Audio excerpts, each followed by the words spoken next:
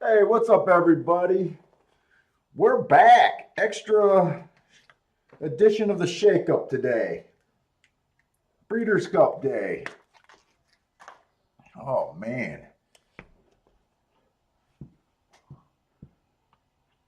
Why does it seem like it's chat doesn't seem like it's on. Boom, boom, boom, boom.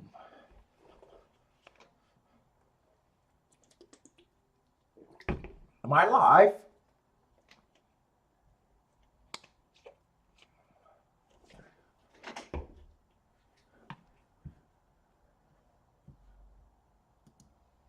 I think I am.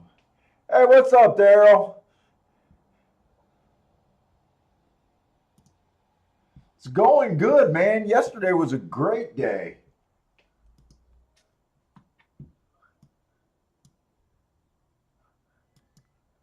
Let me get this going here. Hey, what's up, Ben Taylor? Yeah,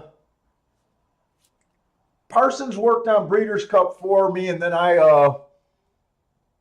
did Gulfstream yesterday, just Gulfstream.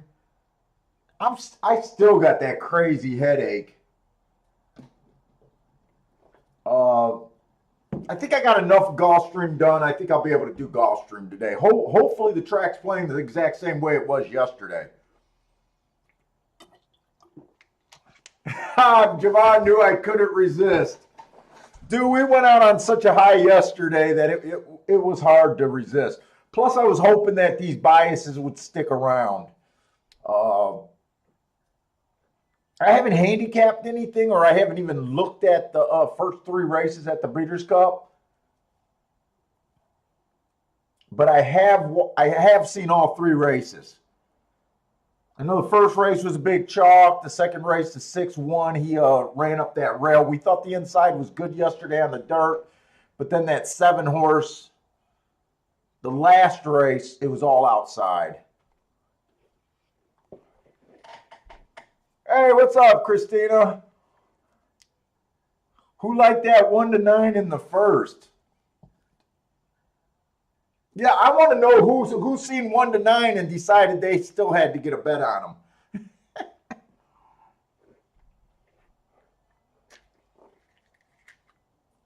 I guess a bet to win because I didn't see what the exacta paid, but I think the horse that ran second paid was 25-1. That might have helped in the exacta.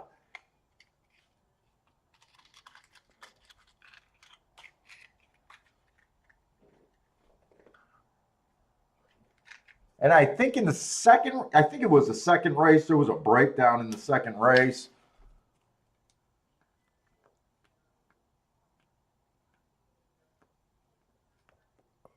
I had to get a lighter cigar today.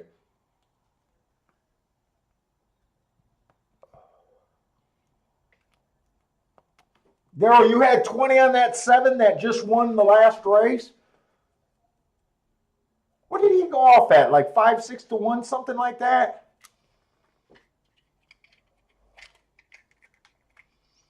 Well, today's probably going to be the exact same thing, except we're not going to try to do Aqueduct. The show got a lot better once we got rid of the extra track. It was just too much for me. I was feeling so overwhelmed at the beginning of the show.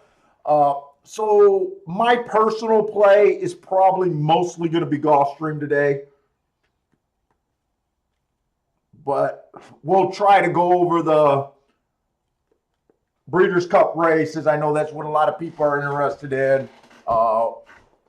We'll try to make the tic-tac-toe boards and just watch everything today.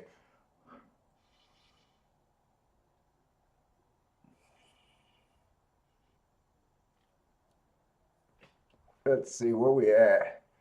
I don't even know which race is coming up first. Gulfstream or Keeneland? We'll put it this way. I probably have less to say about Keeneland.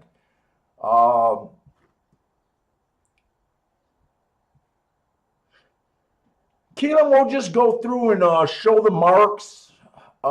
as of yesterday, I didn't have any real hot takes other than I think with the marks, you could have got to that 70 to 1 shot yesterday. And then I think with the late adjustment, thinking that the inside was good, a lot of people hit that, I think it was a 3-2 exacta or 2-3 exacta late in the day when we were saying it was kind of inside at Keeneland, we thought. And that was a nice exacta. Otherwise, it just felt like we were just, I was just watching a lot of races.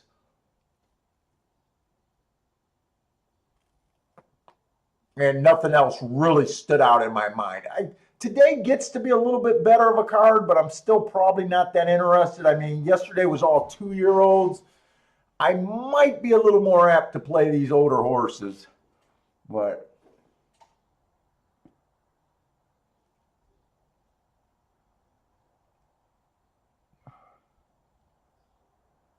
hey, hello, Pam. Parsons here, Steve B.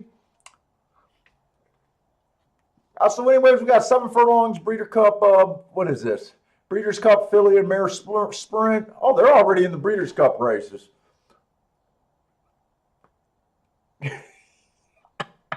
By the way, if you're new to the show, I don't care about the Breeders' Cup. I don't like big racing, so this is not my thing. So if I sound like I don't know anything or follow the Breeders' Cup, I fucking don't. I don't like big racing. And I'm not going to pronounce any of their names right, nor do I care. But anyways, so we got 7 furlongs. The one last race he ran, the rail was bad that day. Average. Trouble beginning. Gave him Parsons marked this up. He gave him an asterisk. I guess I agree with that asterisk, especially when it says tired beginnings or troubled beginnings. 2 races back, he was average. Match strides with the fastest winner of the day, which he was. That's obviously a good race.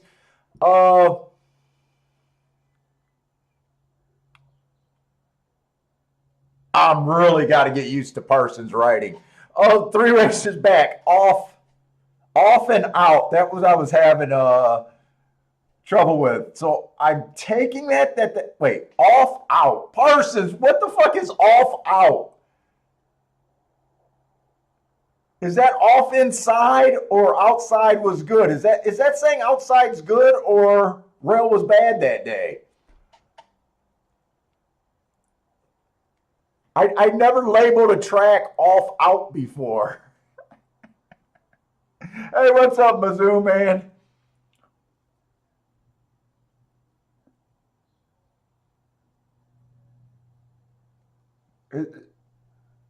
Paul, is that a tree log? A tree log? What, you talking about the cigar? If you're talking about the cigar, it's a Drew Estate shade. I think it's a shade with the red label. I needed something lighter today. Oh, off. Wait a minute. Off outside. Off outside. Wait a minute. What does off outside mean? I don't know what off. It must just mean outside. Does it mean outside?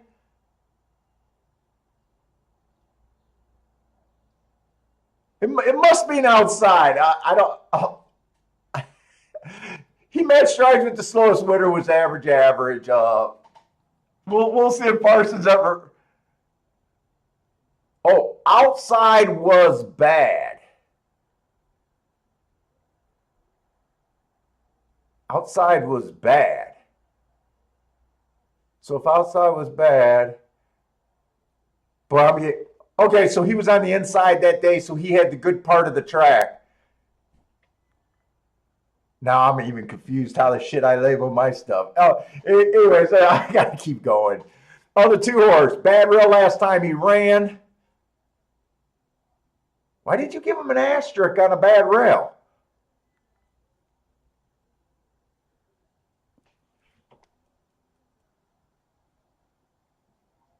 Unless you know he ran on the bad rail. Is that what you're guessing? He had a bad rail most of the race last race? Maybe Parsons watch replays because right now he got some weird marks going on for me right now. 2 races ago, Speed was holding. He went wire, handled his business. Matt Strides with the slowest winner at the first call, then was just average. 3 races back, he was the fastest winner of the day. Off outside is such a weird way to call it. It's almost fucking blowing my mind right now. Okay, hey Parsons, while you're there, what did you see something on this too that you gave him an asterisk last race? You got that the rail was bad, but he was in the 5-hole.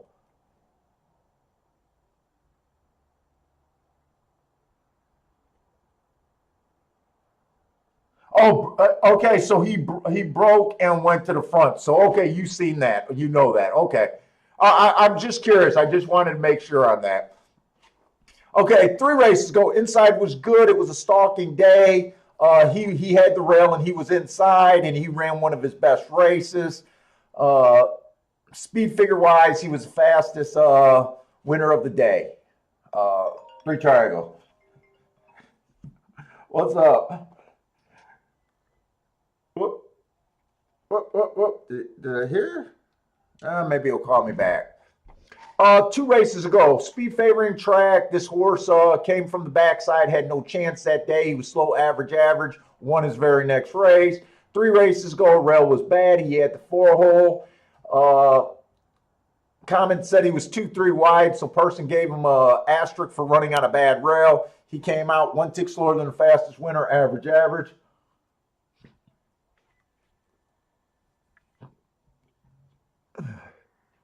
The 5-horse, bad rail last race. He was in the 4-hole, and it said he was 4 wide. So it was 4 wide. 2 races back, bad rail also. He was in the 4-hole. He was average, went too fast to win.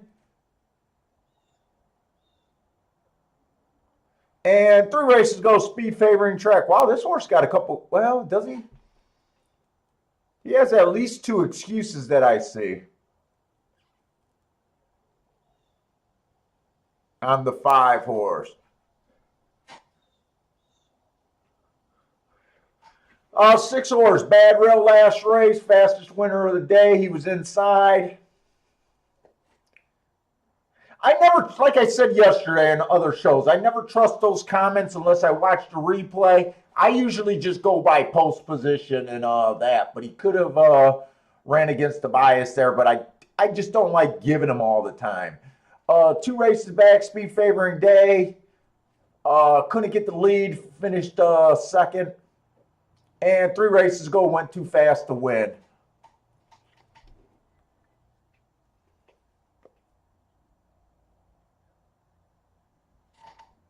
Seven-horse, bad rail, stalking closing day. He tried to go wire to wire, got an asterisk for trying to go wire to wire, running against the bias. Also earned a heart. So this horse got some solid excuses there. 2 races ago, speed favoring day. He rode that speed favoring and went on to win. 3 races ago, rail was bad. And he earned 2 hearts, so there's his excuses. So there's another really sharp horse.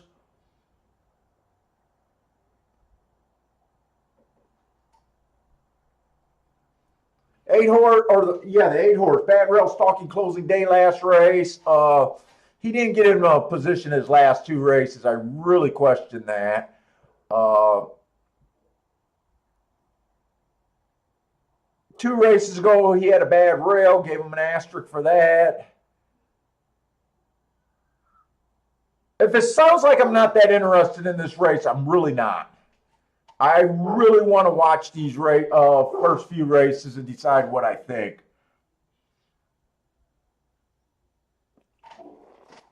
And I didn't see the first race, so I didn't see how that race was won. I just knew it was won by a 1-5.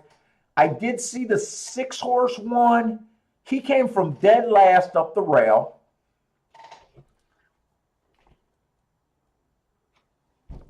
And I think I just seen the 3rd race. I just seen the 7 winning. And I think I seen the stretch run because I ran and got a cigar. So I don't know where he came from. You know, I'm going to get the charts. We're just going to start this early today because it was so good yesterday.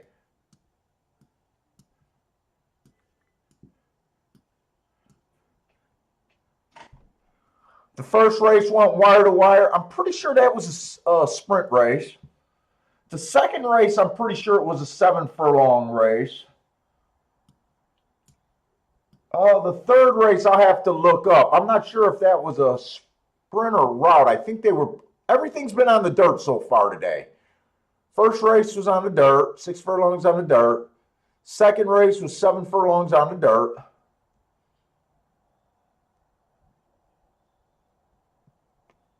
Oh, third race, third race was a 6 furlong race.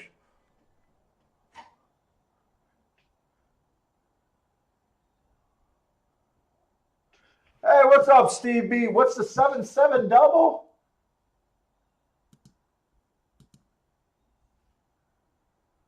You mean what's the payoff for the 7-7 double? $34. 34 to 1, it looks like.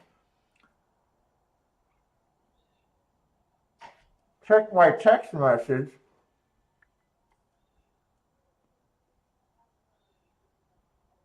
The only text I got from you, Parsons, is you playing today. Yeah, I'm playing today. How are you telling me to check my email?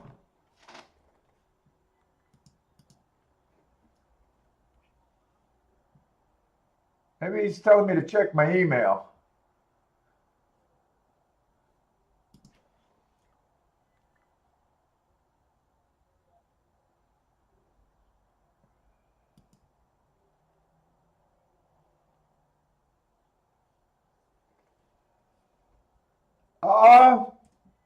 Yeah, sure. Hold up, I gotta run downstairs for that. I think. I think I need my headphones. I'll be right back.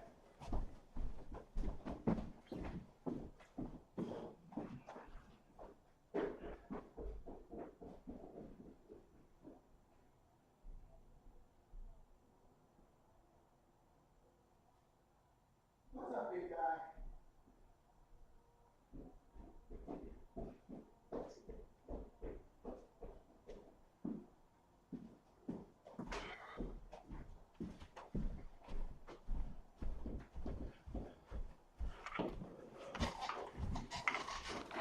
And I think Gulfstream is sneaking up on us.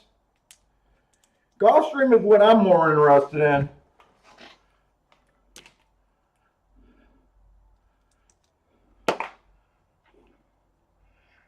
Hey, what's up, Cole? Anyone else sneak in here that I didn't see?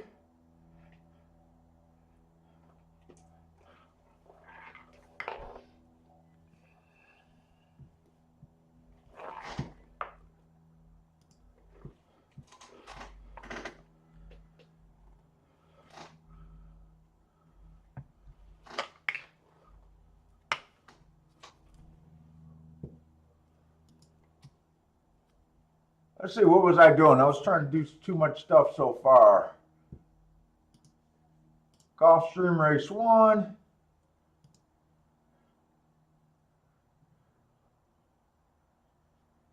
They're going to give me video there.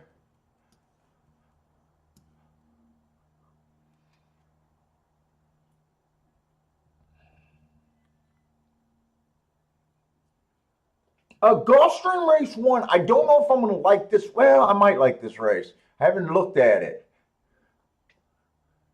They're on the track. I think I'm going to. Oh, wait. Did Gulfstream just scratched off the turf or something? All of a sudden, there's a lot more scratches from when I looked earlier. No, it says turf is good.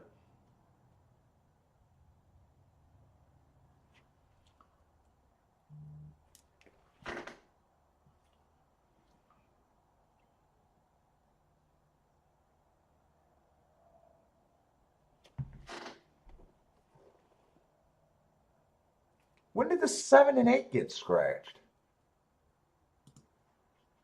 I just checked the scratches 5 minutes ago.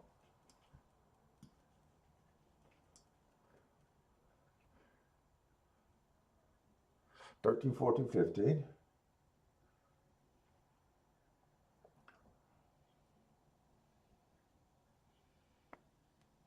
It says turf is good.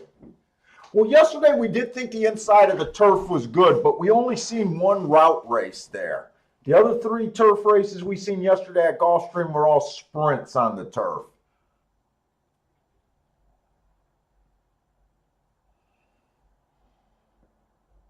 Pam's saying she thinks it's off the turf.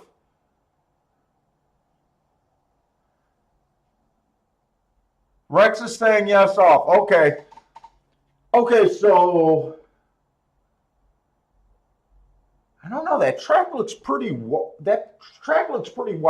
dry there. I'm gonna assume that they're off the turf. I got Pam's and Rex confirmation. There's a bunch of extra scratches that I didn't have before.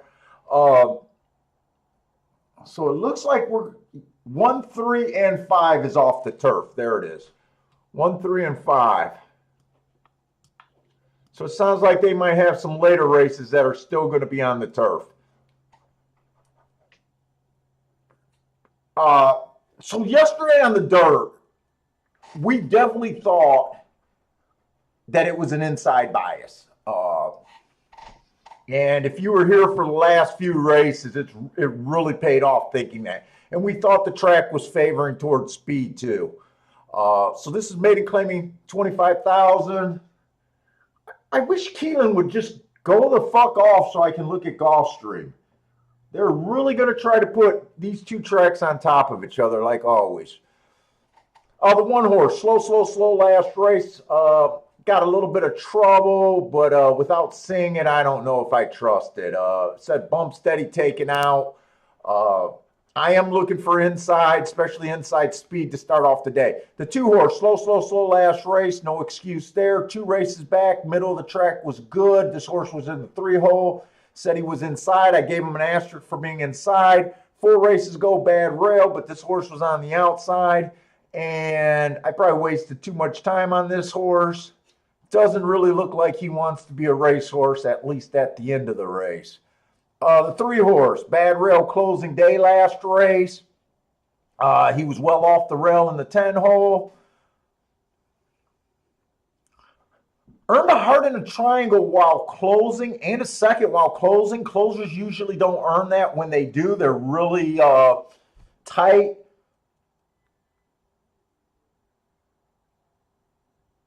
But that was on a closing bias day, and he went too fast to win. Right now, he kind of looks like the best horse I see so far of the 3. He's 4-1. He's not a terribly short price, but it's also a horse that I usually try to beat. I want to find the speed this race before I think of anything. And it did look like they got rain last night, so I'm hoping that this track stayed the same, but there's an excuse that it might change. I definitely seen a big old rain puddle around the turn. So the track looks like it's drying out right now. The 4 horse, inside, early pressing day last time he ran. I gave him an excuse there. He was slow. 2 races back. Bad rail, stalking closing day. He was on the inside. And I gave him an excuse both races. These dicks are going to run at the same time. Horse racing, you got to love it. The 5 horse went too fast to win. That's one of the best races I've seen so far, but that was on the turf of these horses. But he is going to be, what is the 5 going to be at? 5's going to be in the 5 hole. I might just end up watching this first race just to get an idea of what I think this track's going to do. I'm a little tempted on the 3 and the 5, but I might just wait because I kind of want to watch this Breeders' Cup race.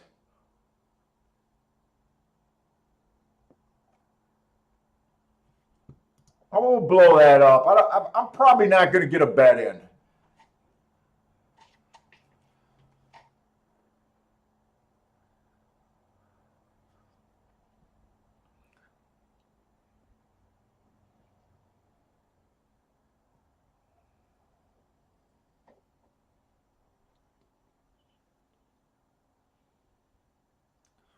One, 3, and 5 is off the turf.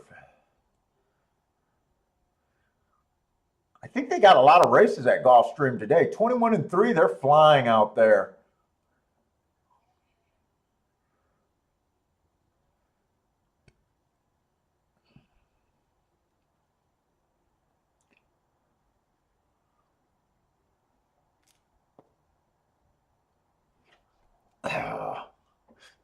Man, I got a lighter cigar today and it's too fucking light.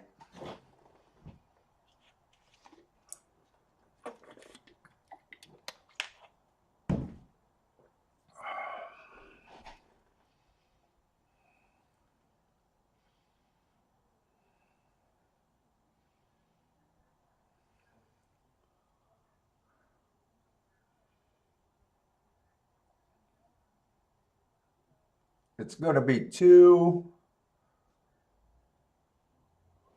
I honestly lost track, and I can't tell if that was a 9 or the 7 horse that got second. But I want to get to Gulfstream fast.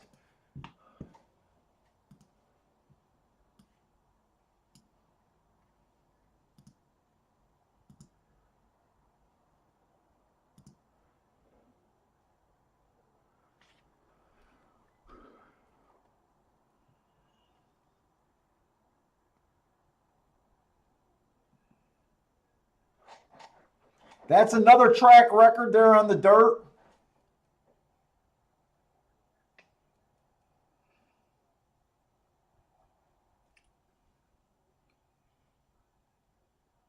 What do they do? Scrape all the dirt off that track and it's just concrete out there?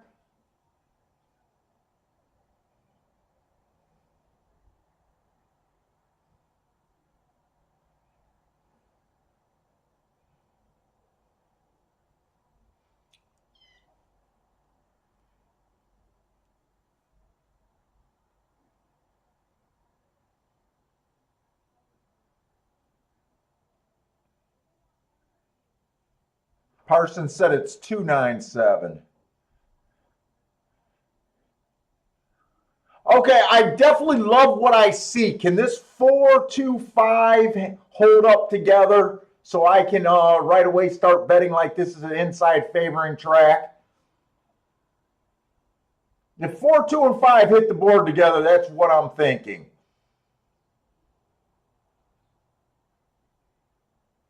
Come on, 2. I'm really judging the bias off of the 4 and the 2 horse running. The 2 at 99-1 held speed for a long time. And this is what I was saying. The 3 look good, but I don't trust closers. I do not trust closers. They're not what you want out there more times than not. Let's look at this 4. I really want to look at this 4.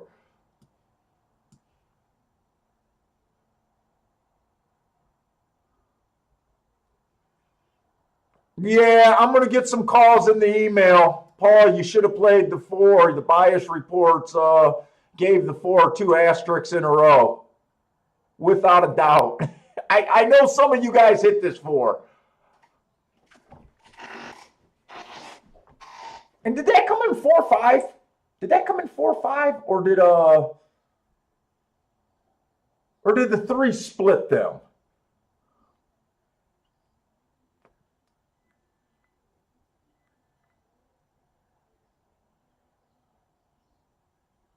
Oh, it was 279 over there at Keeneland.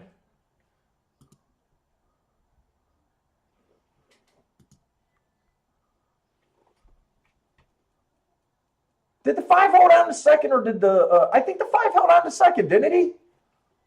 Oh yeah, I like what I see so far today. Maybe I cost I probably made a big mistake by just getting so distracted with the Breeders' Cup race, to be honest.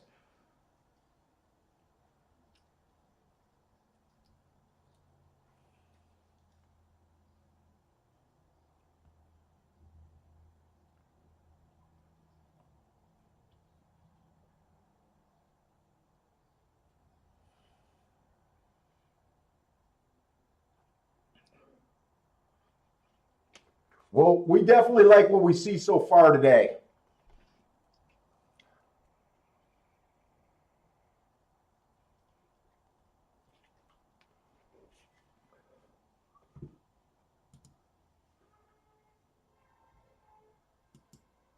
Did 4 go wire to wire or did 2 have the lead?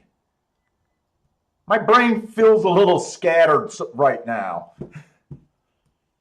Feels like I'm not a.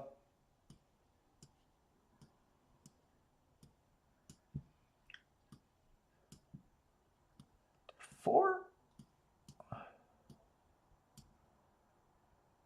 2 might have had the lead at the first call, technically. 4 was pretty much speed, but 2 might have had the lead for a little while. I'm not sure.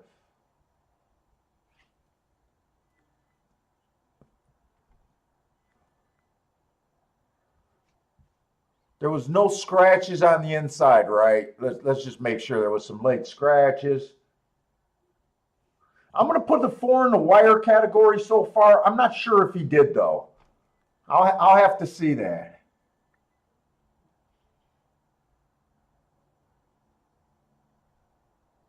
Daryl's alive till pick 3 at Keeneland. Good luck there.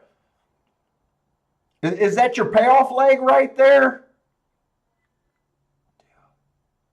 You got 6 outs there. That's not a bad position.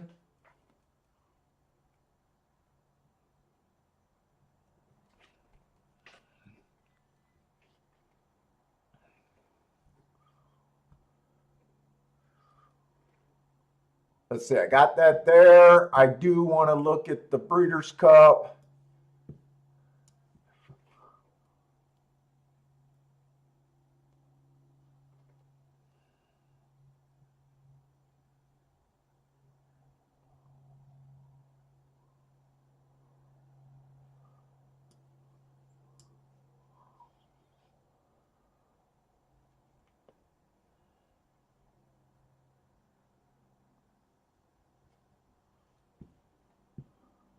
I definitely want to see that race more than the Breeders' Cup race.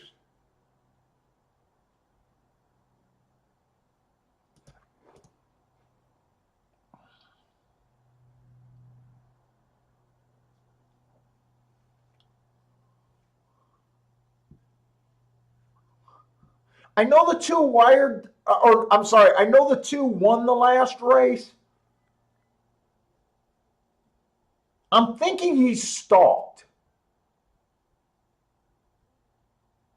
Sorry about this. I got to remember where I stuck that grid at. The fuck did I stick the grid? We didn't come on until the 3rd race. Almost the 4th race, actually, so it's probably down 1 more.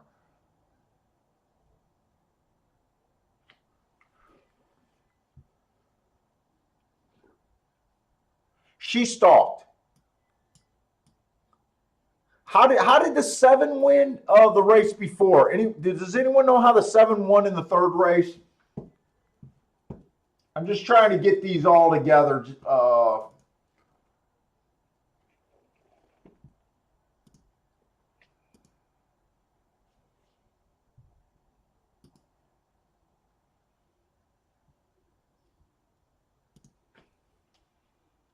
Actually, those charts are up.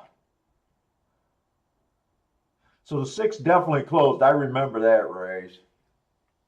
The 7 hole had the 6 post position, actually. She came from 3 lengths out. So this is going to be the 7, but she was in the 6 hole. So that's what we're looking at so far at Keeneland.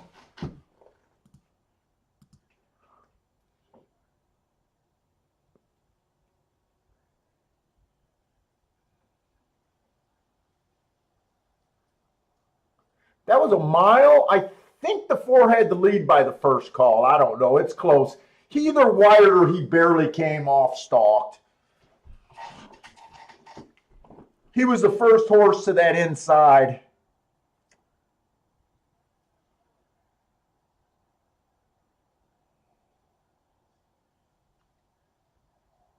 Hey, what's up, Thad? Oh, Thad hit the exact in the first race. Yeah, that's a real nice start there.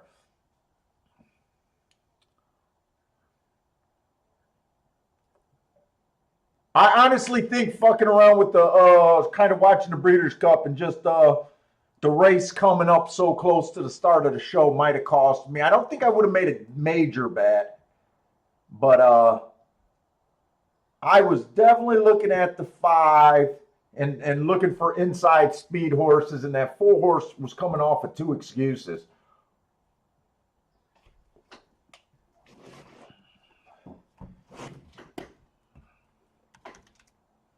In fact, let me get this fired up now, too.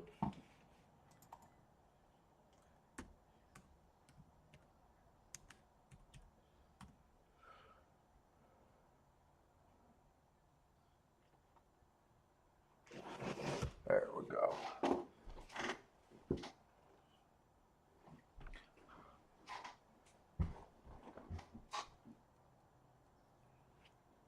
That per had to pay at least, say at least 100 to 1, didn't it? 70, 80 to 1. Gulfstream.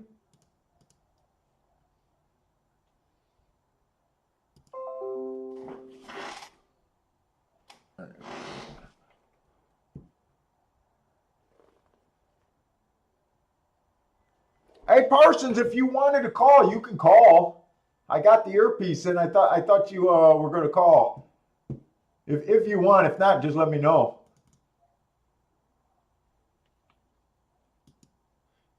Gulfstream's going to go. Gulfstream should go off before Keeneland. They're scheduled to go off in 11 minutes. I think Keeneland is 22 minutes. But who knows with Gulfstream? So I'm going to go to Gulfstream first.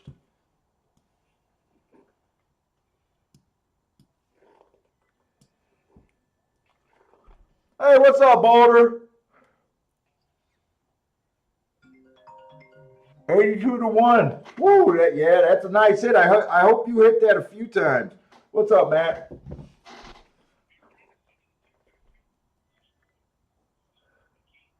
Yeah, I got it though. I don't know. You know me. I'm not that interested in Keeneland, other than if we can give something that might help someone. Fucking Gulfstream got me excited.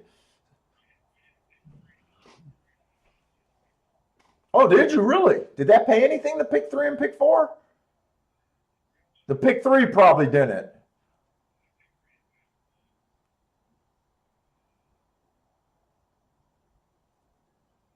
I know there was a big accident in the second race. Oh, yeah, no, that's nothing. Well, you might get value with one more leg. Oh, you're live in the pick 4. Okay. Well, you know me. I'm super excited about Gulfstream yesterday.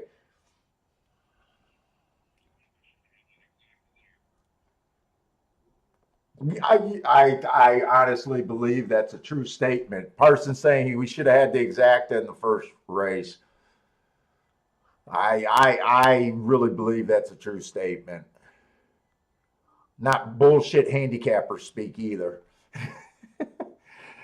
Okay, the second race, we got 7 furlongs, 6 furlongs on the dirt. So yesterday, we know the rail was gold yesterday, or the inside of the track. Inside speed was exceptionally good yesterday on the dirt at Gulfstream. And the chat room we all had a hell of a day to kind of prove it. There was a lot of people having really big days yesterday.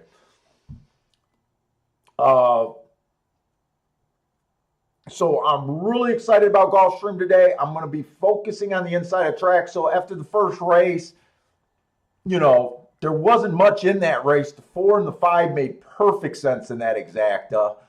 I'll definitely be focusing towards the inside of the track with speed today, and hopefully being real aggressive today if that holds up. This one horse, average slow, average last race, no speed. Almost got in position at the top of the stretch. He did earn a nice speed figure. 2 races back, speed favoring track. Speed favoring track, if you're not a front runner, you have no chance. Even though he came out 3x2, he had no chance. I gave him an asterisk. To me, he ran a really good race, even being able to make up those 2 lengths and finishing second by a head. I think that's a good race.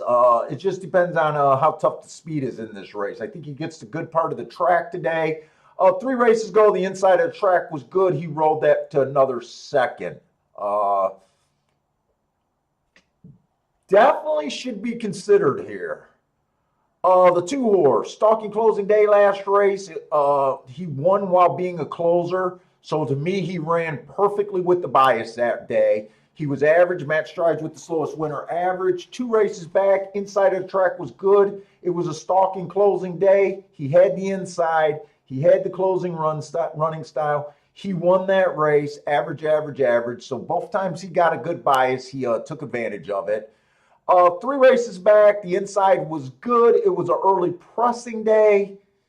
He was closer to the pace that day, so I will give him credit for trying. To me, he just looks not as fast as he does in his earlier races. I don't think that's a terrible race, but I think he was helped his last 2 races with the bias. He does get the bias today, but you know, the general bias at Gulfstream Park West is speed and stalkers. If he's 5 lengths out or 10 lengths out like he was his last 2 races, that's going to be the hardest thing to overcome for him. But other than that, he does look at form and everything. He's taking a slight step up from non-winners of 3 lifetime to 6,000 open. And we know how tough these 6,000 open claimers can be. 3's taking a bit of a drop down. He's mostly a turf horse. He's been a router most of his career. You guys know I hate that route to sprint angle. I don't think he's a complete throwout because of the outside of the track, but I really hate that freaking angle, route to sprint. He was fast at the second call last race and just average, but I didn't look up other races. The 4 horse, bad rail, speed favoring day last race. So he couldn't get the lead that race, and he had a bad rail. Definitely ran against the bias. He makes sense, but he's getting to that 4 hole. He looks like a solid stalker. He looks like one of those solid stalkers that has enough speed where if you get a field with no speed, that's kind of what I see from the first 3 horses, that no one has really been on the front end. You might find one of these horses, but they're always dangerous to guess. These are the horses that pissed me off. We had a play like this yesterday where we were guessing on a bunch of stalkers to get the lead, and we just, you know, focused on the wrong one, and it cost us a big double. The 5 horse earned that heart on a stalking closing day while being a stalker. He also earned it at a mile. So generally I don't get fooled by horses going fast at a mile. 2 races back at 6 furlongs, he had the inside of the track and kind of ran a flat race in my opinion. He was in position at the top of the stretch, but he was slow average. 3 races ago at the mile, the inside of the track was good. He had the outside. You could forgive him for that race, but he's another horse who kind of looks like more of a stalker at 6 furlongs, who might get the lead in a weak field, you know, in a stalker only field. Right now, I'm still having a hard time recognizing who's the true speed. And we're already at the 6 horse. 6 looks like a deeper stalker, bordering on closer. I hate route to sprint. He's been running nothing but routes. Usually what I do is I look at what I think their running style is. When a route horse drops down, I move him back once. So if I thought he was a front end horse at a route, I put him in a stalker as a sprint. If he was a stalker, I usually put him in the closer category or bordering that line. He kind of looks like a deep end stalker to a closer, so I'm going to have him as a closer. And Jesus Christ, really? Wait a minute. Okay, it's my eyes. I thought this 7 was 1-2, and I thought I was going to come to see something special here. I think it's my eyes playing tricks on me. I think he's just 12-1. That's why it was the comment. So I don't like him because last 2 races he was a router. Last 2 races he had no speed. He did have an excuse 2 races ago where the inside of the track was good and he was on the far outside. But I don't like him.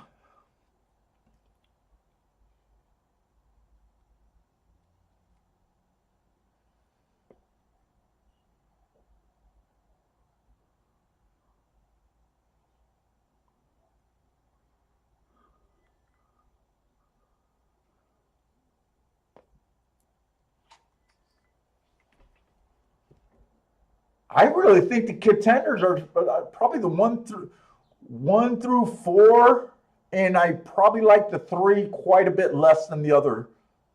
So I guess the real contenders to me are the 1, 2, 4 for the win. And I'm not that tempted by the odds on anyone here.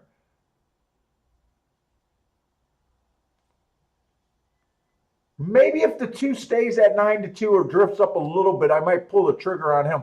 I probably feel safest with the 1 and the 2 here, hoping that the 4 doesn't break that fast because he usually doesn't go to the lead. So I think if he doesn't break good,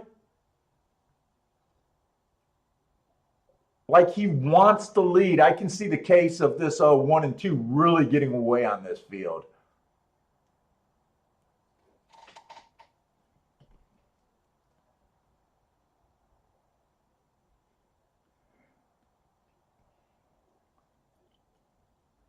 Hey, what's up, Elliot? Let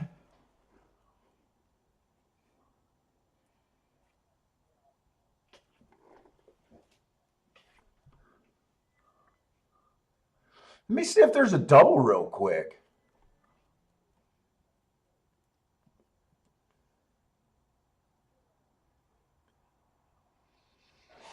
Let's see, the 3rd race, they're going to be off the turf.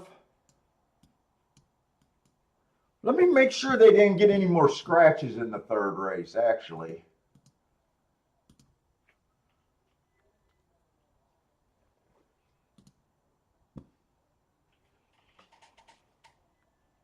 Yeah, they got a few extra scratches in the 3rd race.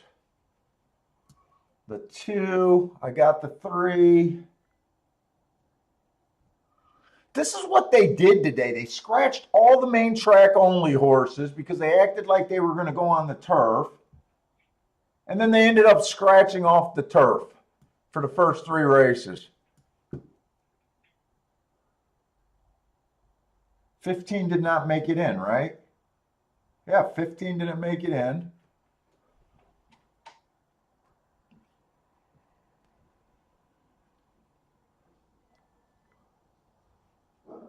Let's see, so this is going to be off. Do I got a double here? The 1's last race, early pressing day. Average, slow. Not really any speed there stalking, but he does get the good rail. I think it's going to be a good rail. 2 races back, bad rail. Speed favoring track. I gave him an asterisk not because of the rail. He was in the 11 hole, but since I thought it was a speed favoring track, I gave him an asterisk for that. I don't trust him on the front end.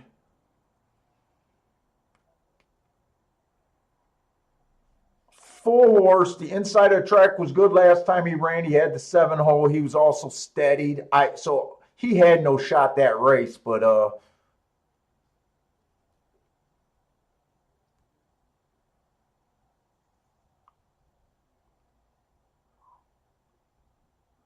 This is a race with no speed. I'm gonna jump in and play a double here.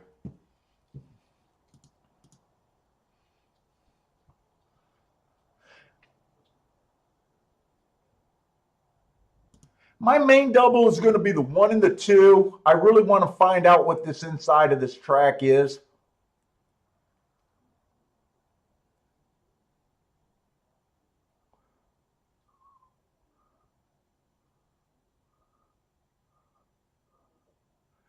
I think I'm going to go 1, 4, 5. Wait a minute.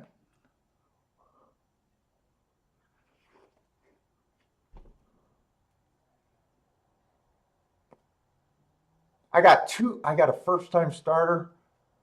If I go 1 and 2, and I do think I'm going to bet the 2 to win at Gulfstream at 6 to 1. I'm definitely interested in that.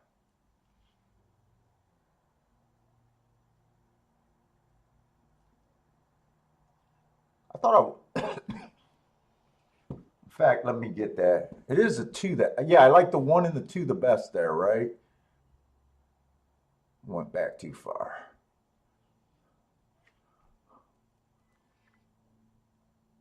Stalking close. Oh, wait a minute. Wait a minute.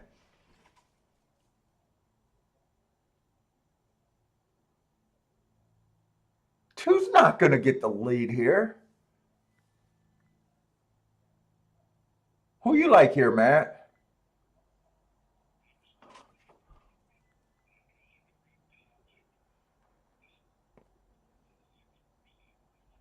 I forgot who the 2 was. I'm looking back at these first 3 races where the 2 horse had speed. He was a horse that I said I don't trust his speed anymore. I think whoever needs this race, I think whoever gets the lead is going to have a huge advantage here.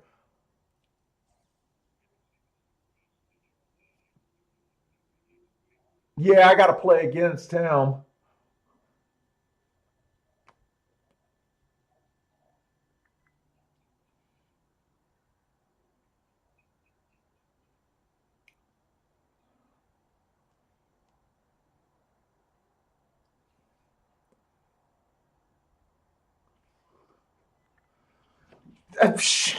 Fuck.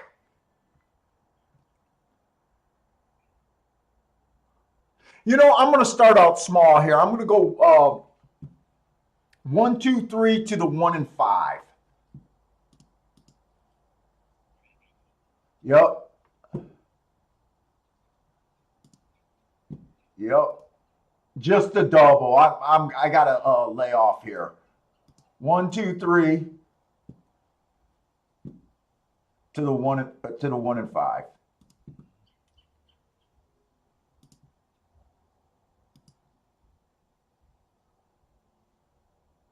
I hope I seen that number right.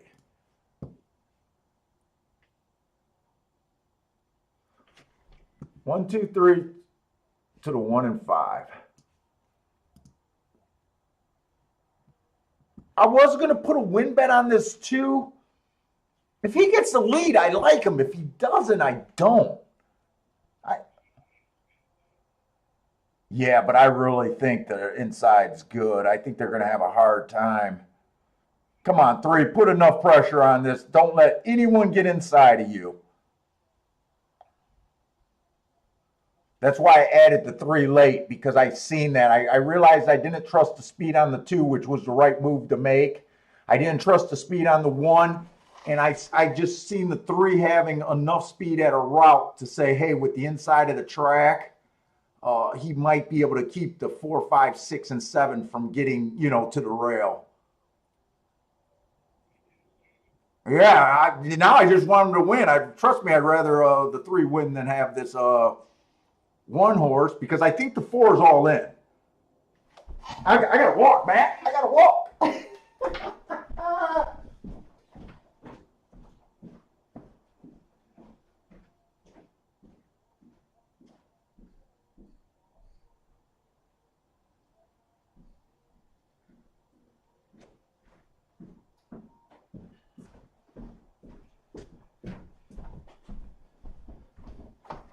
Oh, I don't even got to stress that fucking race. Stress-free racing.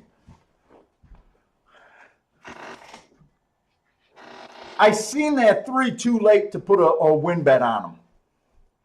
I seen him too late. Daryl got 20 to win on the 3. Nice job. I hope I don't waste the 3, but I got a feeling I'll be able to protect myself next race. I didn't see the 3 till late is the problem there. I was kind of saying what I was feeling to Matt. At first, I thought I was going to bet this 2 to win because I kept seeing these races here and kept thinking he's a speed horse. But then I remembered that he hasn't showed any speed the last 3 races, and I did not trust him.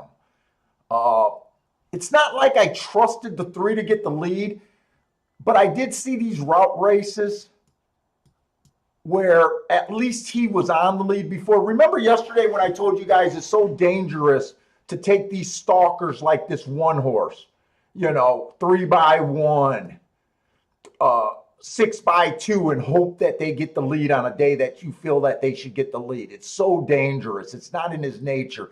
Kind of the same with the 4. The 4 kind of looks like he might be a threat for the lead, but he's never been on the freaking lead.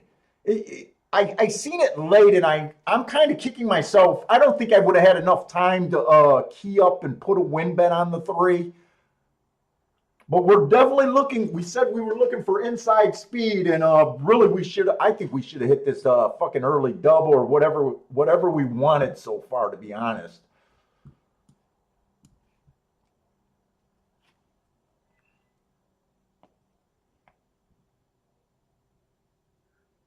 Wait a minute. Hey, Cole, where are you asking it? Oh, we are not. Wait a minute. Cole, what track are you at?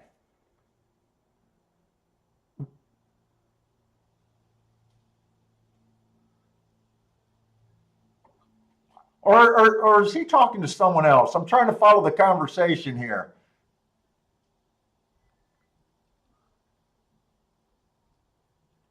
Oh, I think he might be talking to Thad, and they might be talking about a different. Oh, okay, yeah. I was saying you could not be thinking that at Gulfstream right now. Please, if I'm that confusing to you, I'm not doing my job. I don't know what we're fading at golf. On the turf yesterday, I honestly thought that the outside of the track was good on the turf yesterday. Yeah, and he was 70 to 1, right? Was that the 70 to 1 shot?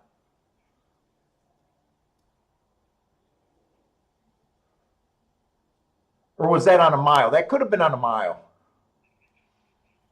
Yeah, it could have been on the mile. Oh, you know who the 13 was, Matt? He was that big time favorite. Yep, I know who you're talking about now. No, Cole, it's me, man. I jump in and I see a comment, and I know sometimes you guys are talking to each other, so I just did not see the track. But it did look like you were talking to someone else. All right, we're on a good hit right now, and I'm hoping that I'm only alive to 2 horses. I was going to bet some more horses in this race.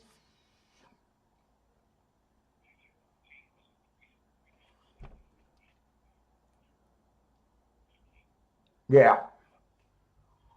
But I think I didn't get a chance to check the payoff, but I think I'm going to be alive to some enough where I can protect myself. What? Wait a minute, double to the 1 is paying $12? No. Yeah. No. We got a $20 horse. Okay. Well, that's not what I was hoping for. That that's lighter than I thought. So Oh, let me get to Keelan. I'm sorry that I wasn't able to show you guys Keelan.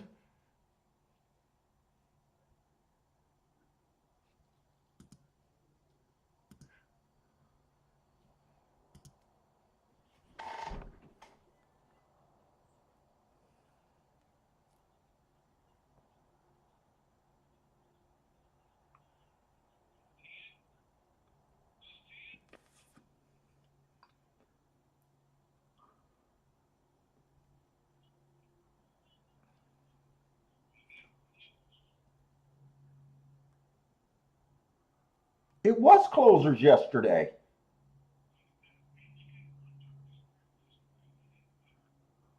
Oh, you're looking at okay. I blended the sprints and the routes together.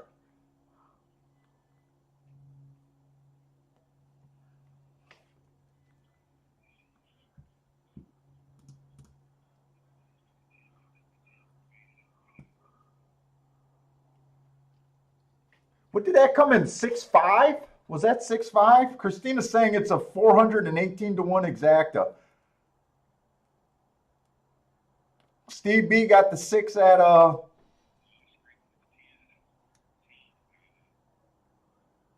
yeah, when you were screaming for the 10, I thought that was the 6 horse. They're kind of hard to see those Sadikoff. All outside. Well, middle, outside. I guess in a field that big, you would maybe we should call that a middle.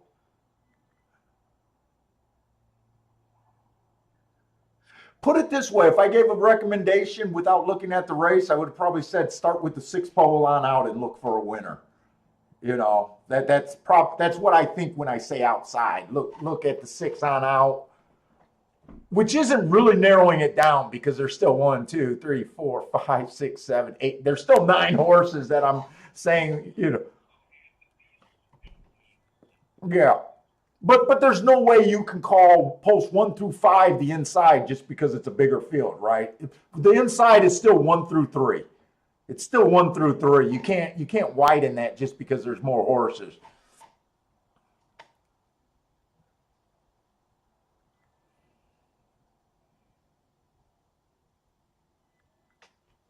Yeah, Daryl, the Breeders' Cup races are tough, but man, you really only need one.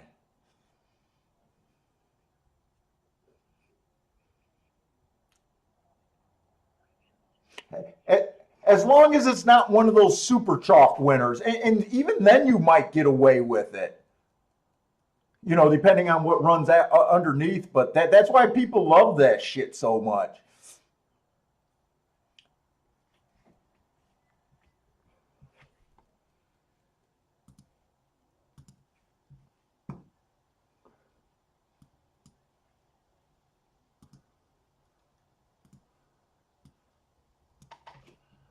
I need some water, man.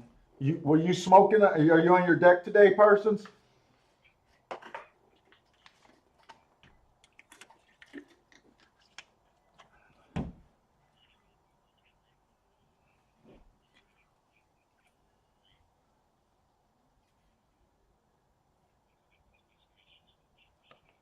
Yeah.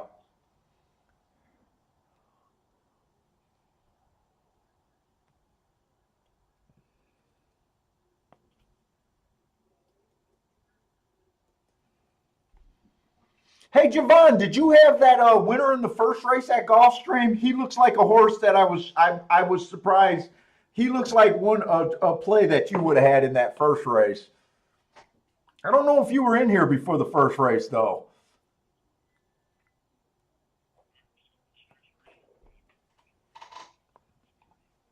All right, so I am alive in 2 doubles here. I'm alive to the 1 and the 5.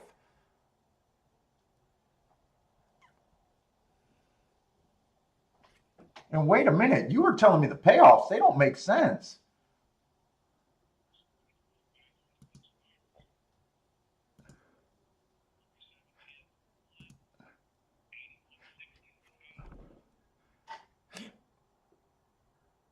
Why is the 5 at 11? Am I in the right race? And five.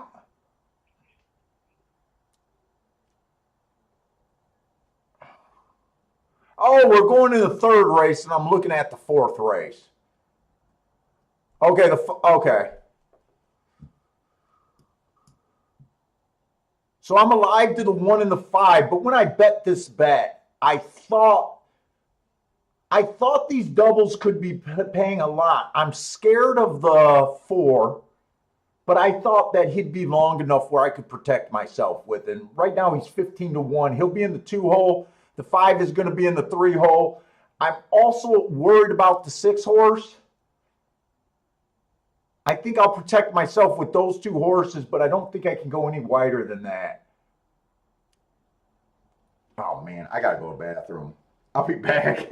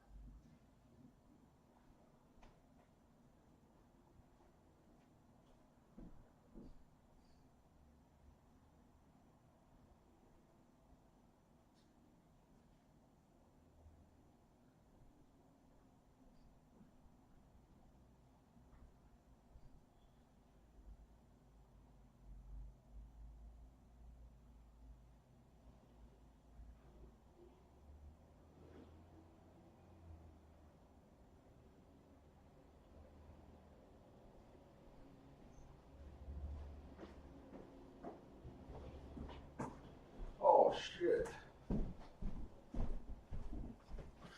Oh, my stomach is upset. I had to cook breakfast this morning.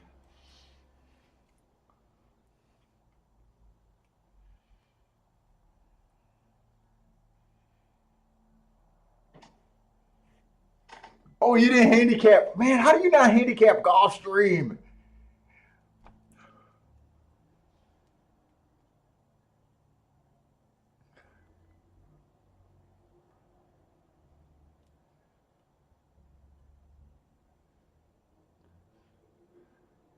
Yeah, I don't got too much more to think about this Gulfstream race.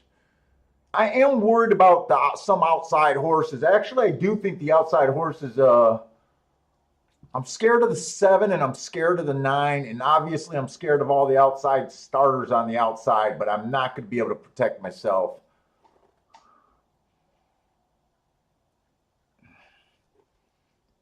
I think I'm just going to bet the 4 and the 6 here as a saver, and that's it. Maybe 7 on top of the inside horses, but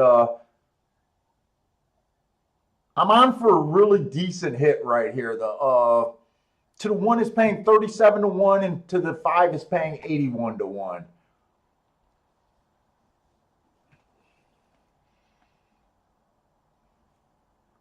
I should probably just go over to Gulfstream or Keeneland and just look at Keeneland.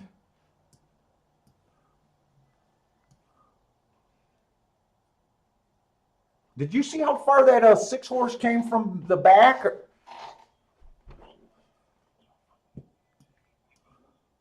Oh, they haven't showed the replay. Okay.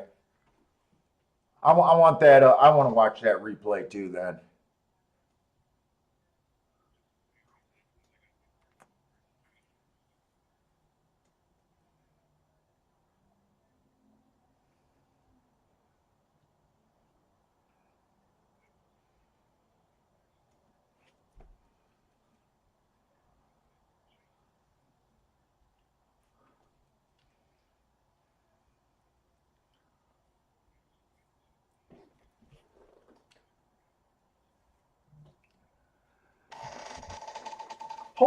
Well, did anyone look at the Breeders' Cup betting challenge scoreboard? Yeah. Oh yeah, they got a scoreboard up. Take a wild guess. I think they start with a $7,500 bankroll. Take a wild. No. The big Breeders' Cup tournament that's going on these 2 days. Take a wild guess. What do you think the top score is right now? No. They start with. It's live money. I think they can play up to pick three. I know they can play doubles, exacta, trifectas.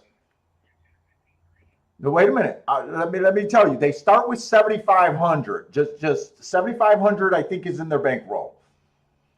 So tell me what you think the first prize guy is up to. Are you going to stick with that number, or you want me to go and tell you? Yep. Okay. So give me a number. What you think it is?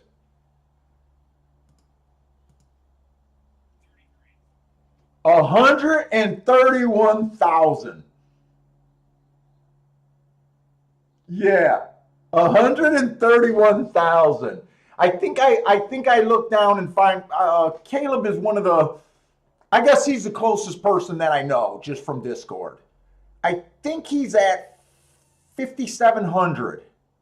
Uh, I think they only started with 7,500, so he didn't have a good day, but he didn't have a super terrible day, right? But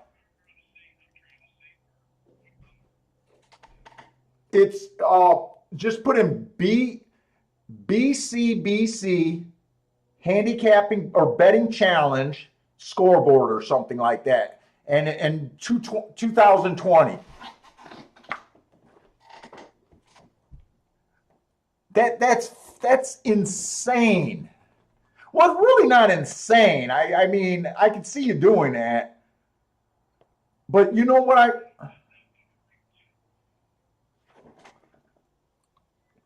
The six to me looked like he was always there, Matt.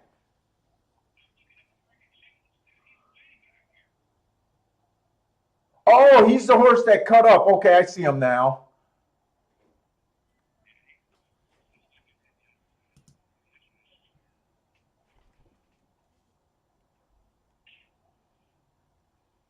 Yeah, Mizzouman is saying. So I think from that comment, I think I seen that his score was actually 131,000. So second place must be sitting there at about 30,000. I wonder what he hit.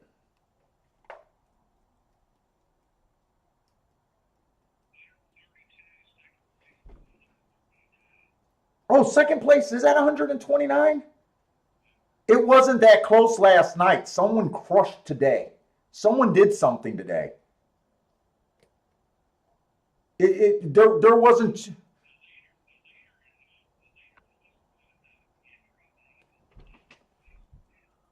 Well, yeah, he probably played his two opinion, one for a lot more money and one for less. That's what a lot of guys will do. It's probably off of basically the same opinion. Dude, he could have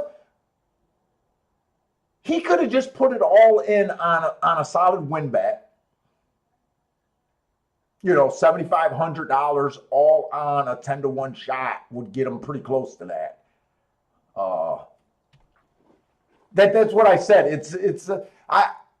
I want to be in that tournament, but I don't think I'll do well because I respect money.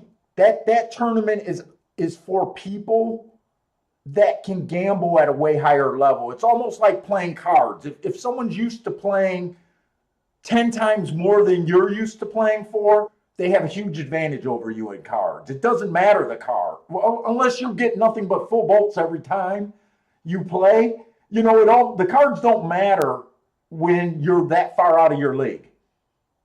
You know, it's stress. It's the stress of the game.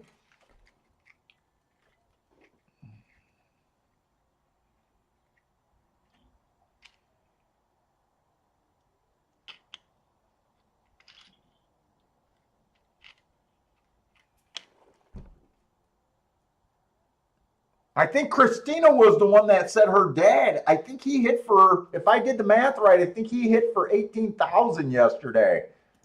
Hey, Christina, is your dad going to take you out or give you a nice little bonus for you? I think she had a nice day yesterday too. I seen her hitting a really nice, like $1,700 pick three yesterday. I guess her dad couldn't have her outshine her. He's like, that's my daughter. She's not going to outshine me.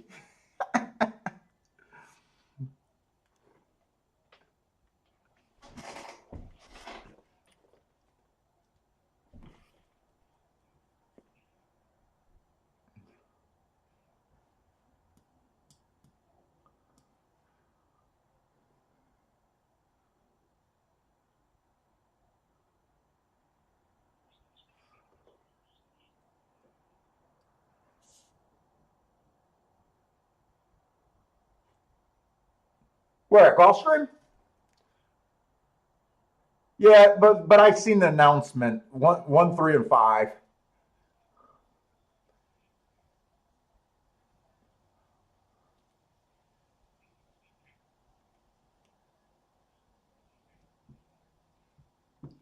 No, Caleb. Caleb's his real name. There's a lot more people. That tournament grew a lot to have a lot more entries than it used to.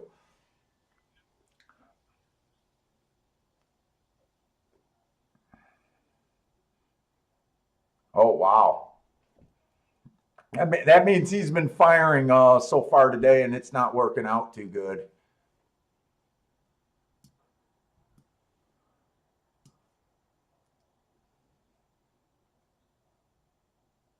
Dude, that's gambling on another level if you're not used to gambling those denominations.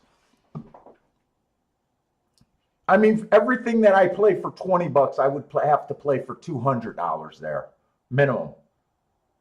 And I don't even know if that would be good enough.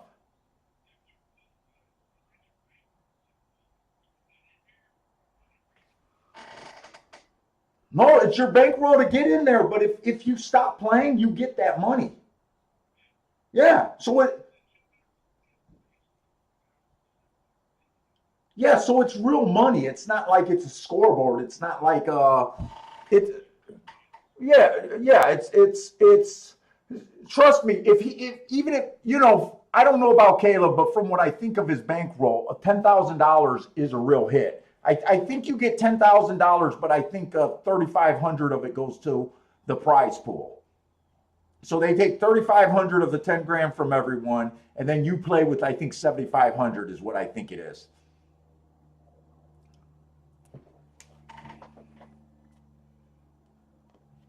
And it doesn't matter. It doesn't, if you're a guy that cares about, and you're not used to that, and you're used to playing $200-300 a day, that's such a step up.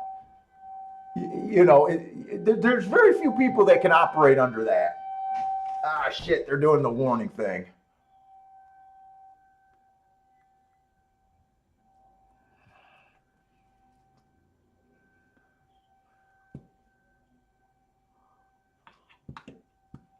Let's see, Gulfstream's going off first. I got to decide if I'm going to do these little saver bets or just let it ride.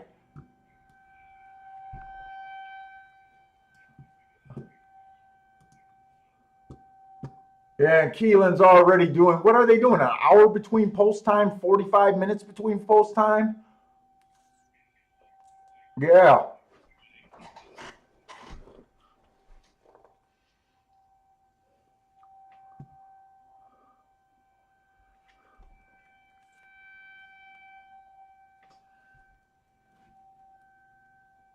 Yeah, I'm on roughly a $700 hit or an $1,800 hit. So I gotta decide what I'm gonna do here, and I can't even stay in the right race. So the only thing I'll do is saver bets. 4 and a 6, and I do think I'm gonna put 7 on top of the inside horses.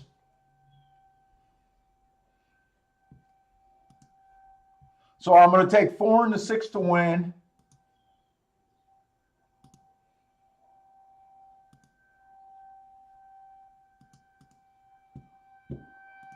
And then I'm going to do exactas. I hope that 7 on top of the 1, 4, 5, 6. It's probably not even worth doing the 7-1, to be honest.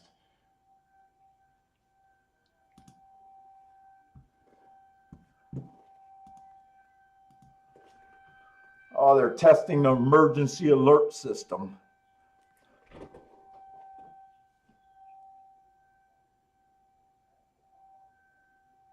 Right, yeah, I put it in. Yeah, but when you consider the other 4 combinations, it'll cost me, you know what I'm saying? You can't play 4 combination if you cash a $10 for a dollar double, right? Or exacta. You're only picking up 6.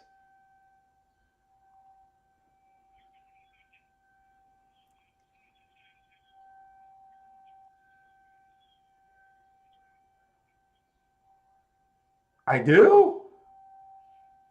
Off outside. Come on with this 5.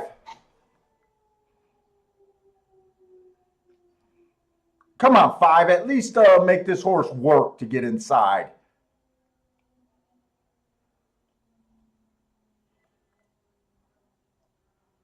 I think I'm in big trouble. Big trouble.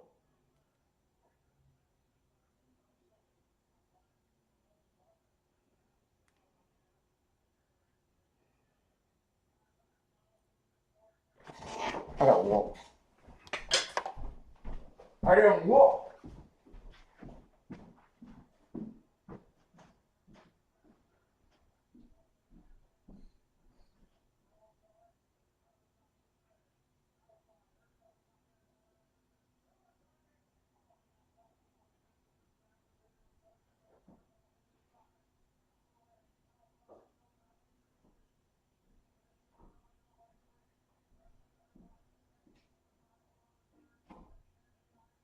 Oh.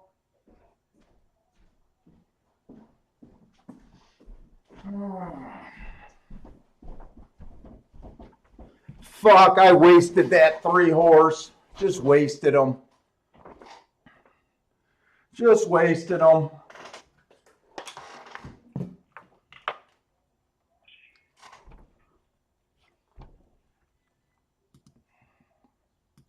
Probably came in 9-1, huh?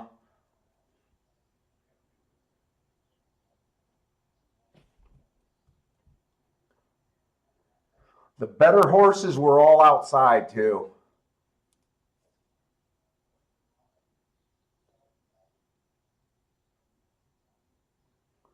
I did the Saver with the 7, but not the 9. Those were the 2 horses I was most scared of too.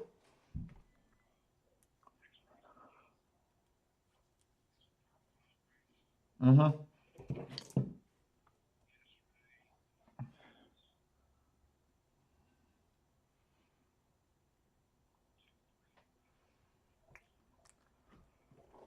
Oh. I I still think this track is inside. I knew that the best horses were outside. I thought the 7 and the 9 were the best horses too. 9 got this trip. He got over. Oh. Oh man, I can't.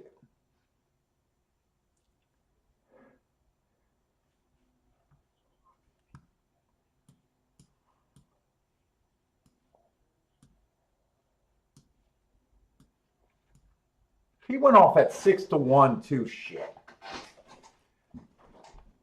The problem is if you believe in if you believe in the inside of the track, how do you get to the 9? Even when you believe he's the best horse, it's oh man.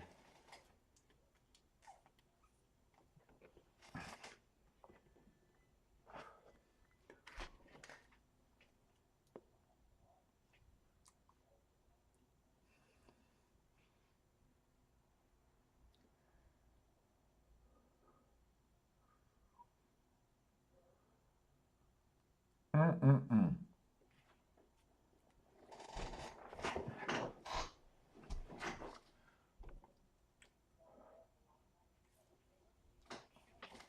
What post was he in? You had 1, 2. So he was in the 7 hole.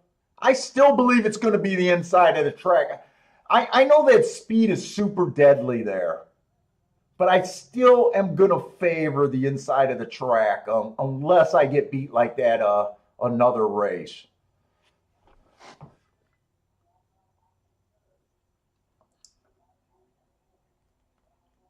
I was hoping the 5 would have enough speed to keep him off the inside, and I was kind of hoping one of these first-time starters could do something on the inside. Ugh.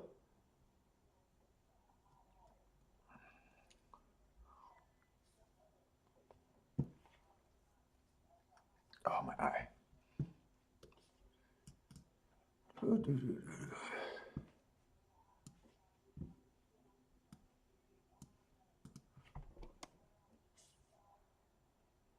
So they wired every race today there so far.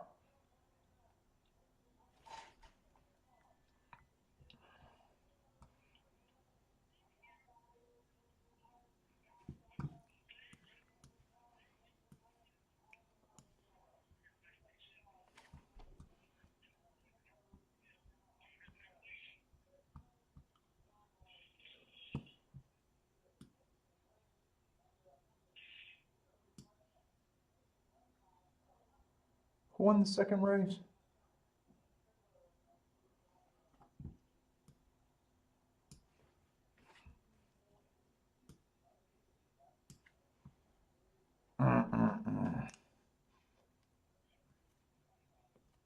At Keelan? I'm going to look at Keelan right now. I probably still got way too much time. Oh, 10 minutes. They're already in the 6th race there, huh? It was yesterday. Remember when I said I'm not interested in the Breeders' Cup? They're starting at 10:30. I bet I looked at today's form when I seen that. Remember I said that Thursday. I was like, yeah, fuck that.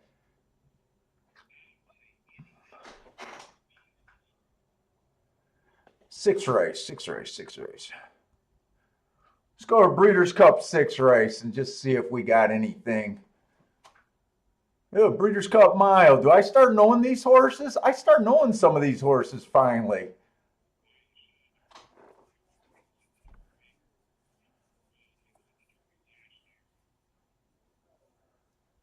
Are these all 3-year-olds? 3-year-olds and up. Okay.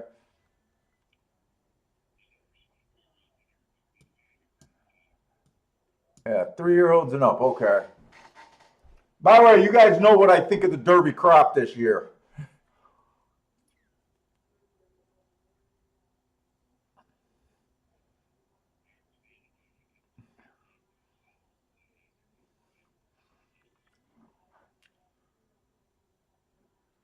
Let's see. I'm just going to say what I think looks good. Art Collector, average slow last race, 2 races back, speed favoring day. He won that race going wire to wire at and 3 races ago, fastest winner.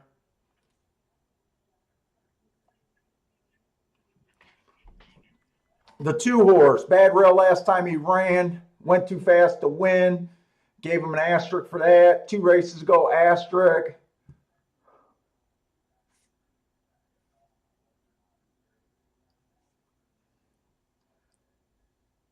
Another off outside. I'm having problems with that. Off outside.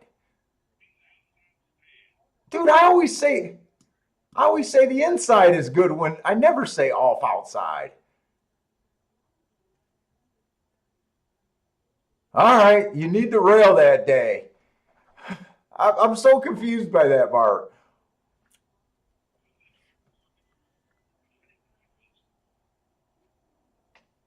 Yeah, those are the days that you looked up. Those are your California races. I don't even have a California database on him.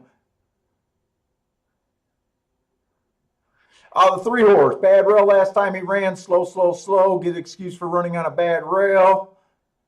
Was that Derby Day?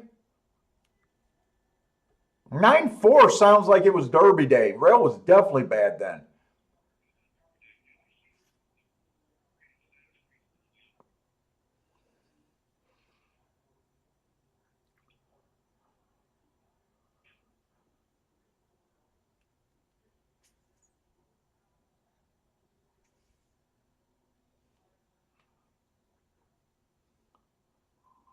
Who else ran on Derby Day? Derby Day is a rail that I've been still taking advantage of.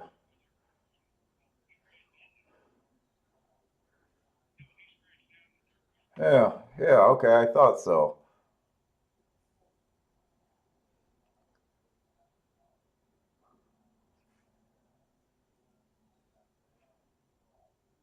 Mr. Freeze was in the 4-hole on that bad rail. He's at 17-1 in the other. I might just play that Derby rail and just hope to get lucky here a little bit. Jesus' team is in here.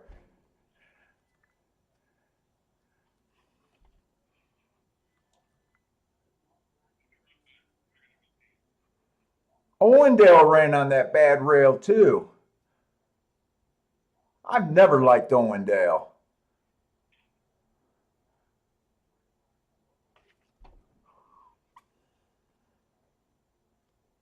What was Owendale doing on the lead last race? I think I'm just going to bet these three horses that ran on. I think I'm just going to do a play bet on these three horses that ran on the bad rail on Derby Day. That bad rail owes me nothing. I ended up having a Rolex day on Derby Day, and I caught a few horses cents off of that.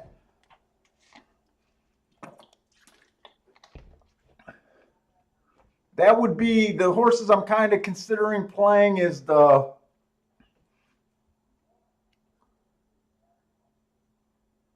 who was it? The 3?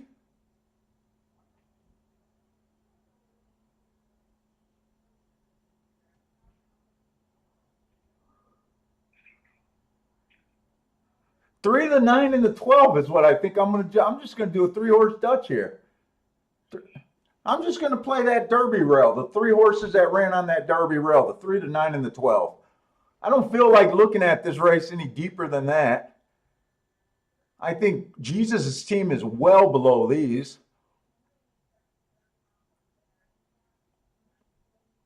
I don't really feel like handicapping the other horses, really. That's why this is just going to be a play bet for me.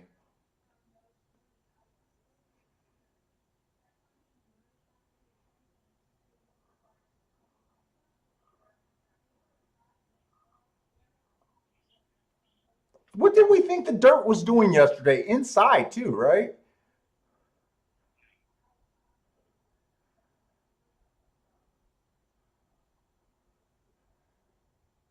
That's all I'm going to do.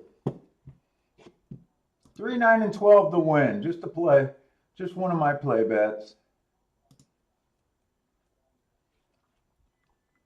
Come on.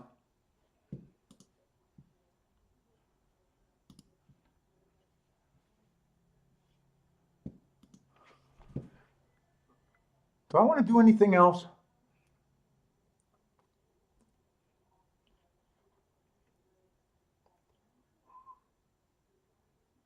I don't have enough time to look at this any other way. I didn't think much of the Preakness field at all. No, 3-year-old boys, I think, suck is more of the problem. I honestly, I don't think much of this 3-year-old crop at all. Don't tell me I just bet all 3-year-olds, by the way. No, no, no. They weren't Derby horses. They were horses that ran on that Derby rail, not in the Derby. The 3 horses coming off of the Alysheba, I think that's older horses, right? Okay, that's older horses. Okay. And Owendale was, yeah. Okay, that's all I want to do here.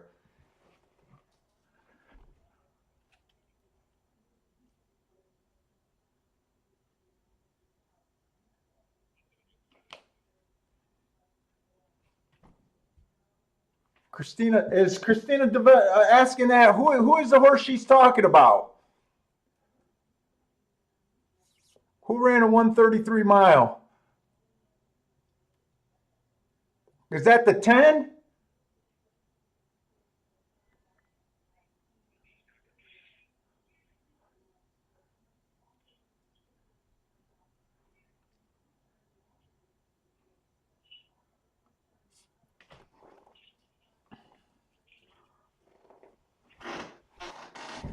Part of me is I don't keep stats at a mile. I only handicap route races to 6 furlongs. And I don't believe in looking at times, to be honest, other than on the day that they ran. So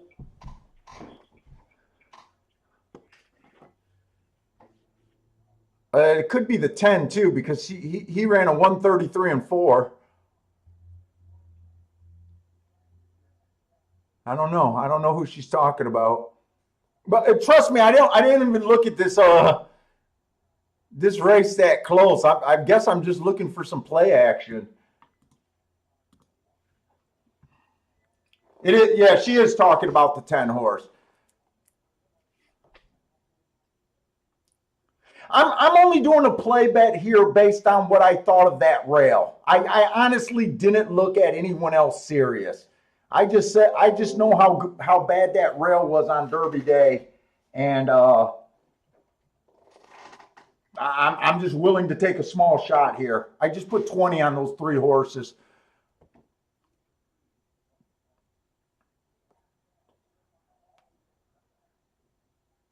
I think I should have bet the 3 to place also, but I didn't.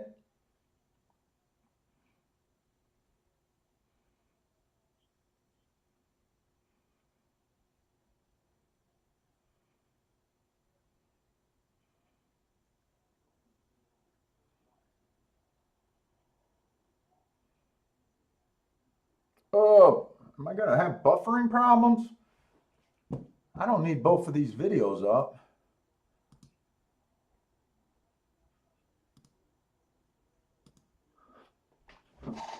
I don't even remember who I bet.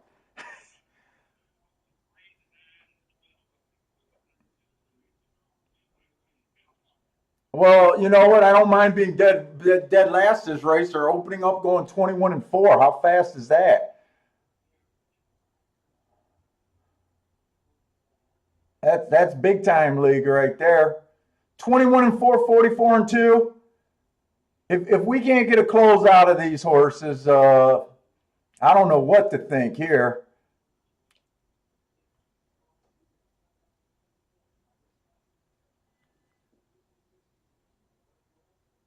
Jesus Christ, they better start coming if they're going to come. Come on with this 9. They're done. This 5 isn't done? Really? And so is everyone else. Wow, I'm impressed with that race. What?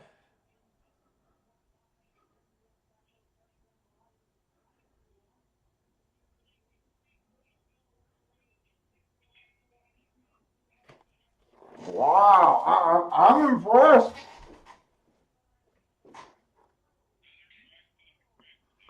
Dude, they scraped this track down to fucking concrete. They might have removed all the dirt last night.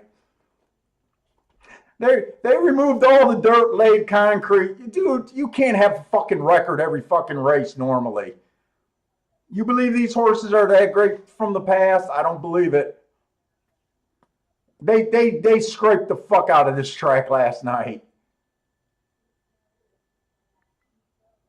I don't believe it.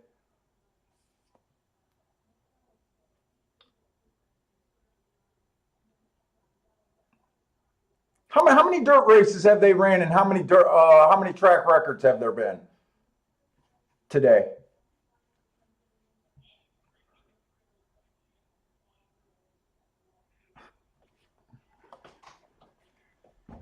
Bullshit.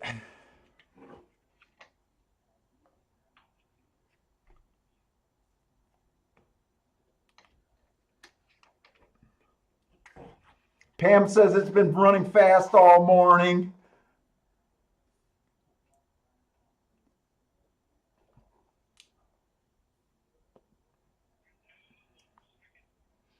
I'm not sure who got second. I was so busy being impressed by what that 5 did.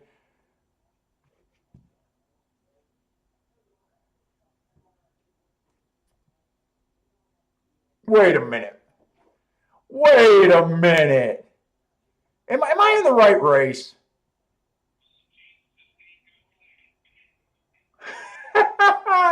I shouldn't have talked shit about Jesus' team, I guess.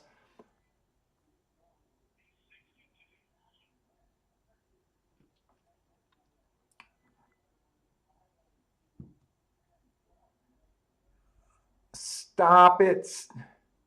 Stop it. I'm so irritated right now. I'm calling bullshit and I'm calling stop it right now.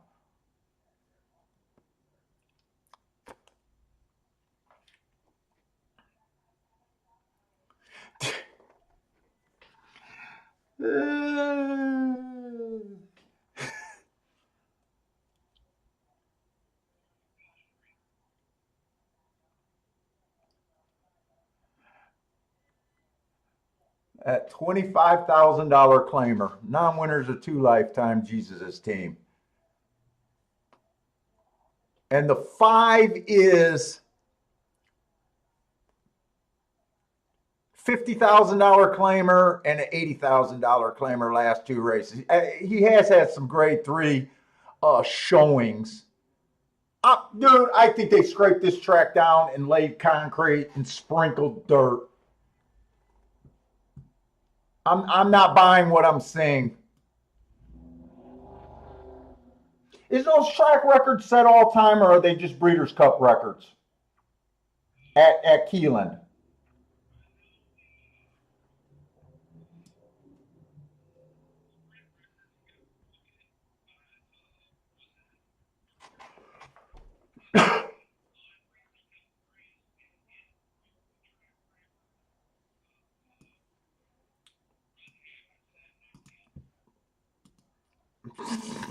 Okay. Okay.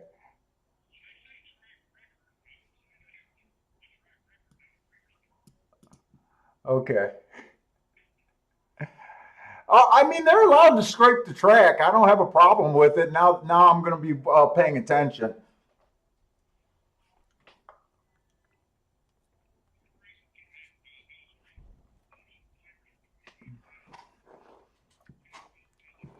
Yeah, I'm so distracted right now. I'm sorry. I'm just so distracted. We got 6 furlongs, optional claiming 25,000 at Gulfstream. This one horse ran against the bias last race. Inside the track was good. This horse had the 7-hole. Average, slow. 2 horse. Middle of the track was good last race. He had the middle of the track. 2 races ago, it was a bad rail. Still managed to win. Angled out 3 wide. Slowest winner of the day. Not a bad race at all.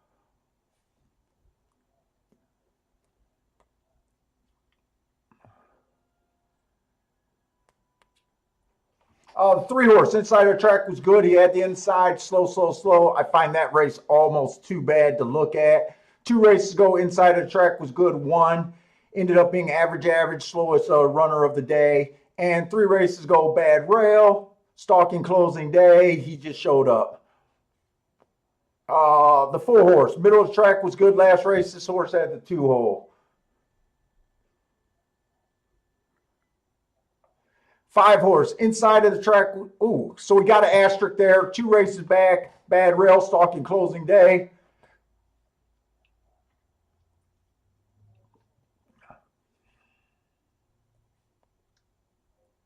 Five horses, your chalk. Inside was good that day. He was just average. 2 races ago, middle of the track was good. He rode with the bias twice. I'm going to use that and try to beat him. I kind of like 1, 2, 4 here is what I'm looking at. 1, 2, 4. I think I'm going to do a box there, and I'm going to bet some. I'm not sure how I'm going to bet the win tickets there. And I want to investigate Breeders' Cup. Let me get this exact in. I want to do this exacta first. I'm so distracted right now. 1, 2, 4. Box it. Okay. I like the 1 and the 2 about the same. I'm having a hard time deciding.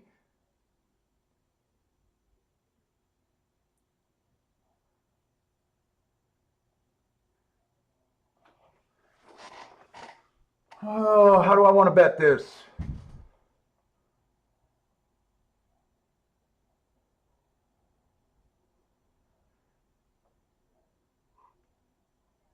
Well, 4 is definitely going to get a win bet from me. I'm going to put that in now. I'm trying to decide if I want to bet. I'm betting the 4 for a home run.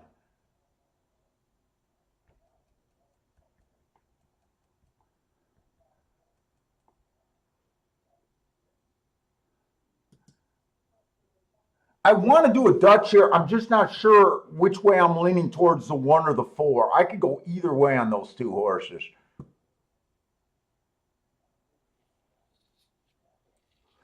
2 probably has more upside if you consider his speed figures. But 1 is the horse that naturally wants to lead, which I give an edge to. I'm hoping the odds separate a little bit. I want to bet whichever one of them is probably higher.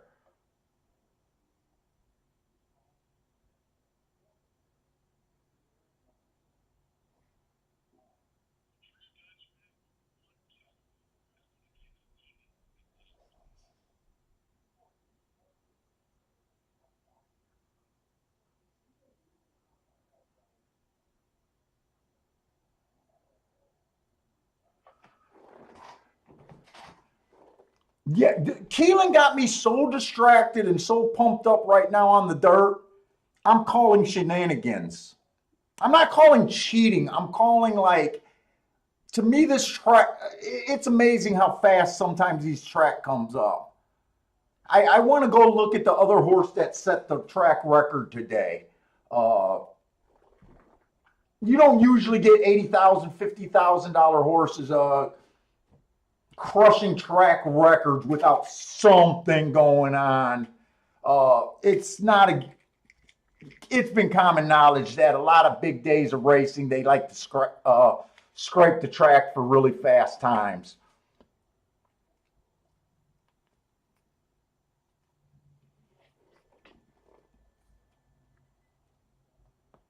And it might be how I approach the rest of the day if I play anymore. And right now, I still haven't decided. I'm probably not going to put another win bet in between that 1 and that 2 horse.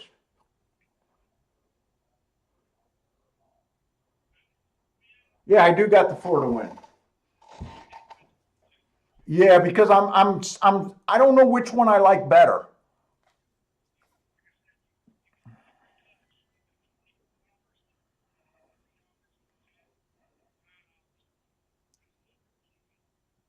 Yeah, no, I don't want that. I'm betting the 1. They just decided for me.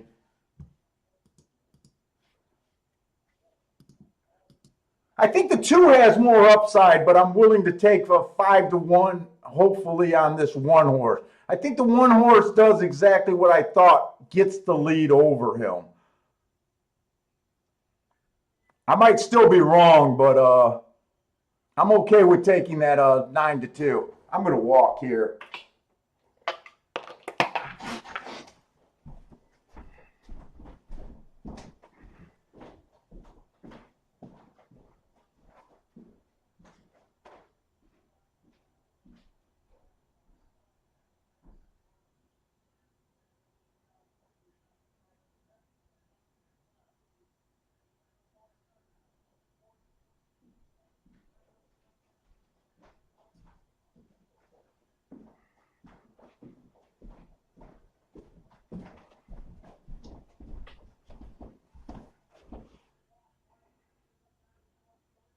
Come on with this money.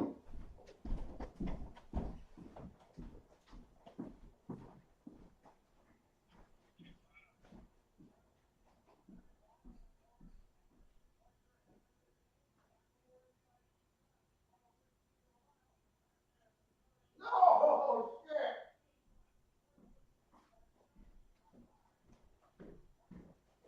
God damn it.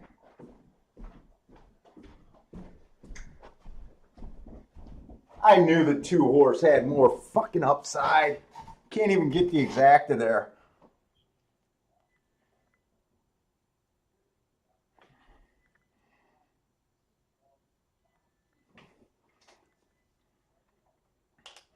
Oh, why would they scrape the track, Caesars?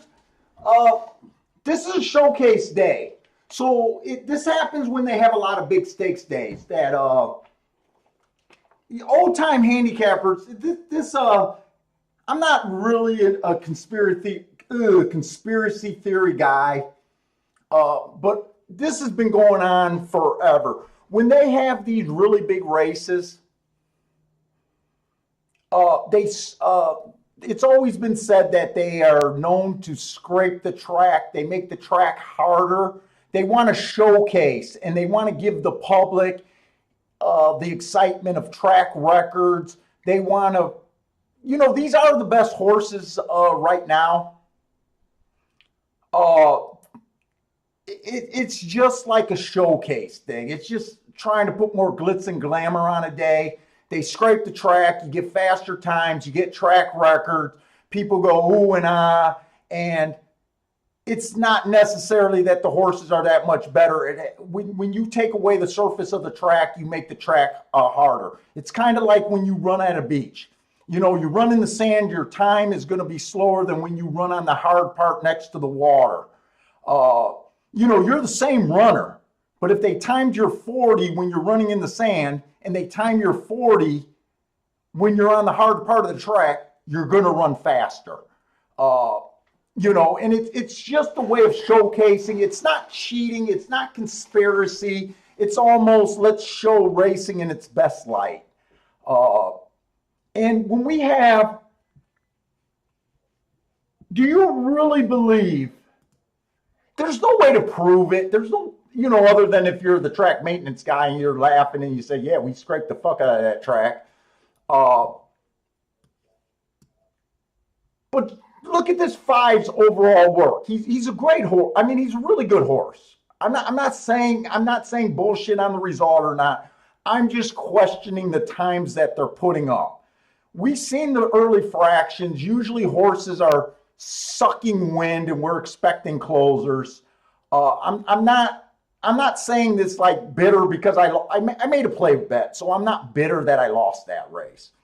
I made one of my smaller bets. But do I really believe that this horse that just ran an $80,000 and a $50,000 claimer, yeah, he was the fastest winner each day. Every time he moved up to grade 3, he's not that great. Really, wouldn't you expect the best horses on the grounds to be breaking track records? Not necessarily. I don't think much of this group really. I don't know. It's just my opinion. We've already seen 2 track records go down today. It's only the 6th race today, and I want to say they only ran.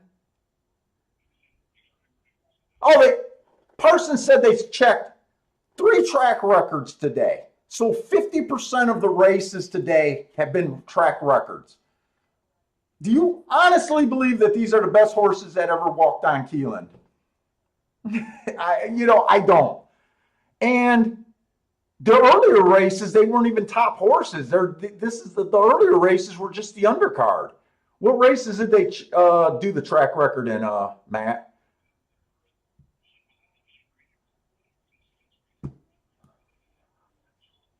So the one in the first race, track record. Now, is he a bad horse? Has he done anything wrong? No.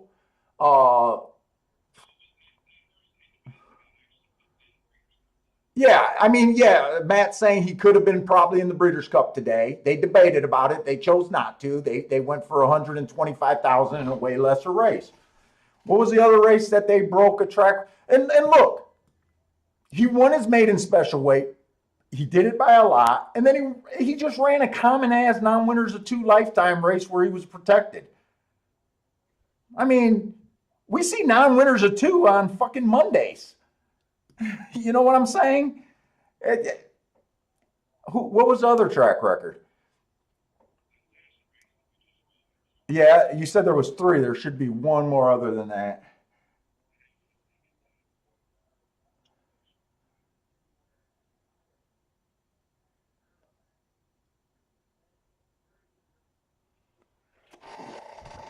Uh, well, when they scrape the track, they don't. It doesn't mean that the finishes could still be close. You know, the finishes could still be close. I think it's kind of almost like the juice ball in the home run. It's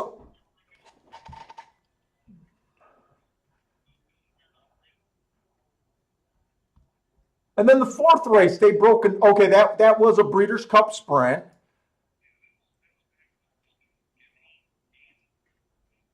Okay, so this horse breaking a record makes a little bit more sense to me. At least it's almost an undefeated Grade One winner. Maybe she could be a great horse in history, and you'll remember her name 20 years from now. I don't know. Uh, I don't know. I just find it odd that we've had six races and three track records in on paces. I could be wrong about it. What do you think about scraping the track? You think they do it, Matt?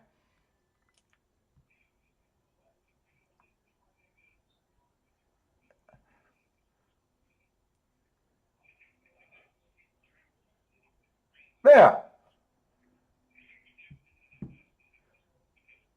Yeah, don't get me wrong. I'm not saying it's cheating. I'm not saying it's doing anything. It's almost it might not even be a conscious thing. They might just go over the track more. Uh, it might not be, hey, let's do this. I'm not even saying there's a big conspiracy. I'm just saying, as a guy that watches racing almost every day of the week, and just to see three track records fall is kind of odd. That's all I'm saying. That's all I'm saying. Don't get me wrong that it's a bitter crime. Don't get me wrong that I'm saying they're cheating. Because if we believe that you can use that information to if the track is going to carry speed farther than it should, it's a good thing for you to know that as a handicapper. It's just you might look at a race in a different light. Uh,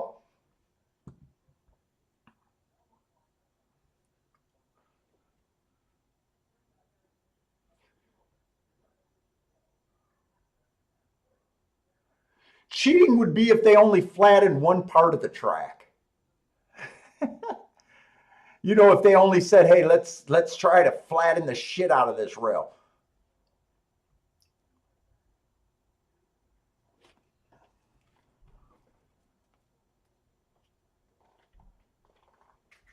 Yeah.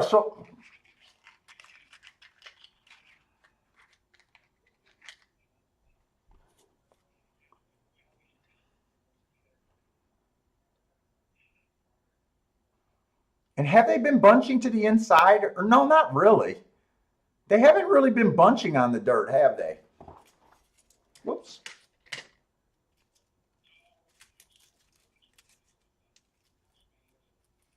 Well, no, they had the six horse came from dead last in a sprint.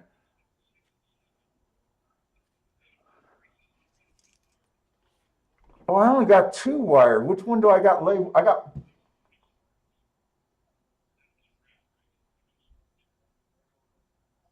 Yeah, I might have some of these wrong. By the way, I'm gonna look at the charts right now, and I might be missing one.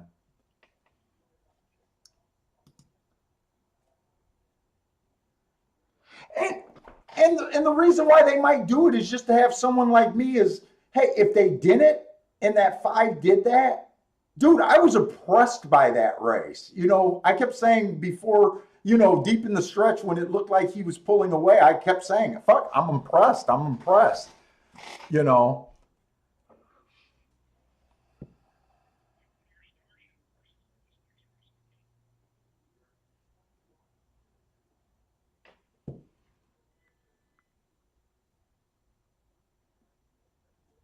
I should have went for doubles at Gulfstream. I really should have. Ugh. I think I'm handicapping bad. I don't think I'm handicapping bad. No, I'm not handicapping bad. It's just I kind of put myself in two bad positions.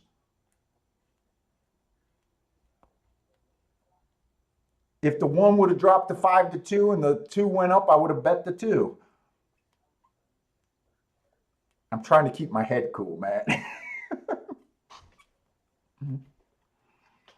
Which race is going off first, Matt? Gulfstream or probably Gulfstream, right? It's probably not even close.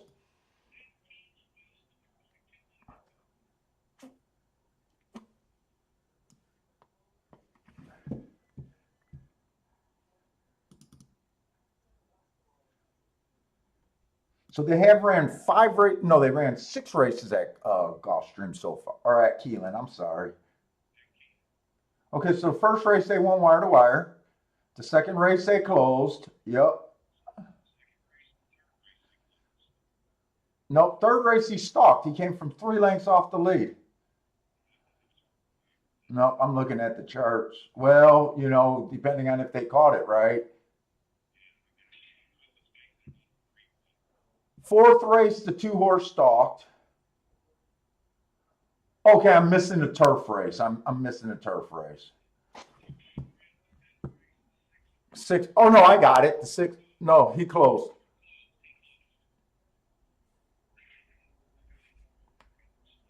Golf is off for races 1, 3, and 5.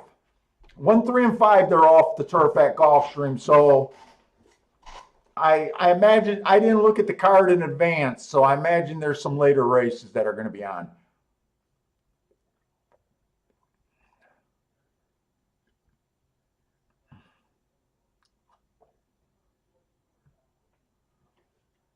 This was a horse that went wire to wire. I just want to mark these up. Okay, so the 7th race is going to be, mile 3/16 on the turf.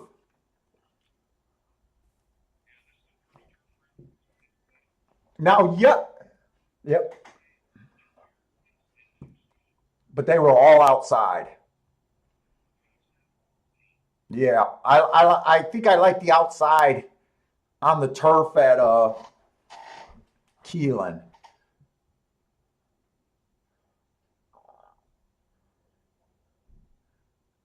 I'm just seeing if there's a lot of Urals. I don't want to deal with a lot of Urals. There's 3 of them. I'm probably not that interested in this race other than just watching it. I don't even know these horses.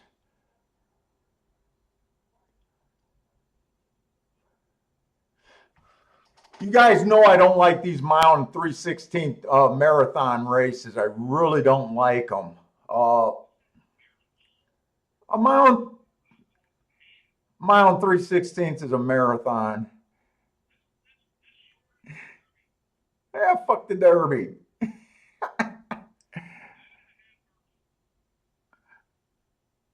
Yeah, they usually don't make the profile. I usually cut them out of the profile. They're so slow for any given day.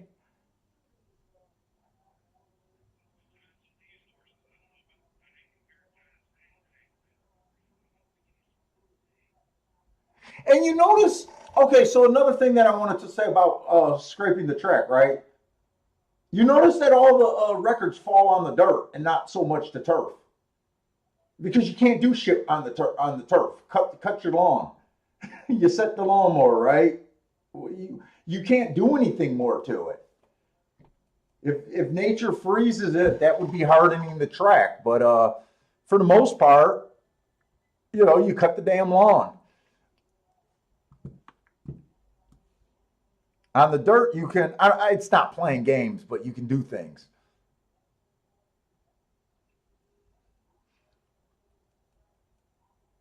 So the fifth race is going to be a seven, I think it's going to be a 7 furlong race, right? I think whenever they take a 7.5 furlong race and put it to the dirt, it becomes a 7 furlong race. Gulfstream.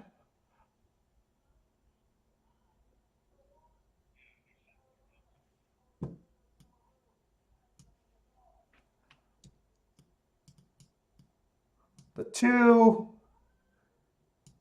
I don't know how far back the two wasn't that far back. You know what? I'm even going to put them like right there. It was pretty close to a wire job. The one only had like a length at the most on him. I'm not that interested in that race. Yeah, the two that just won. Yeah. Oh, yeah. Oh, that was a 99-1 shot at Keeneland.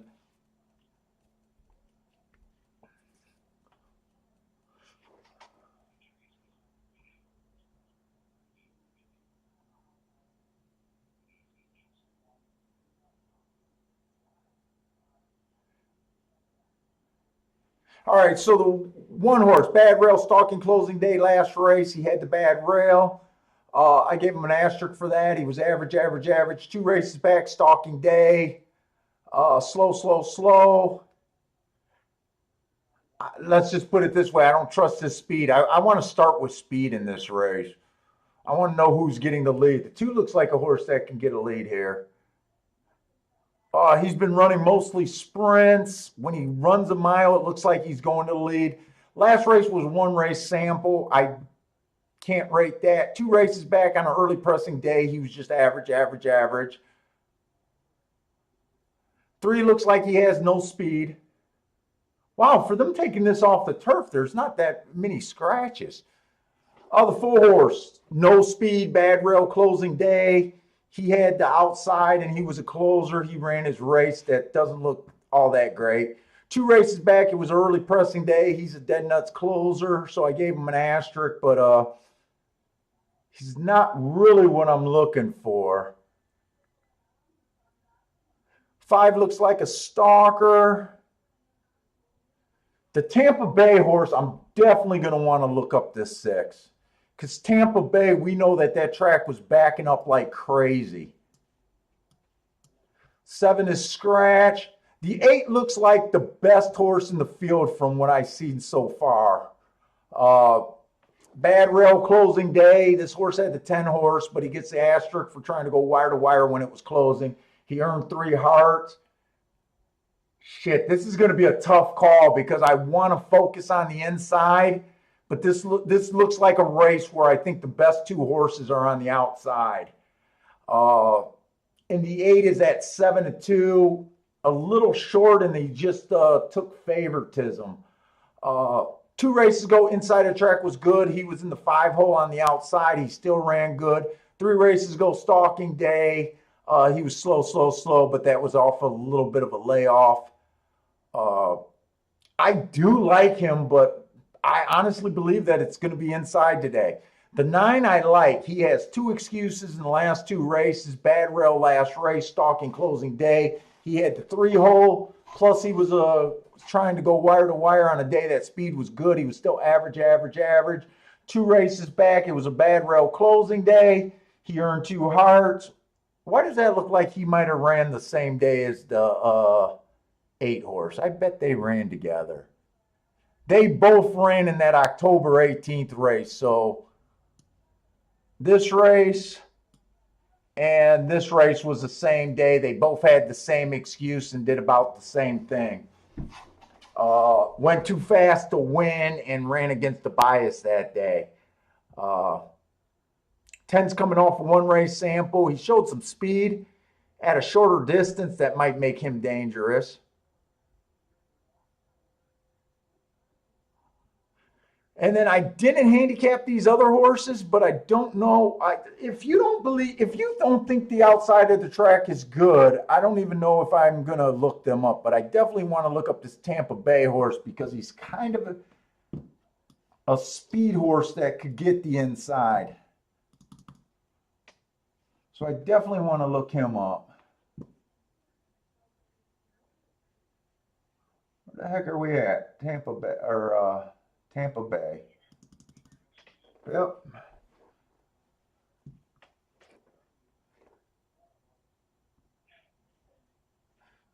So he is coming off a pretty solid layoff since July.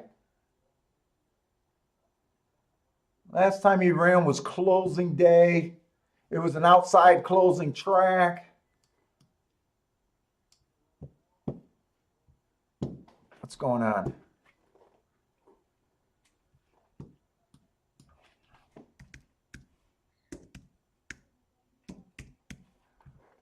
Outside stalker closer. He didn't show his usual speed there. He was average. One tick slower than the fastest winner. Average that day. I'm going to go to May, but that's going back a long time. This was a stalking closing day that he ran.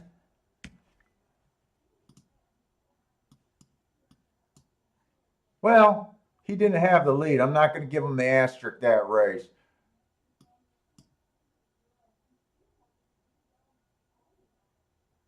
Average, slow. Okay. I'm going to go to April 3rd.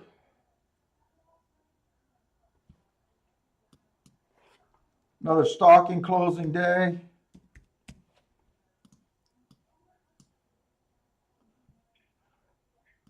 He tried to go wire to wire, 24-1, 48-2. He was average there.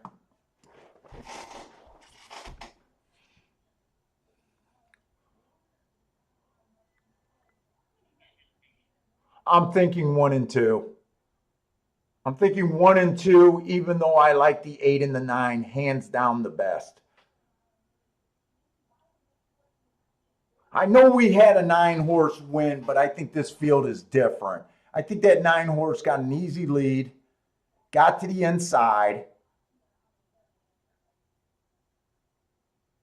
and was just able to take advantage of the situation. I think the 6 has enough speed to keep the 7 and the 8 on, or to keep the 8 and the 9 honest. I think 2 might show some real speed, and he's a horse that I think might get away. And I think the 1 can benefit from a stalking to closing trip. I think he'll be close enough to take advantage if the outside gets weakened. I might be being a little too cute here, but that's kind of what I think of the race. And if the it might be a little bit more than a play bet, but it won't be a high, it won't be one of my higher medium bets. It'll probably be stuck in between. I'm gonna try to make it happen. I've been more aggressive the last 2 days. Has the turf been wiring at Keeneland?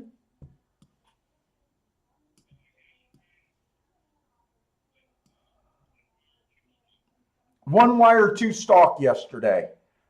Yesterday, we kind of thought that it was outside of the track all day yesterday.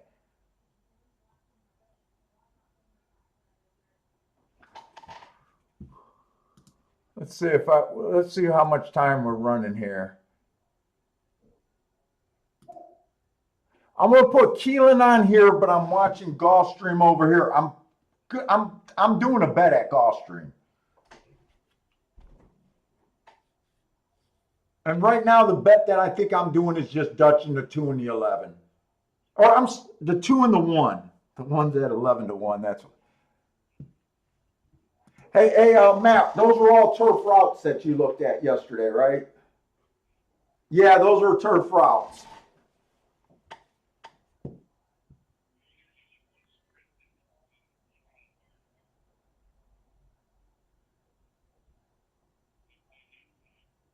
It's definitely outside from what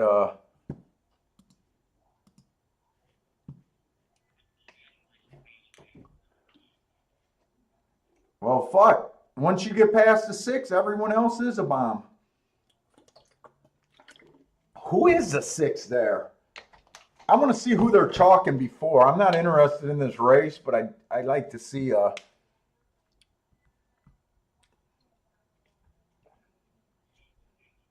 yep. I think there's enough speed to keep him honest too. I don't really have any marks or any excuses on anyone that interests me in this turf race either. I'm kind of just hoping that it's going to continue being outside there. Keelan.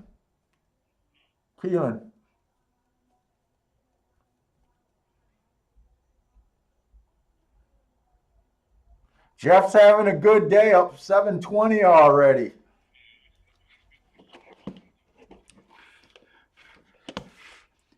Don't give it all back trying to make it all today.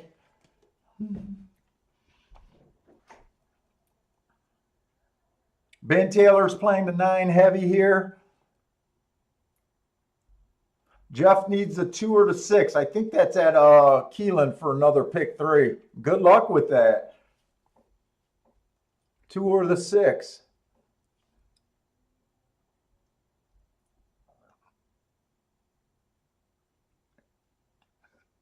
Christina has the 6 keyed on the exacta with others. And she just says with others. She just has the 6 keyed on top of the exacta.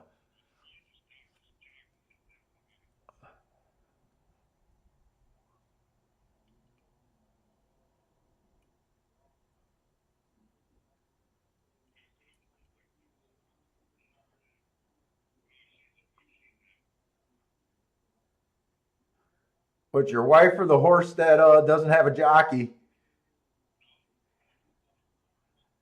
I think the horse that dumped the jockey wanted to be a quarter horse. Did you see him running on the far outside rail, just zooming ass? he looked like a quarter horse there.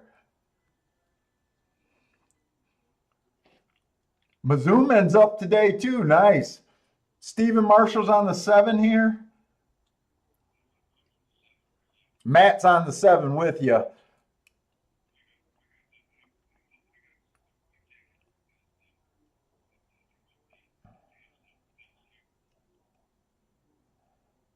$14 went right to the rail. I don't know, from what I seen yesterday, I don't know if that's the smartest move.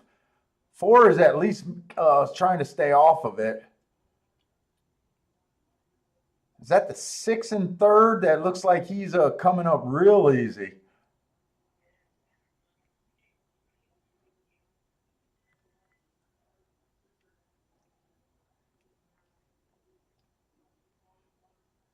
I think the 11 got them all. I think the 11 got him. Oh, he's flattening. There he goes. Matt's yelling in my ear, come on, 11. Nice hit, Matt. Matt says he has the exacta and he has a win ticket too. Matt took all the outside horses. All right, dude, I felt comfortable with the outside call from yesterday. I really felt good about that.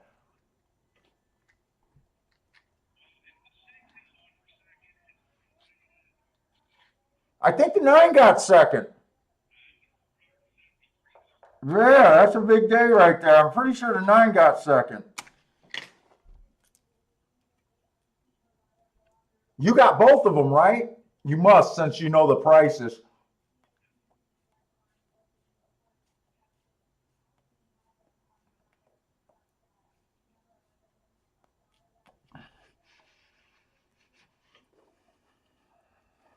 Really, I really think it's a bias out there on the turf right now. Oh, I think the 6 got it that time.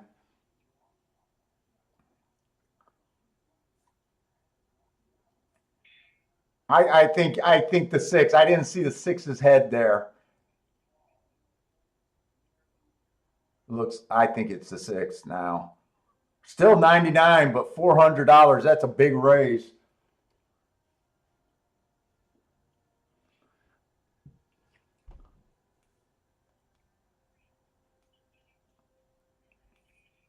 Oh, Gulfstream Park. I am betting the one horse for sure. I think I'm going to do a smaller bet on the 2 horse. Wait a minute. No, I'm going to continue my win bet on the 2. I don't like him as much as 7-2, but I am going to do that. But I'm going to throw in an extra exacta 1, 2, 3 here. Let me see those charts. I might even do something else there.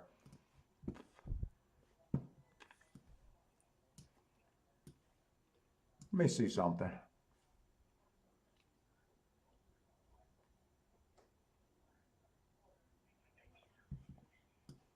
Yeah, I'm going to do that, and then I'm going to put 1 and 2 on top of 1, 2, 3, 4.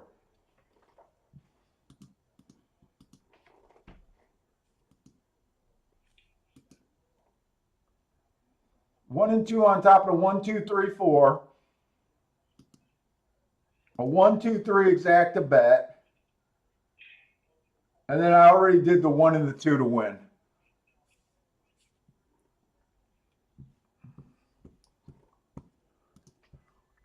Yeah, those jockey cams do look wild. I don't know if I could never do that. I'd be scared to go in a gap. Plus, I know I don't have that speed gene. If you put me on a motorcycle, man, I'm just scooting along. I do not have that gene.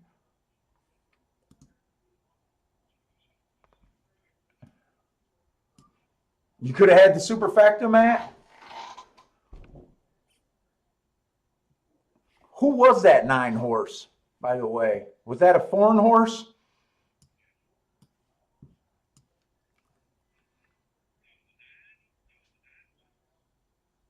Oh, okay. So the Americans are holding their own on the turf so far, huh?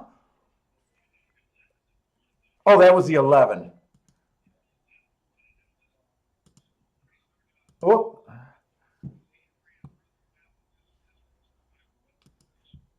I just. Okay, yeah, he was a foreign horse.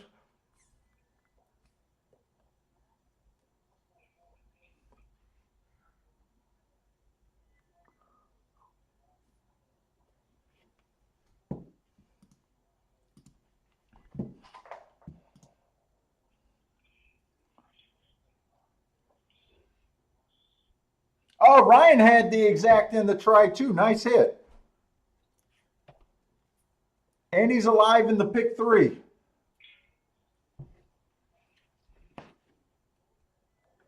Javon, you got knotted out of that exact. Matt's screaming in my ear the same thing.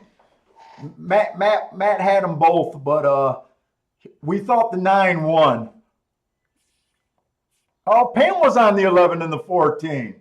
Nice hit, guys. I can't play those races, but I really like what I see on the turf there on the outside of the track. That's probably my strongest opinion. I wish they had some cheap racing there today, but no, I know. I'm just saying I wish there was cheap racing today because my idea of the outside of the turf looks gold the last 2 days. It's so far out of my comfort zone.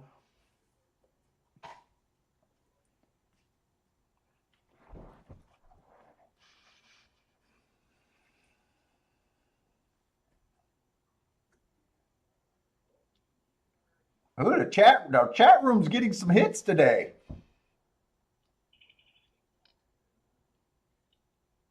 I'm surprised Bender isn't here today. I don't know if he didn't get the thing or he's just busy. He had a huge day yesterday. He sent me an email this morning too.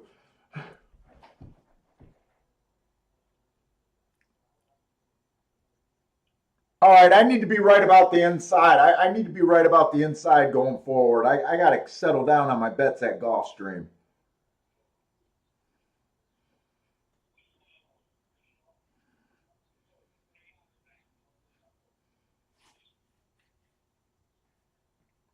Man on the ground. Man on the ground, Matt. Oh, this I don't know if I would not have bet this two to win at 5-2, but I did.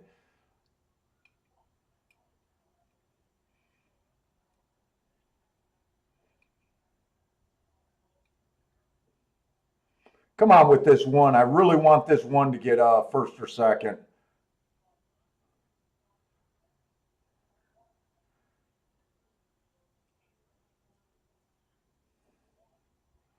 I don't think I'm going to be. I think I can just get the win ticket and nothing else here.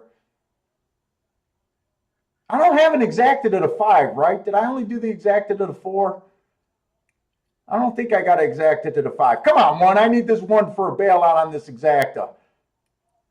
Because my purse not, or the win ticket's not going to be enough. God, I should have went one more horse deep. I had a feeling too. Come on, two. All right, I'll take the win ticket, but God, I should have. Was it? Oh no, I think the 5 was only 4-1. That's why I left them off the ticket. I think the 5 was only 4-1.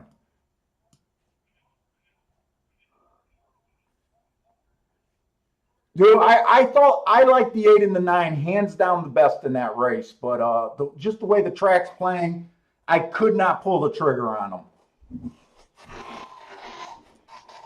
That race actually played out exactly how I thought. I thought the 2 could get the advantage on the inside. I kind of thought the 1 would be a little bit closer and run a little bit better. I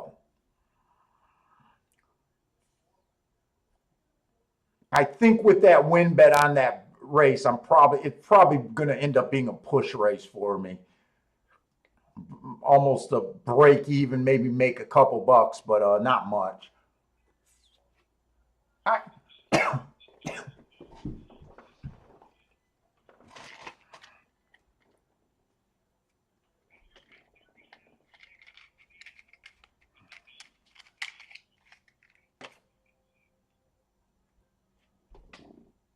wait, what?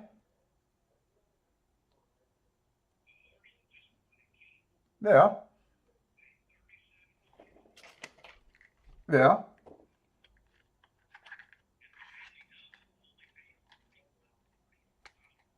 yeah. But that he was 8-5. He was 6-5 or 8-5. I know. The 5 horse won that race. The race before, he was a big chalk. $81 is nothing to sneak. $82 for $2. Yeah, for $2. No, I mean, it could have paid. To me, that almost paid. It paid pretty close to right. People, I don't know.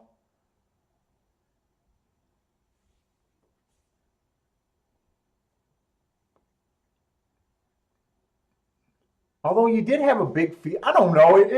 I guess if I would have I put it this way, I wouldn't have thought it would have paid. I think anywhere between 40 and $60 would be fair, right?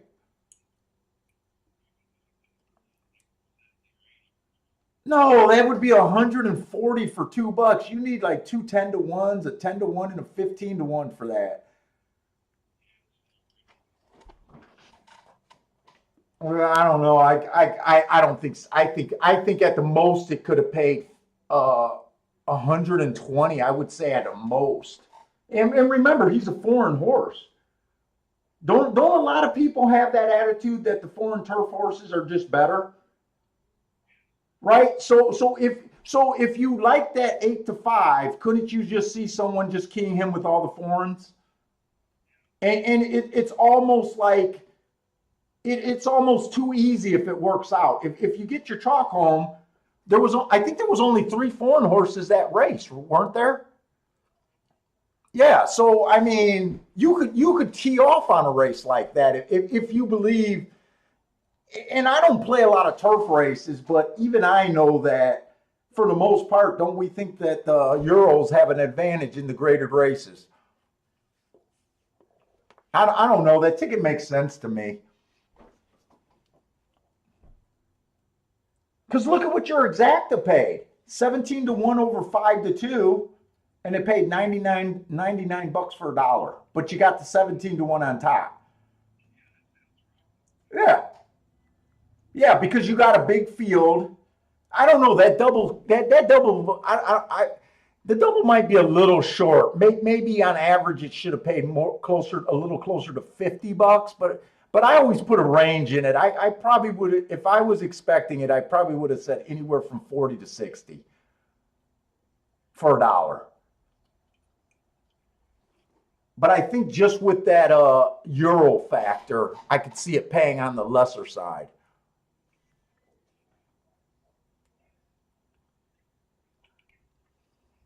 You didn't have the double, did you? Oh,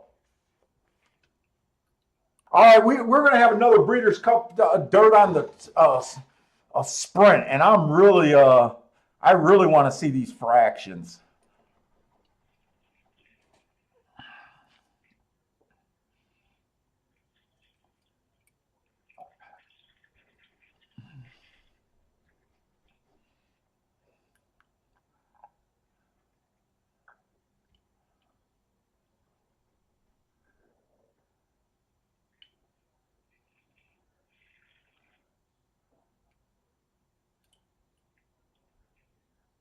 Oh, Ben Taylor had the 11-9. Man, a lot of you guys got heartbroken on that 11-9 exacta.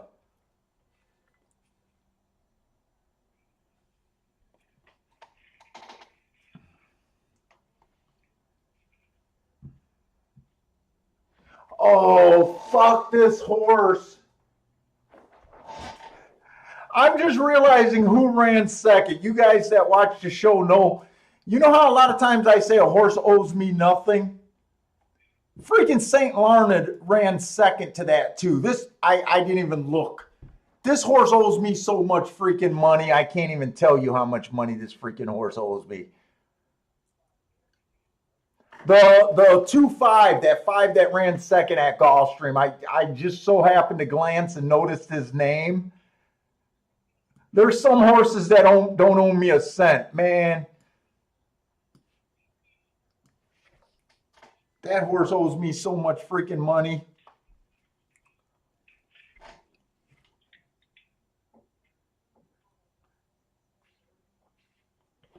I'm gonna go to the bathroom.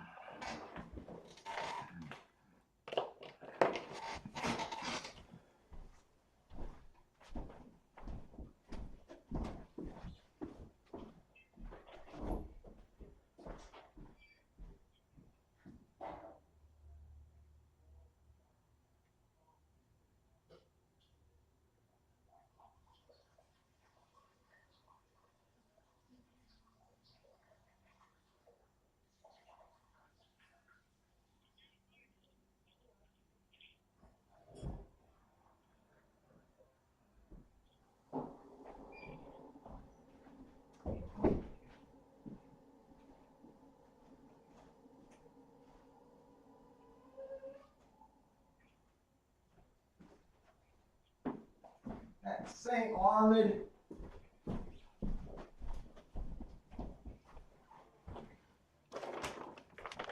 Let me try to get Bentley.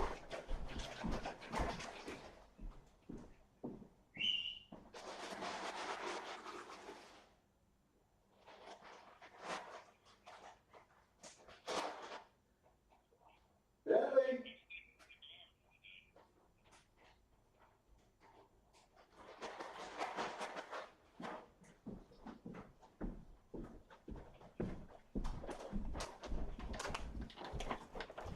Oh, you look like you were sleeping. You got bedhead in the worst way. Were you sleeping?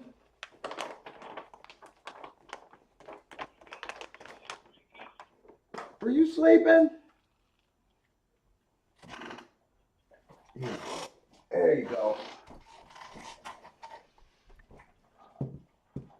Let's see, which race is going to go off first? Gulfstream. Okay, Gulfstream will go off first. They're getting a lot of time between races now.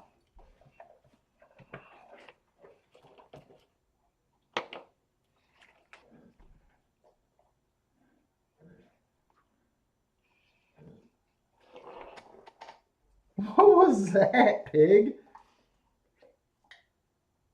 You're making little piggy noises. Billy, there's more. You gotta get all the ones I gave you before you beg for more. Come on.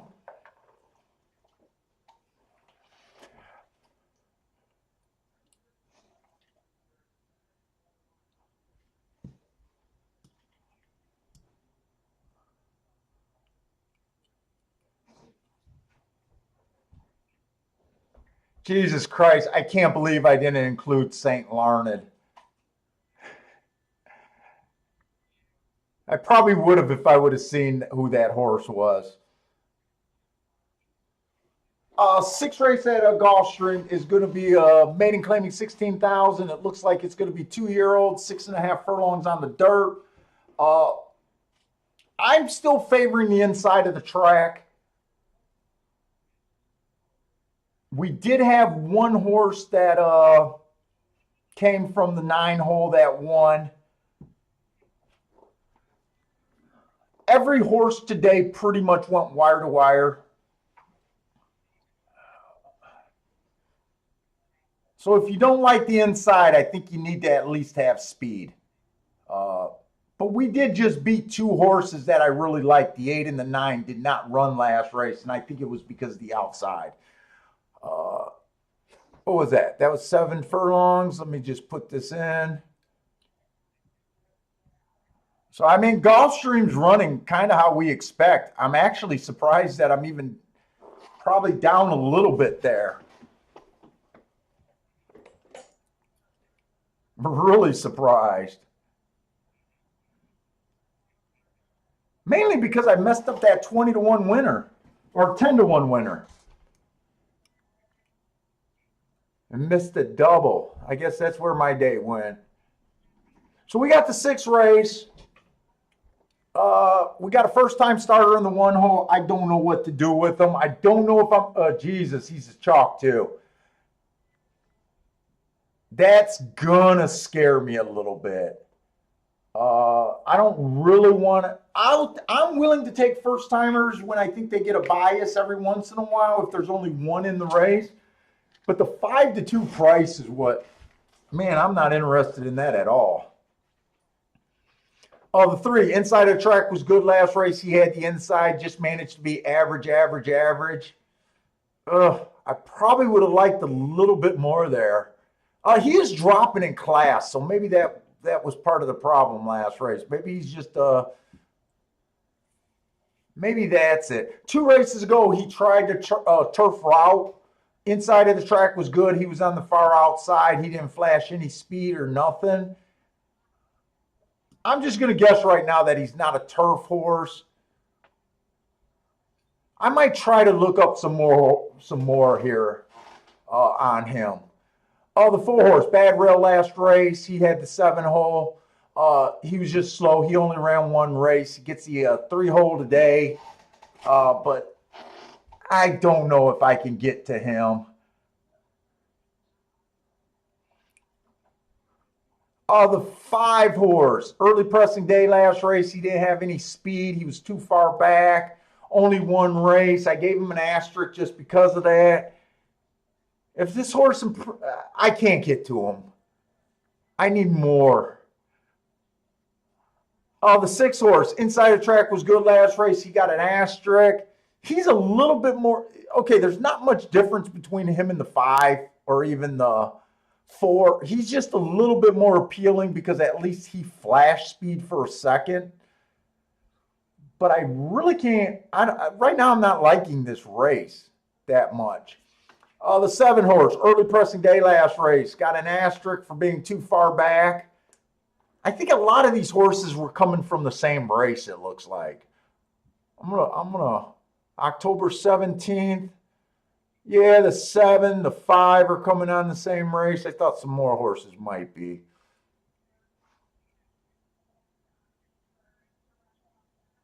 I'm going to look up those July races, but from what I see, I can't trust this horse getting the lead. You guys know I don't like the 7 hole. Right now, I think you got to have either speed or the inside. The 8 horse inside of the track was good last race. This horse had the outside. We just got a lot of horses with excuses. I do like that his figure went way down when I thought he ran against the bias. I'm going to try to look up some more races on some of these horses.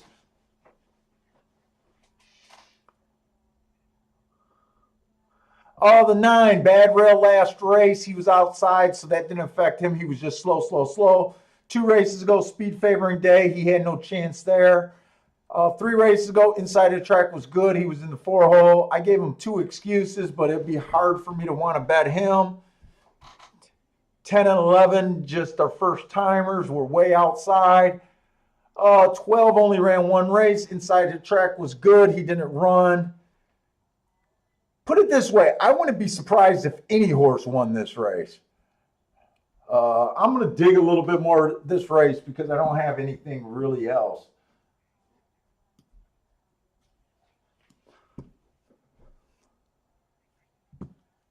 Let me look up some of these August races.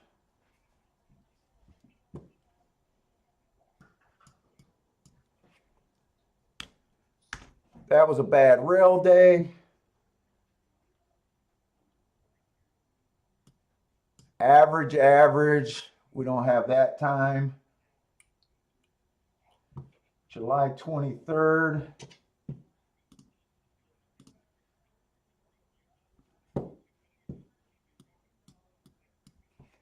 Stalking day.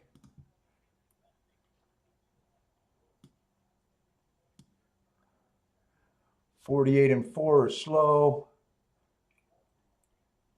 And we don't have that time. I don't know. I'm still considering doing something with the 3. I might just jump in this race lightly, even though I don't care for this race that much.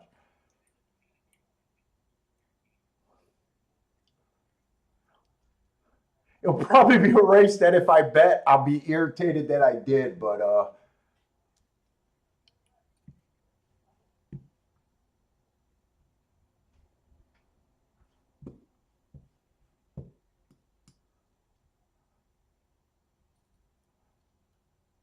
that was just an EP day.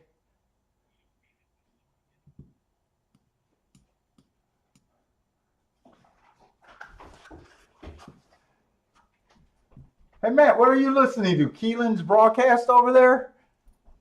I hear them talking about all the track records going down. I can't really make out what they're saying, but I'm trying to listen out of one ear. Oh, you can't even make out what they're saying. Are they saying these must be the greatest horses we've ever seen in our entire life?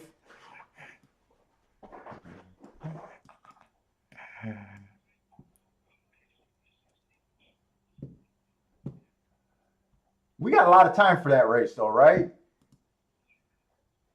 Oh, okay.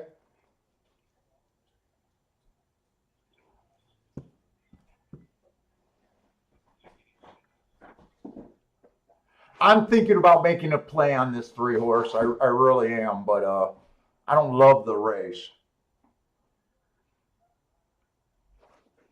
And it looks like one of those bets if I make, if it doesn't work out, it will irritate me a bit. But you know me, if I like the inside, I'm going to keep hammering until I'm right or I get crushed. Yeah, that's why. If he was like 3-1, I'd be like, no, I'm not even tempted. Because other than a first time starter or like the 6 horse doing something, everyone else is a big stretch. I might even Dutch the 3 and the 6.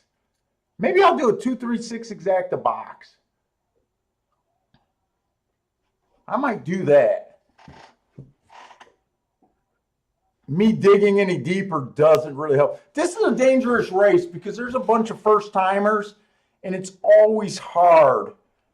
It is a lower level maiden claiming, but you know, some of these horses might belong in a higher level. There's no way for me to know that. A trainer might know that, but I wouldn't know that. Yeah, I might do a 2-3-6 and a 2-6 to or 3-6 to win. In fact, I think I am going to do that, and then I'm going to go over to Keeneland. I might just put that in early so I don't even have to come back. We're in the 8th race at Breeders' Cup.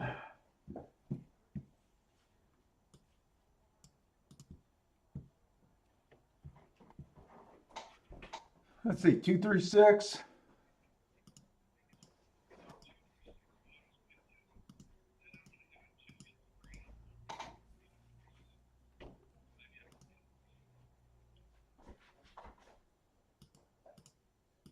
Two, I'm actually tempted to bet the two. I almost never bet first timers.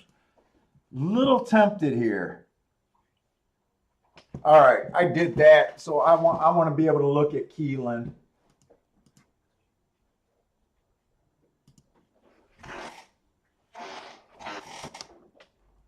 Gulfstream should go off in plenty of time. All right, we got the Breeders' Cup Sprint. Now, we have seen horses close today on the Sprint. We have seen outside horses stalk. We have seen inside horses win. So they did a bunch of everything today.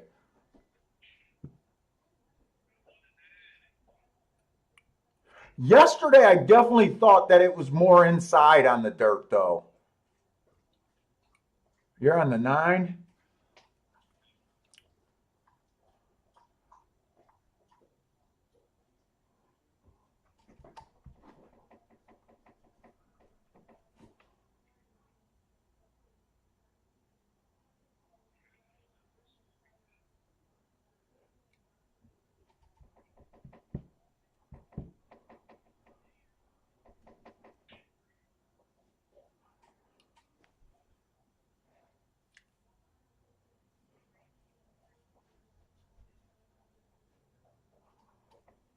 Boy, the 9 and 10 do look fast.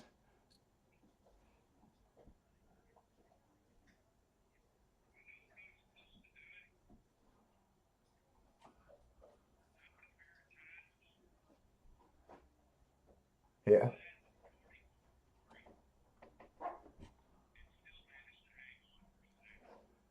Yeah, but it was a speed favoring day. That's why I don't like doing what you just said. I can. Yep. I heard you. What I would do in that situation, Matt, I'm pulling the chart on that race, October 2nd. I want to see how much faster that was than the other races.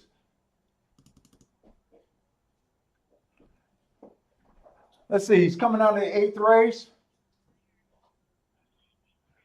Okay, Matt, he went 44 and 3. The next fastest one went 45 and 2. It was a speed favoring day. 46 and 46 was the other two races. So yeah, that was a fast race that day. That was really that off of that 9. That was a really good race that day. We're talking about the 9 horse. We were just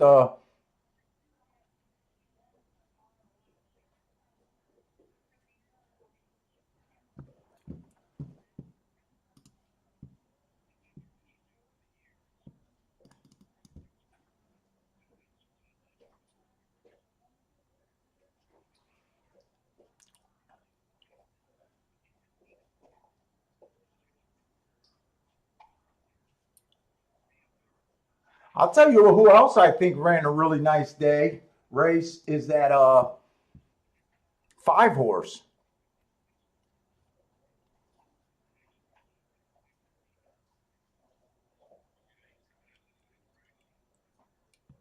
Wait, was that the same race?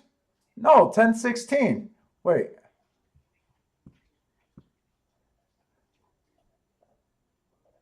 The 4 and the 5 are coming out of the same race. To me, I think the 4 or the 5 ran a little bit better, even though the 4 ran one.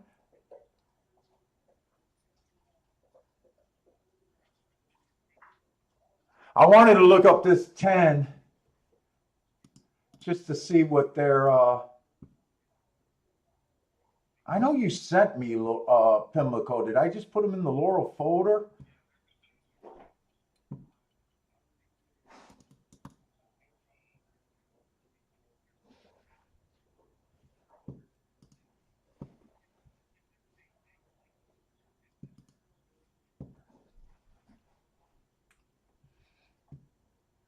Pimlico. I don't see those Pimlico charts.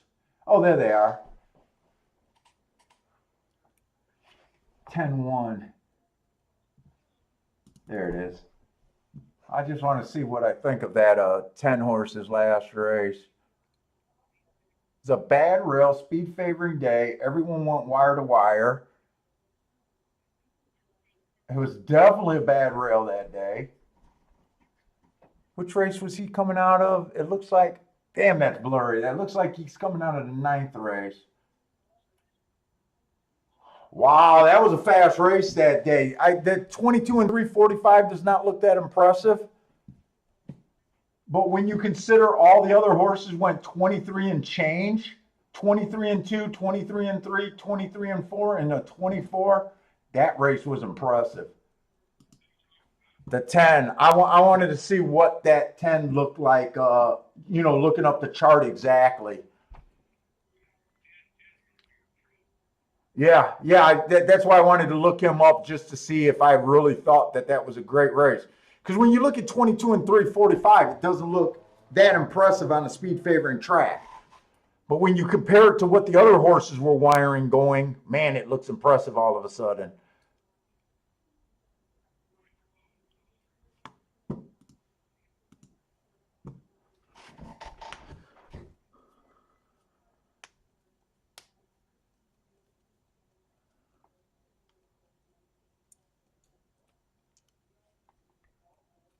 Hey, what's up, Frankie Tubbs? I didn't see you sneak in here.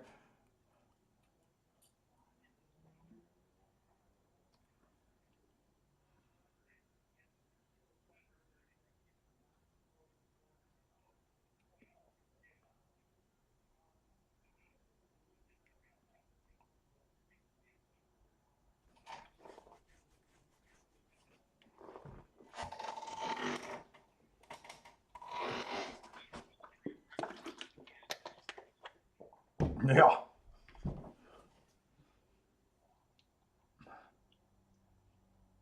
Will the track record fall again?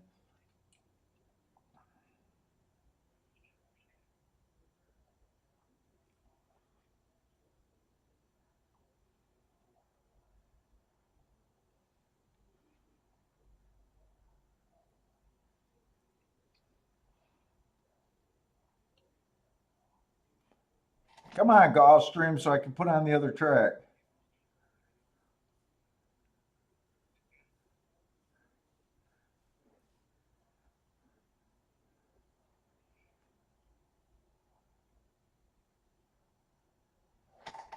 Ryan's taking a look at the 6, 10, 11. I think I'm rooting for the 9 and the 5 there, I think. Yep. Yeah, you did. He's a 2 heart horse, isn't he? Or am I got the wrong number? And remember, the 4 is coming out of that same race. Oh my God, they gave this 12 a head start. It just might be pure speed there today. It might not be as inside as I thought. It might just be speed. This was a dangerous race, though. I got a feeling the 10's a first time starter. Come on, 6. Can we go here?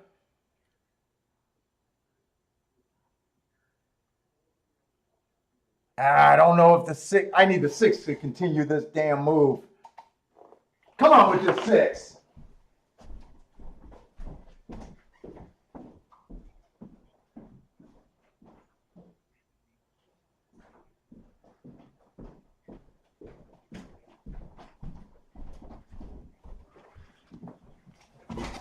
Come on with this 6.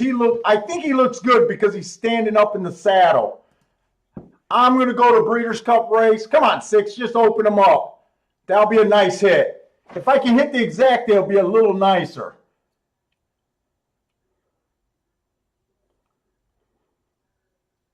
Dude, you're wobbling. Give me a fucking wire. All right, we'll take it. We'll take it.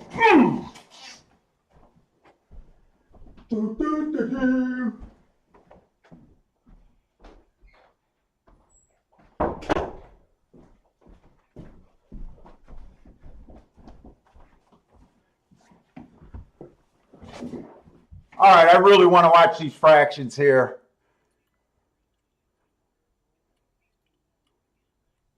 Go 20-4 and just convince me. Oh, I like the drone. 21-3. Come on, 9.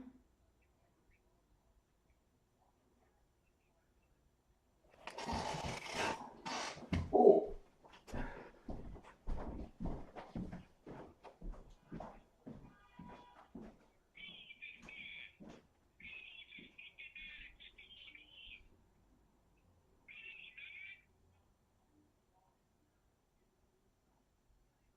Come on with this 9. Sit down now.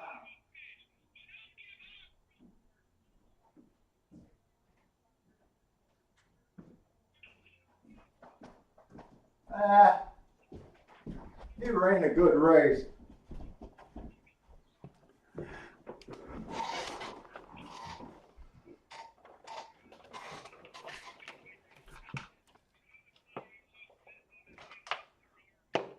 Yeah, these times are serious today.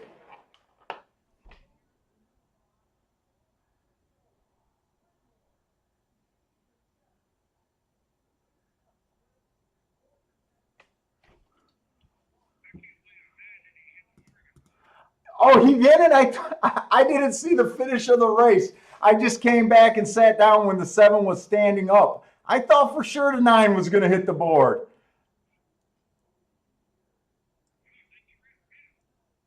Jesus Christ, did he fall apart?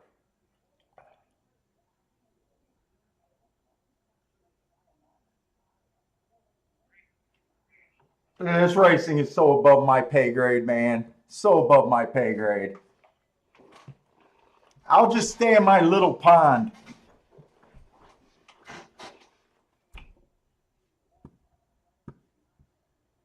Another 17-1 winner?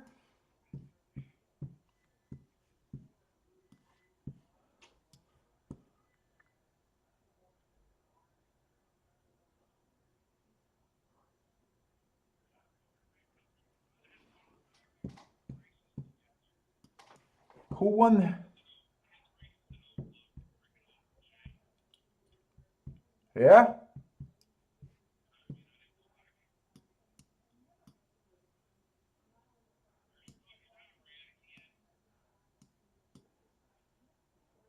Yeah, he had a section with some real racing there, didn't he? Oh, that was Irad on him at 18-1? I thought the rule was you're supposed to bet him at 3-1. 3-1 or higher, you're supposed to bet Irad, I thought.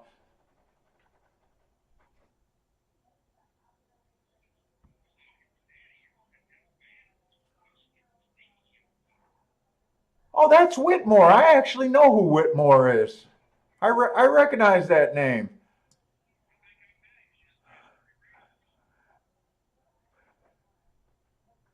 That's the only name I recognize in the entire race, I think. I honestly don't. I honestly don't. Where's Hall Creek Hustle? Hall Creek Hustle was in that. Oh, so maybe Bill might have made a bet today.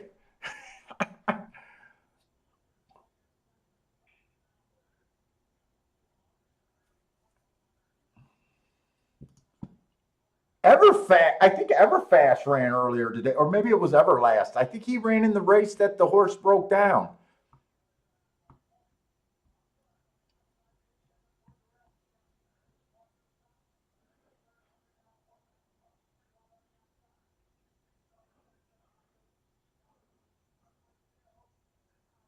I thought he was in the second race.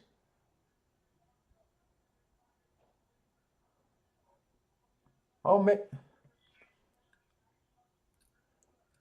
I don't even know who broke down there. I think it was the three. I didn't.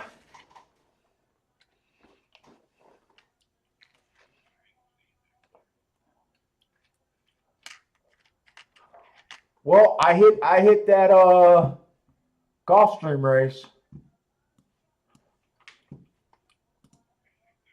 I did miss the exacta, but I did.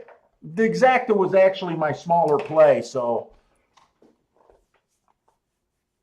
the win bet is what got me there. And you know what? I'm glad I was wrong about the three horse because I think they bet the three down to 5 to 1, 5 to 1, 6 to 1. So I actually got my best possible outcome there, other than not hitting the exacta. And I think the six was moved over a poster too. I think there was a couple scratches in that race. He was the horse. I almost I almost didn't play because I almost thought that I was just going to go after the three horse. I want to go back and see that race. I didn't get to enjoy it. Yeah, he was a horse that was coming off the inside, that flash speed, the horse that I did all the extra work on. Although he almost didn't even win for me. He got wobbly as fuck at the finish line.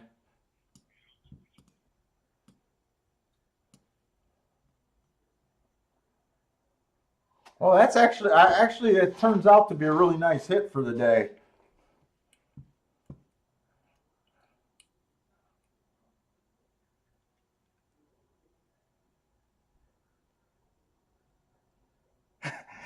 Cole is saying that slug runs to beat him, Irad. Oh, you had problems with Pat Day back in the day? Dude, I said on a few shows ago that that's one of the cases why I don't really. First of all, I don't believe jockeys make that much of a difference, but I really don't want to get in that mindset of when I bet him he loses, when I don't he wins. Because to me, you see how confused I get when I'm confused about a bias, right? You can obviously tell that I'm a fish out of water, and I'm terrible when I can't, when I'm bouncing back and forth. It's inside. Oh no, it's outside. We're making all these adjustments, and it's just a bad day. I would not want to have that extra weight of feeling the same way about a jockey or a couple of jockeys. That would drive me absolute nuts. Even noticing that. That's why I said I only notice jockeys when I think they're absolutely terrible. And for the most part, I don't even circle that many jockeys in saying that they're absolutely terrible. Uh, since you know me, there's been one jockey that I ran and rave about, other than Torres, and that's Christian Torres is like a soft complaint. Perry Hoots we're circling him, and I got to avoid him at all cost. Son of a bitch, he's on another horse that I like.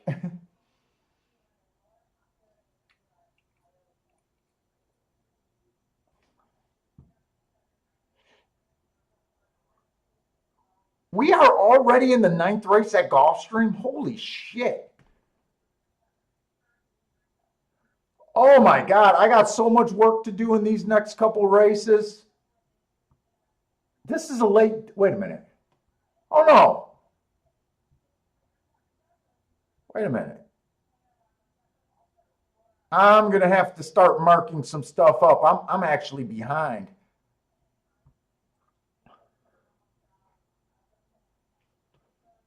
So we're going in the seventh race at Gulfstream.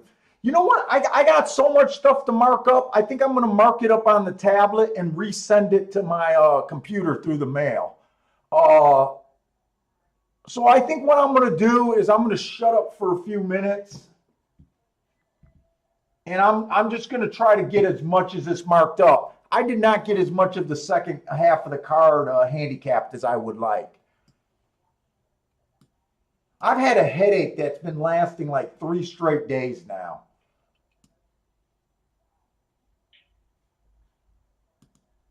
So I apologize, but I do want to get the best information out there for going on.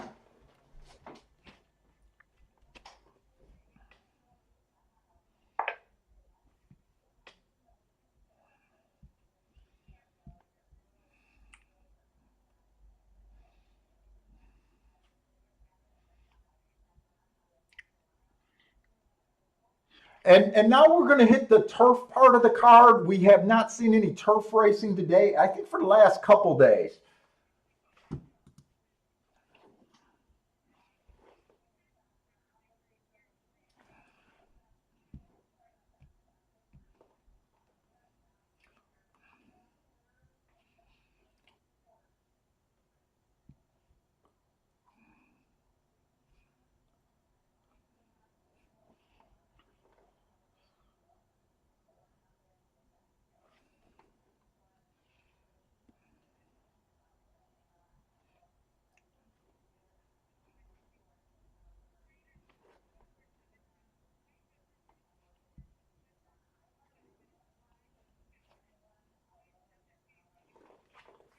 It looks like I stopped handicapping in August.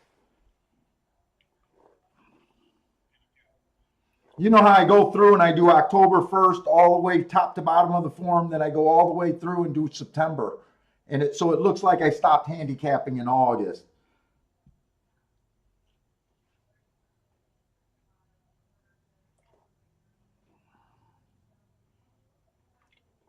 So I just want to get as much of this stuff done.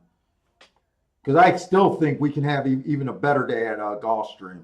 Actually, that put me up pretty good, that 6 horse.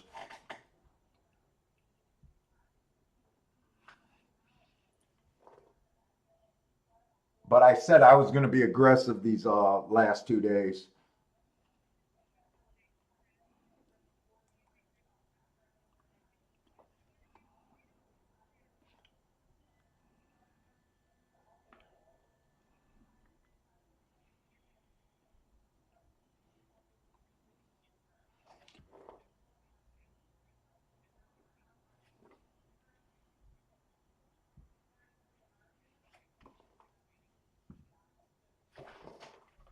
I'm going to get you out of my ear for a couple minutes just because this thing is really irritating me, Matt, while I'm marking this stuff up.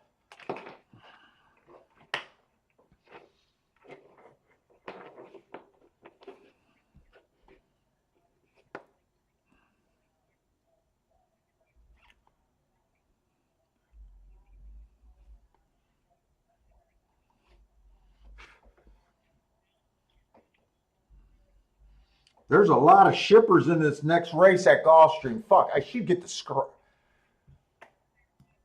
I don't know if there's going to be more scratches, actually.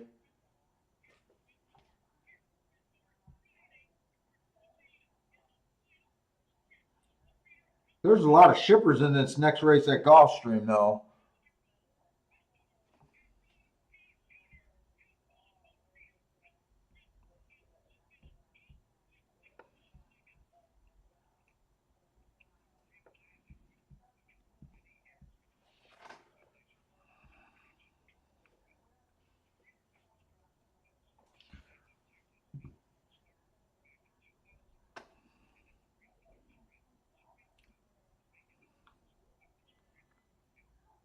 $47.1.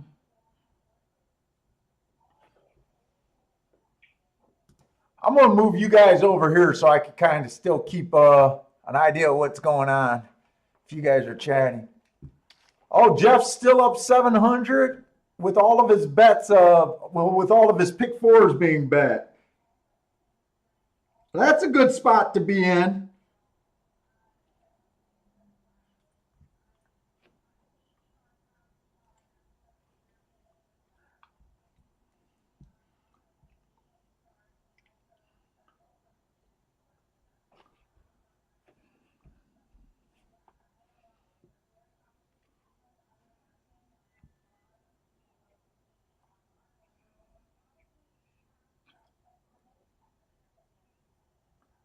Oh, I'm marking the wrong.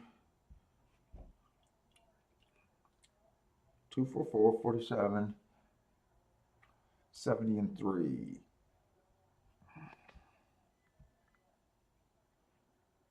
Yeah, I got so many of these horses to look up. I just think I could do it so much faster this way.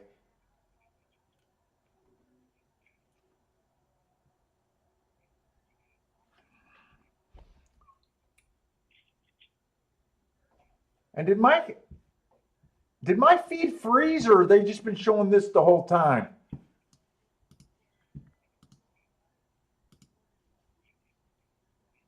It did freeze. It did freeze. All right, there we are. We got you guys back.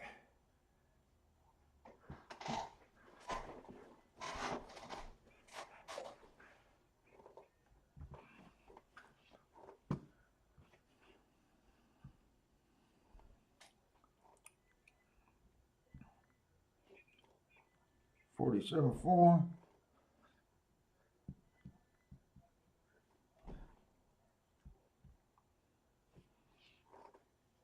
Oh shit! It looks like at the end of the day, I even stopped. It looks like I don't even have September done all the way through the form.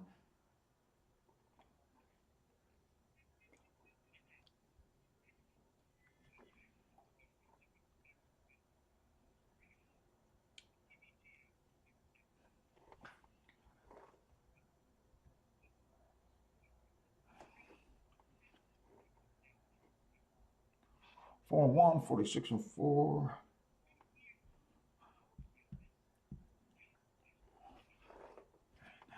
14.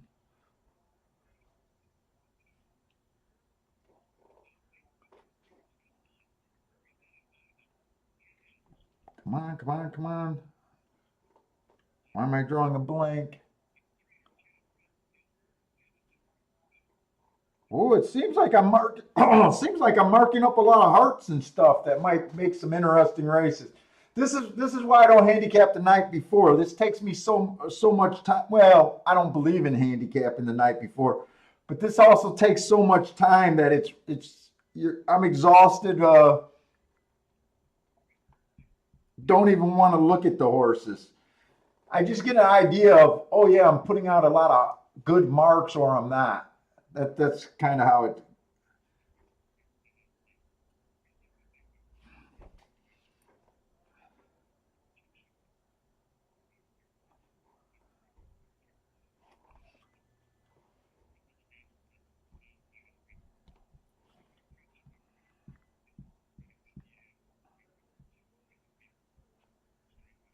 Oh, they got some stakes races coming up at Gulfstream.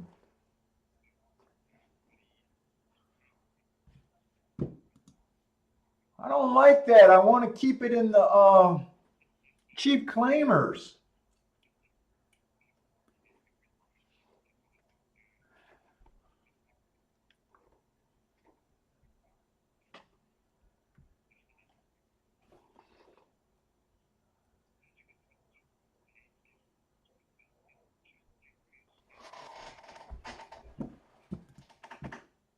And I just want to make sure the Breeders' Cup isn't sneaking up.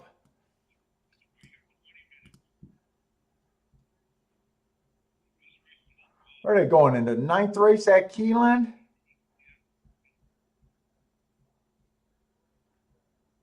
Six.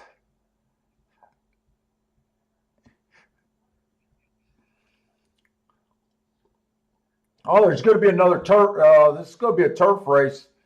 I do like the call so far on the outside of the track at Keeneland. That's my strongest opinion about what's going on there. It's not enough to make me want to get involved, but I do really believe that that's the call there.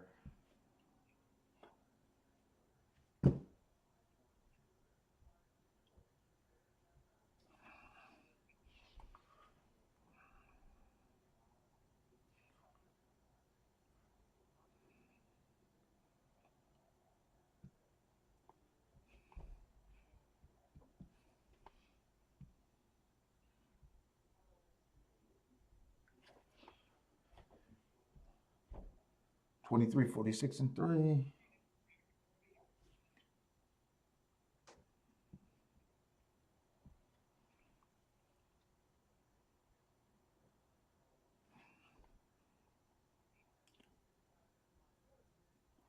$69.2. That horse been on fucking fire. 821.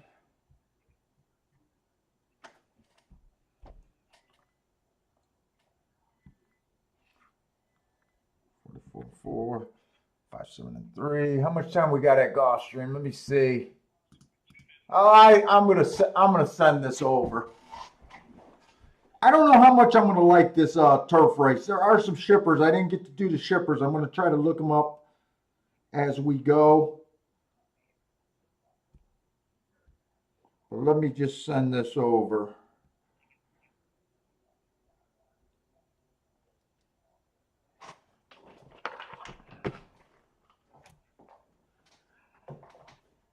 All right, cool.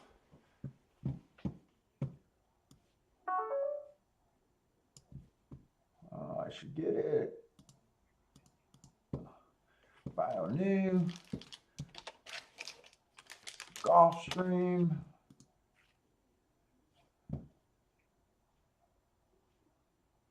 That is Gulfstream. We want to get rid of that. We want to get you guys back over here.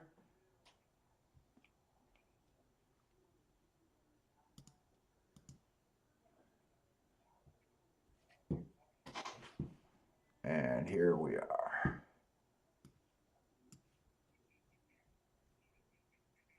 Ah, shit, that's going to throw away my grid at Gulfstream, but I think we kind of know what's going on at Gulfstream.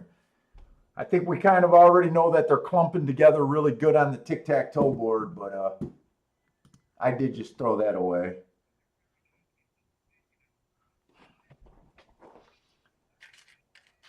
Oh, I hate Tiz the Law. I'm a Tiz the Law hater. I'm a Tiz the Law denier over here.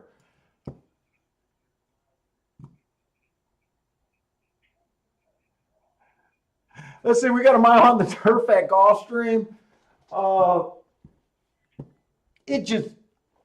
I think I looked up the stats yesterday. I'm pretty sure they only ran 20 races on the turf so far today, or so far this meet at Gulfstream Park West. And they're all over the place. I really don't have a strong opinion of it. I do think that they're closing. Let me pull it up. I think they're closing about 60% of the races, but I think the 20 race sample is the danger. It could just be coincidence. Best horses, closers. Let me see. I'm just rambling.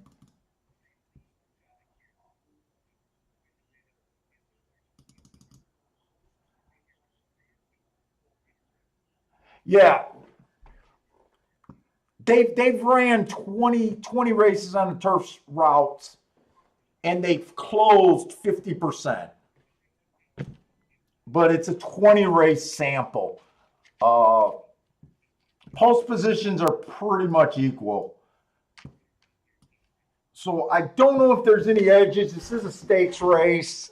I'm just going to look to see if I actually like anything. I got a feeling there's going to be a few horses in this race that I don't think I was able to look up so fast. The one horse, average, slow. 2 days back, it was a closing day. He was a closer. He just missed. But he's supposed to, if it's a closing day, run like that. Ah, fuck, I hate when I do that. No. What's my undo button? Ah, fuck it. All right, I don't know. The marks were up there for a minute. I don't know. All I know is this was a closing day.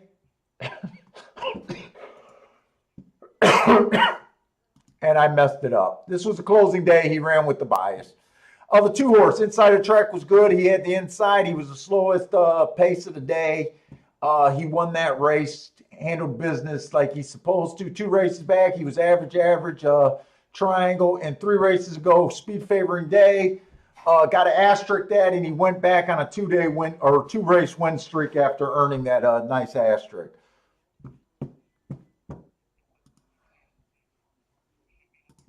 I got a feeling I'm not going to be able to do this race. They look like they're getting close.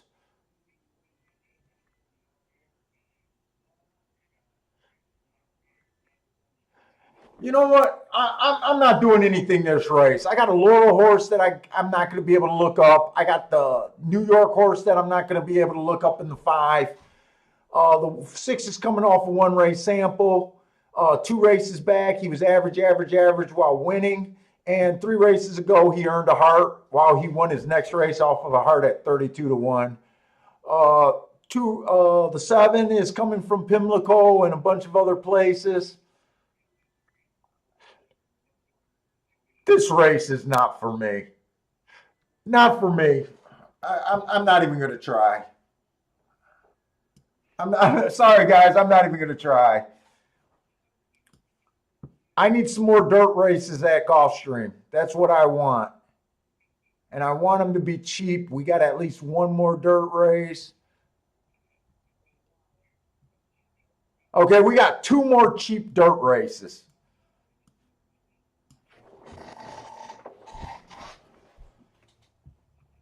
I'd rather look at if I'm between two races that I have no interest in, I'd rather look at Belmont. Or I'm sorry, I'd rather look at the Breeders' Cup race.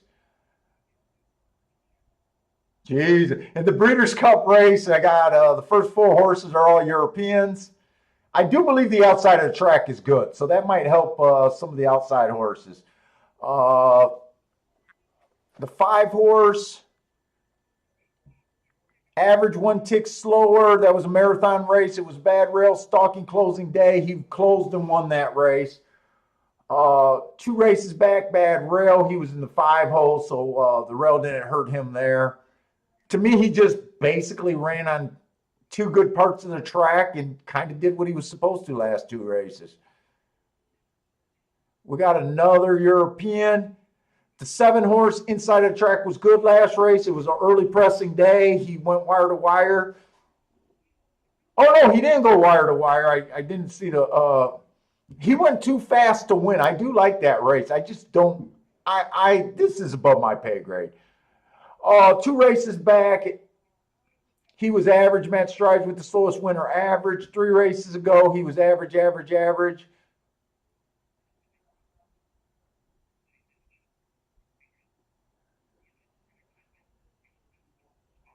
Oh, I heard of this horse somehow. The 10 was the fastest winner of the day. 3 races back, he was basically the fastest winner of the day.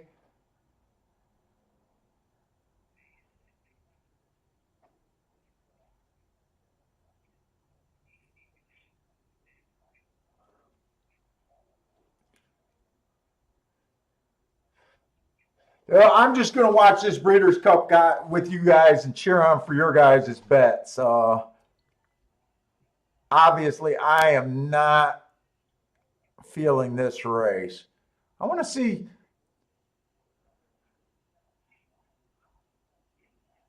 I might be a little interested in the distaff. I might be a little interested in that race.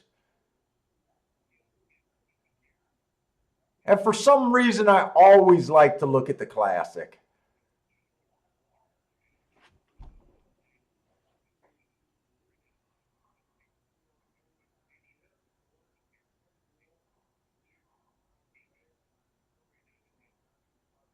Oh, which race was Sarah Gertie? Hey Matt, which race was that Sarah Gertie horse in? Sarah Gertie Empress or whatever her name is? Had,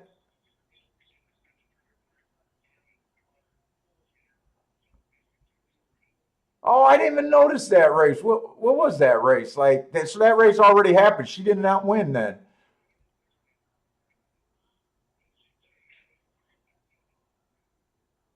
I didn't.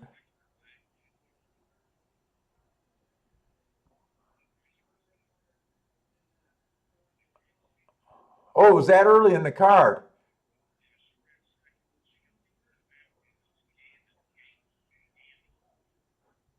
See how much I watched their names? I didn't even realize that she was in the race already. I just remembered that she ran.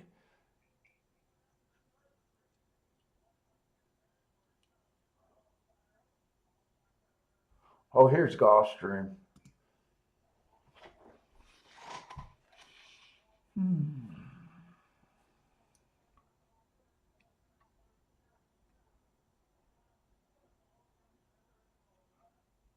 Yesterday. Oh, she ran yesterday. Yesterday.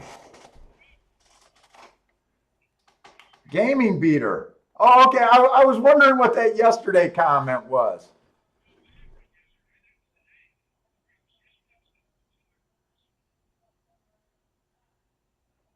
Oh,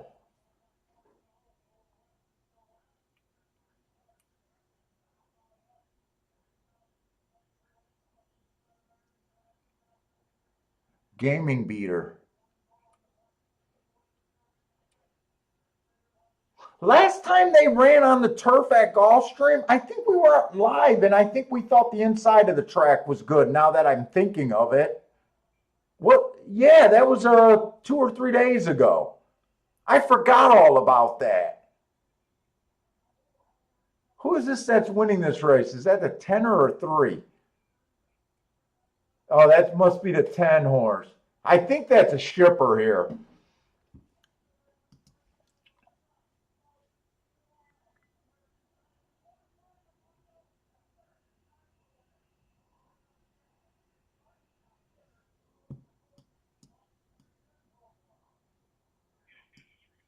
No, no, I didn't bet this race. I had no interest in this race when I started to look at it. Oh no, she ran today. Gammy did beat her. You're right about that. She ran this morning, earlier today.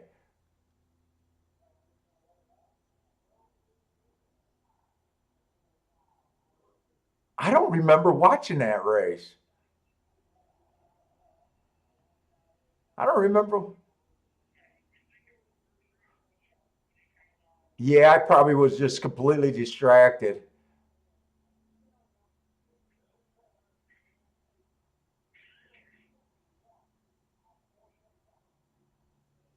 Wait a minute, was September 4th or September 5th Derby Day?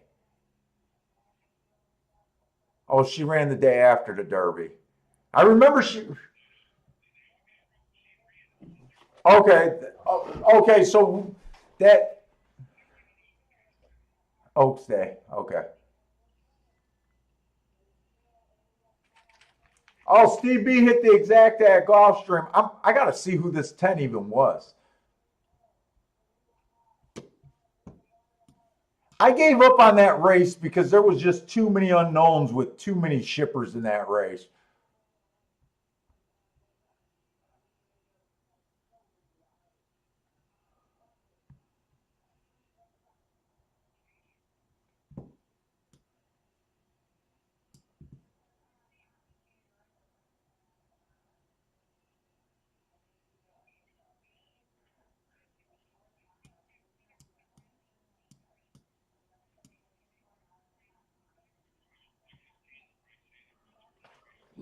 No, no, I don't like that. I'm going to just put it on. In fact, I'm on break right now.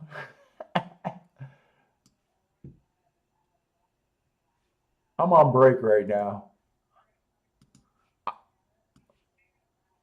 My overall thought is I'm just rooting for the outside of the track now at Keeneland.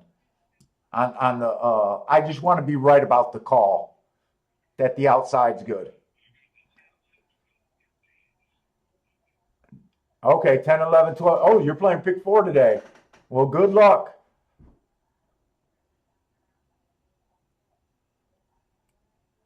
Who you got? 10, 11, 10, 11. You said 13 and 14 or 10, 11, 12, 14? Oh, 10, 11, 12, 13. Oh, okay, just 10 through 13.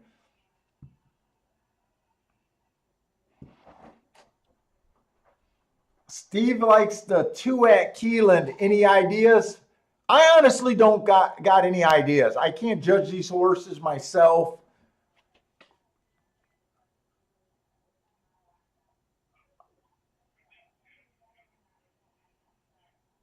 Yeah, I seen Jeff has some uh pick four tickets. My overall feeling is I just really like the call on the outside of the turf right now. That's all I got.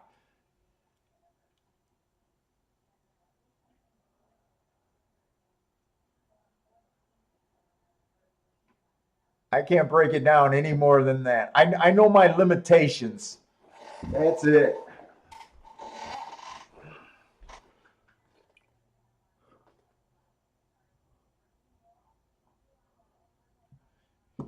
Anyone got any help for Steve out there?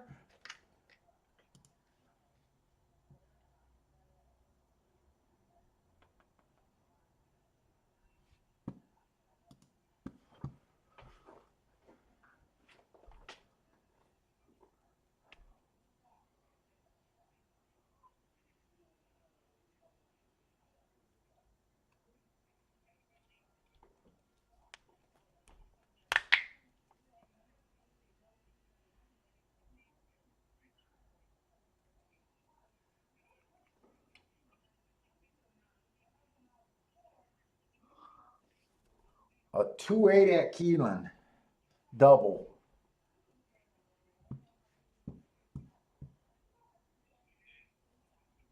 Steve B's looking at a 2-8 double.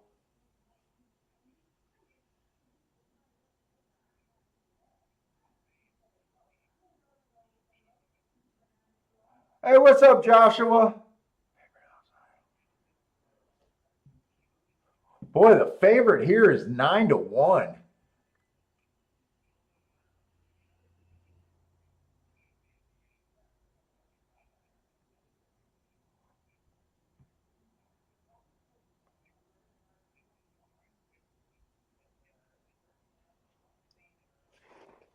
How have the other races ran today at Keeneland on the turf? Besides being outside, have they been wiring or stalking? I got a feeling they've. That was a race you hit, right?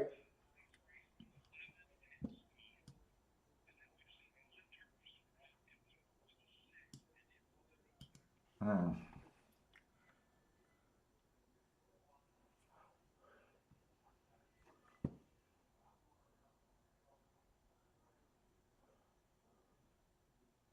Is there any foreign horses on the outside? Did the 15 make it in?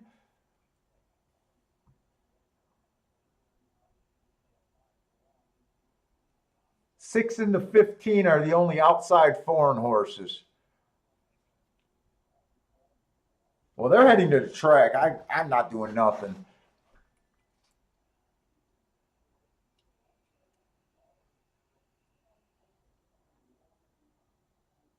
Man, you got a lot of speed horses on the outside.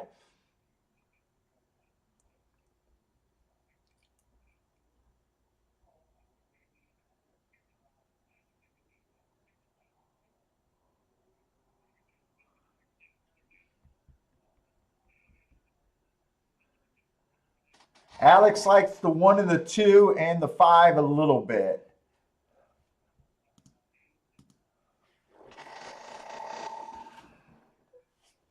Oh.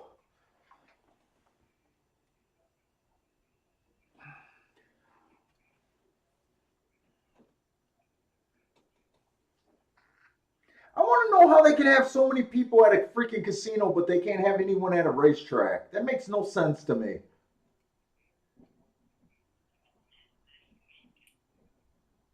Oh, is that why the governor came in and asked them not to? Do you guys don't got casinos in Kentucky though, right? Are they able to get full of people? Yeah. Well, if they're open, they're allowed to have people in them.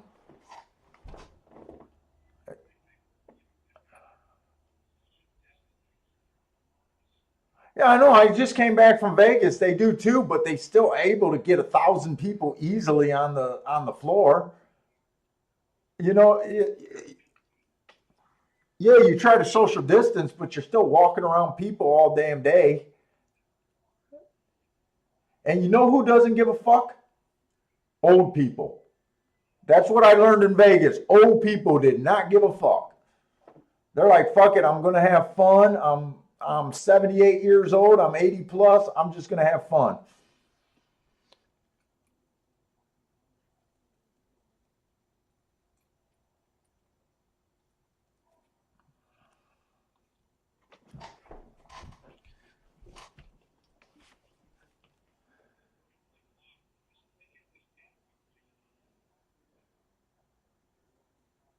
Well, now you just want a soft pace.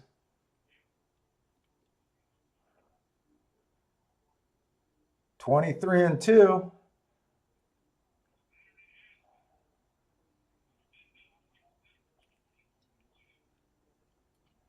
Shit. Why not be greedy and said you would like the lead going 28? Give me the lead with a 28 first quarter and I'll be happy. Well, Matt needs this 10 or 13, and I think Christina is on the 10 too. Oh, she is on the 10. 10-14 is her picks. Come on with this 10. 15 is the only European horse on the outside. Let's see if he has a move or not. Dude, racing might be easy game. Outside Euro is the call. Come on, 10. How do you guys not bet the 15 when I said bet the goddamn Euro on the outside?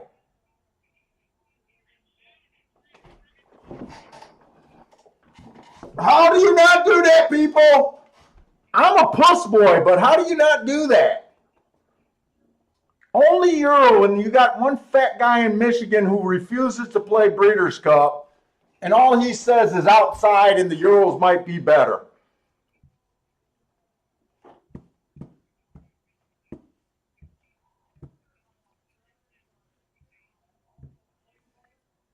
I don't think it, dude, I don't think it's unreal.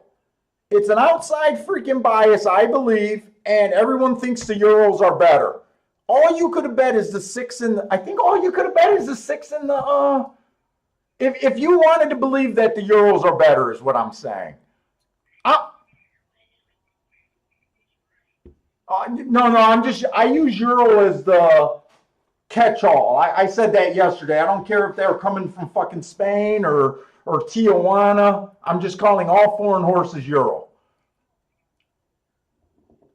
Javon had him to win for $3. Well, $3 is going to get you over 200 back.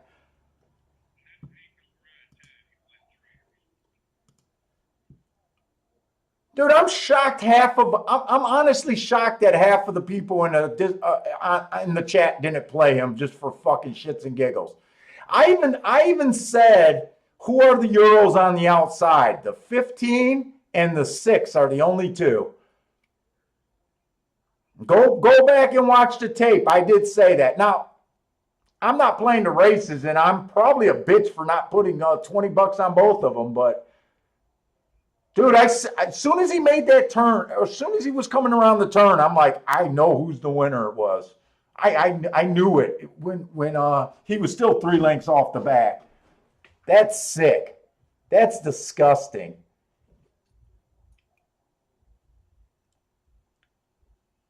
I can read a track. That's one thing I can do. If I could get down to 110 pounds and had enough guts to ride a horse.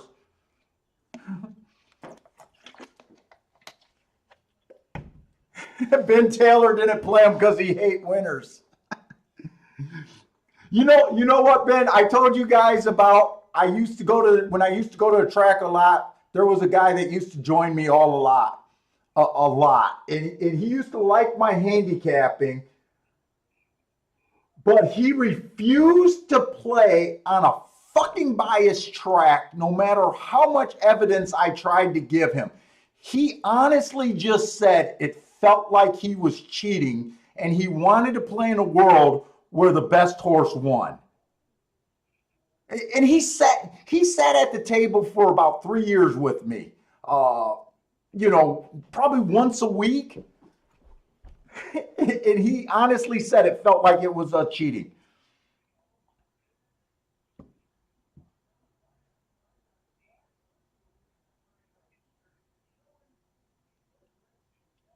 No, dude, I'm honestly not gloating. I just said it. I did say I'm a little pussy for not betting it, but there's one thing that I kept saying. I believe the outside of the track is the fucking place to be. There's been no hedging, no nothing on that. Look, you guys know that I protect my bankroll and I just don't jump into bets. You guys know that this is not my betting. I'm not, but it's almost funny to me how that race worked out. It's almost hilarious. And trust me, deep down inside, I wish I would have just threw 20 in it. But honestly, it's not my style to play in races that I don't like. But I'm watching it and I'm calling what I'm seeing, the outside of the fucking track.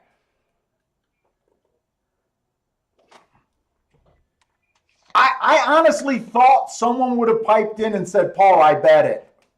And actually someone did. Javon had $3 on him.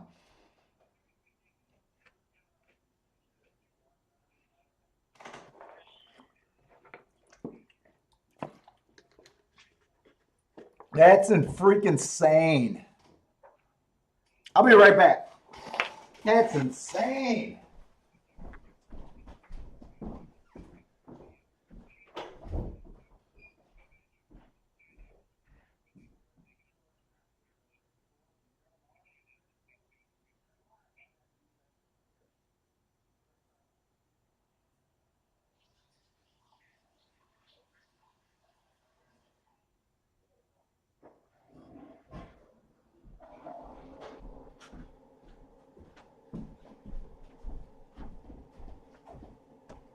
And I guess I'm gloating because I guaranteed no one on television even came close to saying that the outside of the track is where you want to be on the turf.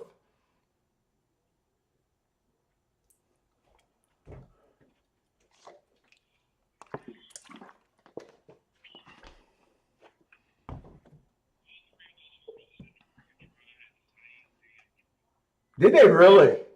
Pars- Parsons just said that all the horses in the try had the same trainer.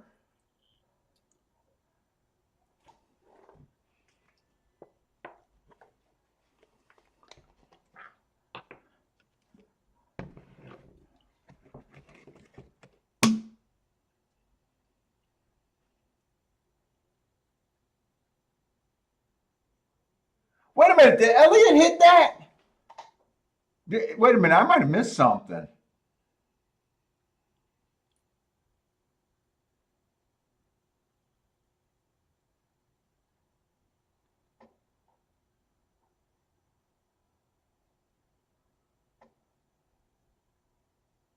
Oh, maybe I just read something wrong.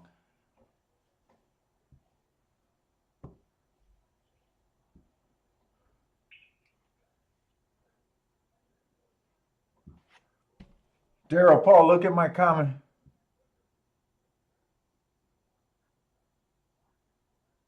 Oh, it would have cost $30.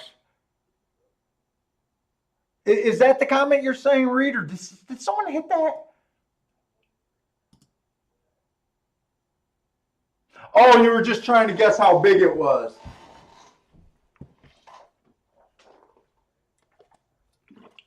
That's freaking. You know what? All honesty, Matt. You remember yesterday that 16 horse that had the 3 hearts back? Let's just say that race was coming up today. I put a play bet on that horse after yelling that the outside of the track was so good with the hearts and no Europeans in the race. I bet that horse yesterday. If that wasn't the first turf race and that was going into today or one of the last races yesterday, I would have had enough information to say I'm taking my 3 heart horses on the or my 3 heart horse on the outside, and I probably would pull the trigger here. Here I can't. I just don't. Matt knows me, and I know a lot of you guys know me. I just don't make blind bets, even when they're silly. I just don't do it.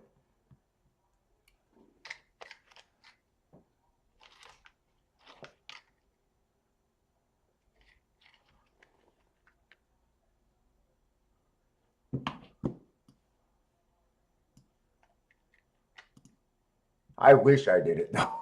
Jesus Christ. Let's see, we got the 8th race at Gulfstream.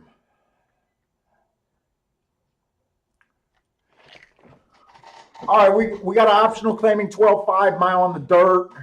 So far, I love the inside of the track. Oh, that went down wrong. Ooh. The 1 horse, last race he ran, bad rail stalking closing day. He gets an asterisk. He was average that race. I don't think that's a bad race, but he looks like a stalker here. 2 races back was 1 race sample. He won, but I can't really judge that race. 3 races back, same thing. 1 race sample, can't judge that race. And 4 races back, he was just average, and then had a nice move at the 6 furlong mark. The 2 horse, bad rail, average. He was in the 4 hole. It says he was 3-4 wide, so I didn't give him an asterisk there. 2 races ago, inside of the track was good. He had the inside. He went fast. He won. He took advantage of the inside. 3 races ago, it was a speed favoring track. He also got he got an asterisk that day for running against the bias. So he came back and popped right after running against the bias. The 3 horse, 1 race sample last race. This horse just aired.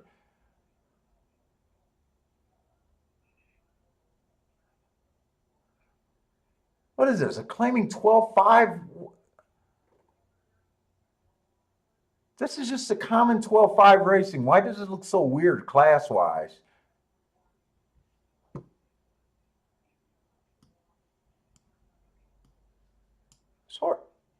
Horse is kind of making a big drop here. No. He just decided to step up like crazy last race. I got lost.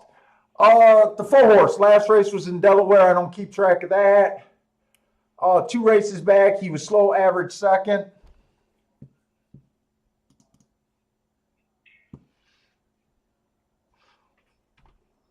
The 5 horse inside of the track was good last race. He was average while winning on the inside. 2 races back, he was just average.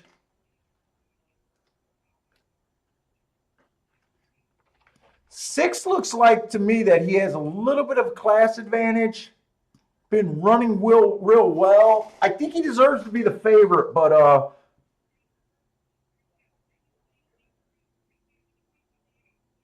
oh shit, I didn't even see this 7 horse.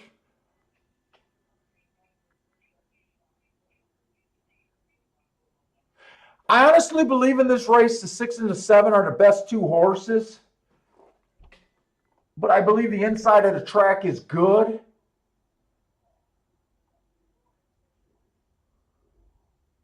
I think that's going to hurt the 7's chances. How do I approach this race? 7 been running like a monster. Last race he went too fast to win. The rail was bad. He got an asterisk for that. 2 races ago he went too fast to win. Fell apart. 3 races ago it was a stalker day. He got an asterisk and still went too fast to win. Do I have enough guts to bet what I like on the inside, or do I might just have to sit out this race, to be honest. I don't think I can sit out this race.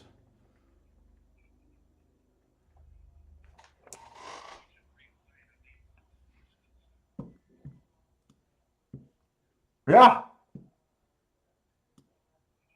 you stopped at him too. That was your one bet to continue. You were on the right track. You what did you have? You had 11 through 14. And then you just didn't use the only unknown horse that was out there. That's the only reason why I think that race made sense. You know, it's outside. That's the only reason. But then you were playing a pick four. You probably cut it down because of cost.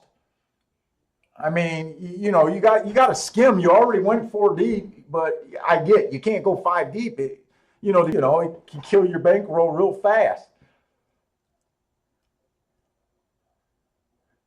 You should have did the pick four bet and then just did a minimal saver bet to cover your pick four. That would have ended up to be a nice hit. I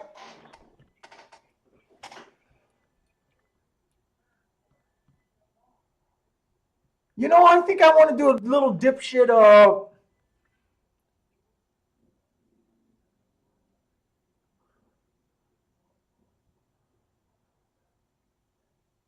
I think I'm going to do a little dipshit pick 3.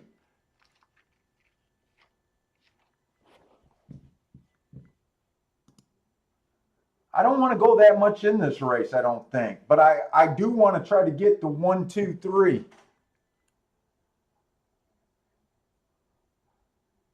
Let's see. Do I really want the 3? Maybe I'll just do, wait, where am I at? I'm thinking about going a 1, 2 all to a 1, 2, 3. Because that'll be cheaper.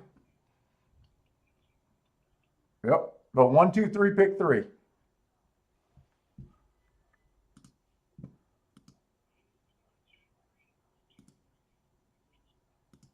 No, 1, 2, all, 2. I think it'll be cheaper than any play bet I do. I want to bet this race just because I believe in the outside, but the 2 horses that I think are the best are on the far outside. So I don't want to just go a bunch of, to me, I can almost do this and be cheaper. If I'm right about the inside of the track with the all, I can guarantee myself getting to the payoff leg.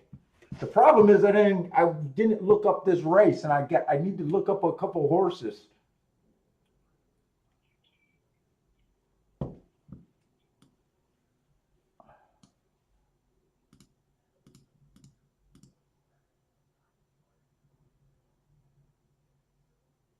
That only costs $33. That'll be the cheapest ticket I can make. Because I really don't want to bang against 2 horses that I normally would love.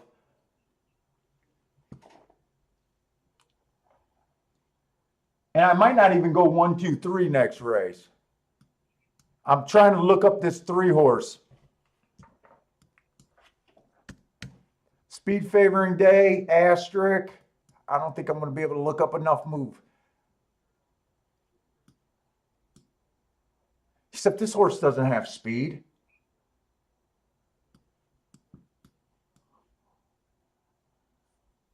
Who's going to get the speed in the last race? 4. 4 might get the lead. If not, it's going to be like the 7 or something. And I don't know if I believe in the outside of the track that much. 7's a route horse. Wait a minute. I never play pick 3s. I think I'm going to do a pick 3 right here.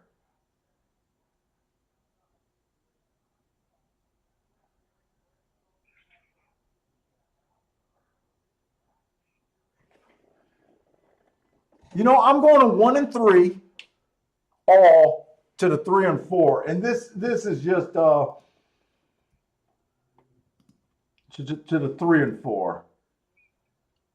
What is that? $22? I'm just doing that. You know what? I'm going to do a little bit more here. I'm going to bet the 1 and 2 to win. And then I'm going to play the 6 and 7 on top of the 1 and 2.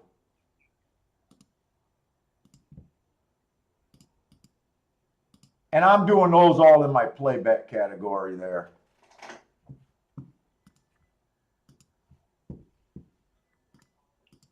Oh my God.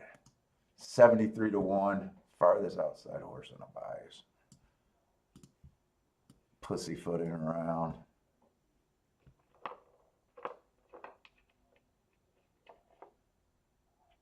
Oh, Steve, the two horses that I love in this race is a 6 and 7. I just don't believe that the track is favoring them. I don't want to bet a lot this race, but I did want to take a shot that could pay off here. So I'm just trying to get alive with the 1 and 2, hopefully.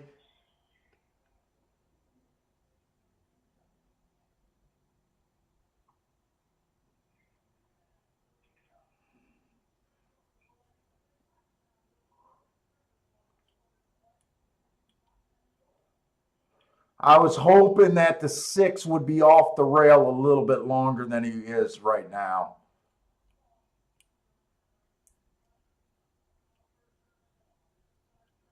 Two looks like he got a lot of horse, and he looks like he's doing a lot of running on his own. I like the way this 2 looks. I think. I'm walking. I gotta walk. I do better when I walk.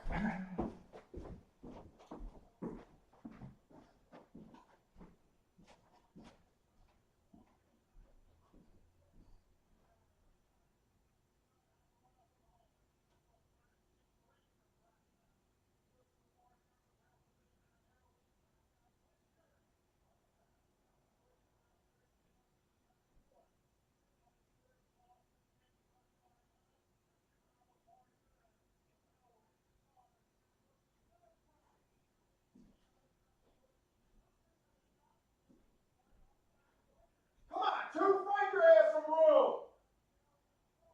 Find some room. Get your ass moving. Come on, 2, get him. Get him. Get him. Get him. Get him. Get him.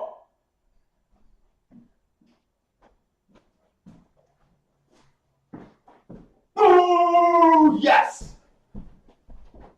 Now, do not take him down for forcing his way through.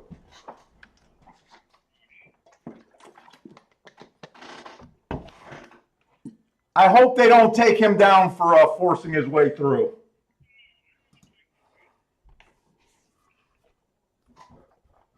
Well, I'm guaranteed to the payoff leg. Plus, I got that win ticket.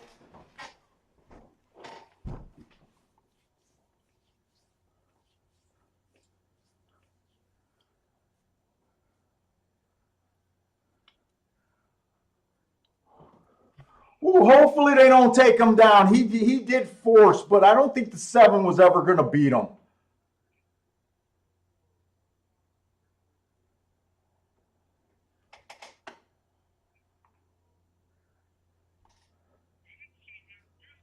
Oh yeah, in the stretch, him and the 7 actually went sideways. Ooh. Steve's saying she should be okay. The problem, if they take him down, he won't be second. I would have a second 6 on top of the. I got 6 and 7 on top of the 1 and 2. I bet the 1 and 2 to win, but I did that. Pick 3. I only did that pick 3 for 50 cents.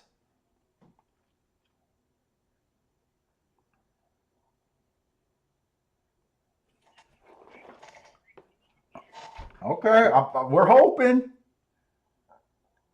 Alex is saying zero chance. Honestly, I love this is what you come up when you're playing with biases. Sometimes there's just horses that are running against the bias that you absolutely love and respect, and that was the case in this race. And it kind of made me luckily I slipped those other 2 bets down. The one and the two horses odds on the inside, me thinking that the rail was so good, it just overrode my impulse on sitting out of that race, thinking the 6 and the 7 were so good. And I honestly believe that the 6 and the 7 both ran really good. I think that it had more to do with the track today than them falling apart. Plus, those horses dueled and they went fast. I think I seen at the half they went 45-2, so they did themselves no favors either.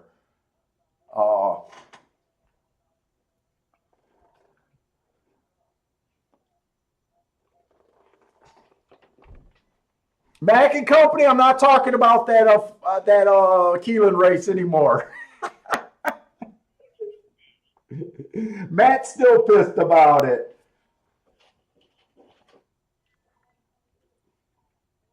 I got called out for gloating on a bet that I didn't make.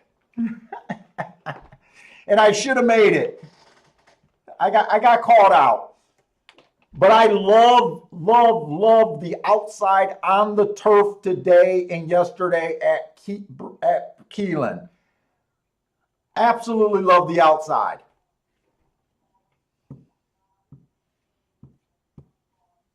And by the way, it looks like one person in the chat room did play that horse to win. The 15 horse. I think it was Javon said he had a $3 ticket. Fuck, $3 gets you $200 back. I can't think of a worse way to spend $3. Can you? Fuck, I'm gonna throw $3 at it. Oh wait, I get 200 back. I'm actually jealous about that. Fuck. Not even an inquiry? All right. Well, I got to pick 3 going to the final leg. I'll be only alive to 2 horses in the final leg, but I do got it all in the middle leg. Yep, $3. And I'm not ripping on them for only putting $3. Don't get me wrong. People play different amounts. Trust me, I wish I would have put $3 on them. Definitely not saying, hey, it's just a $3 bet. I'm just saying, believing in the outside of the track, why not? Almost like a why the fuck, one of Bill's why the fuck not bets. But honestly, I think he made more sense than that, just saying, hey, I believe the Euros are better than the American horses. And boom, there's only 2 horses on the outside you could bet, the 6 and the 15. If you had that mindset, to me, it was almost a bet that you could have put a lot on. Well, maybe not a lot, but maybe, a decent play bet. I don't know if you'd go there to the track thinking I'm going to, unload my maximum bet on them. I'm not saying that.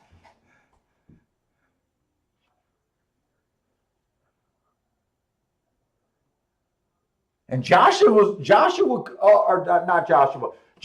been hot. Javon hit that 50-1 winner and been hot ever since. And not only did I say 15-1 winner, 50-1 winner, and he sent me photos of all his tickets, and I don't know if I could have shared that with you guys, but let's just say he had an opinion and he put it in there. He put it in there. He had a very nice day off of that. And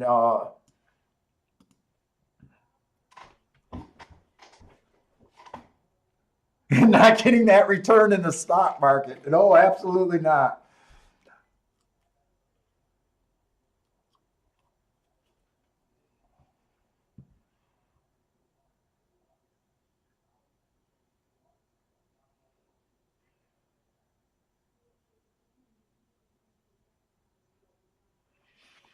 Oh, Steve, you did that pick 3 bet. You did that pick 3 bet with me, but you took some horses out the second leg. I hope it doesn't hurt you. The reason I did the all is, like I said, I don't play pick 3s. for a minute, I didn't want to do my usual $20 Dutch bet, and I just thought doing the pick threes was the simplest way to do it. I didn't handicap that second leg. I just knew it was a turf race, and I just said, "Fuck, let's just go all."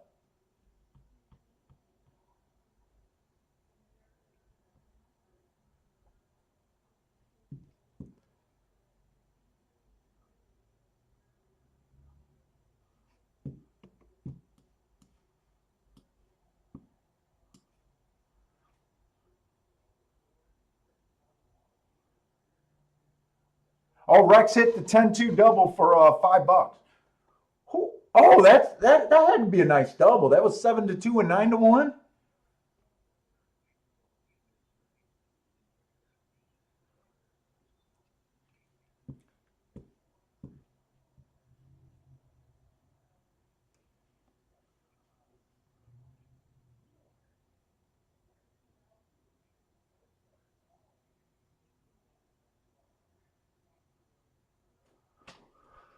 Let's see what.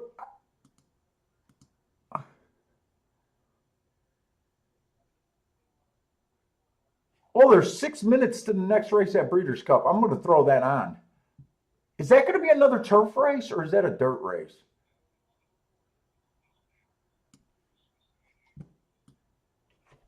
Oh, I might want to try to look at this race. I'm going to try to handicap just because I know some of those horses.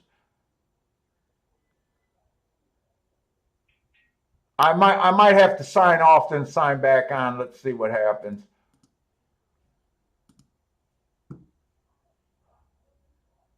So this is going into the 10th race here. We're going into the 10th race.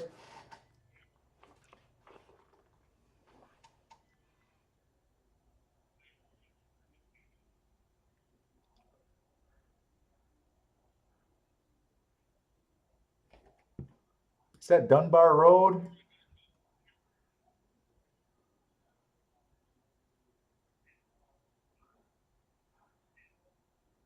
Okay. I gotta go to the bathroom and then I gotta rant.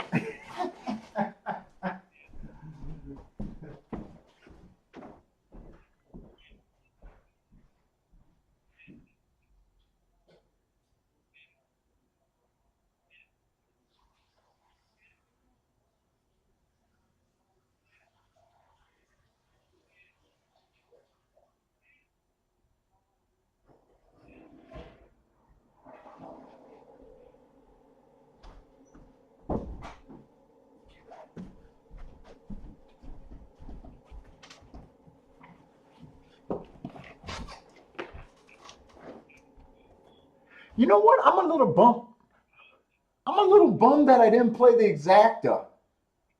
I love the 6 and the 7 and the 1 and the 2. I feel like I bet terrible.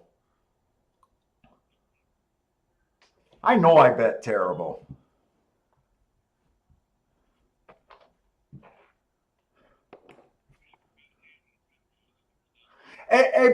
By the way, Mac and Company, you know that other 70 to 1 shot yesterday in that turf race?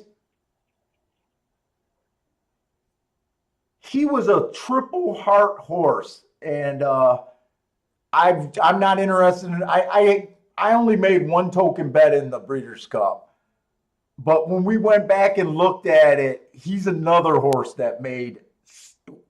To me, both of those 73 to 1 shots today kind of made, or the one yesterday and the one today, actually made sense.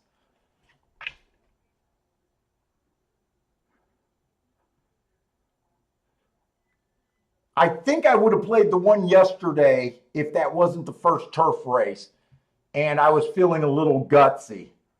And saying that the outside of the track was so good, like I started to do at the end of the day yesterday and all day today. Now I don't know. Oh man, I wanted to look at this race. I thought I had more time. I was gonna say I don't know what I think of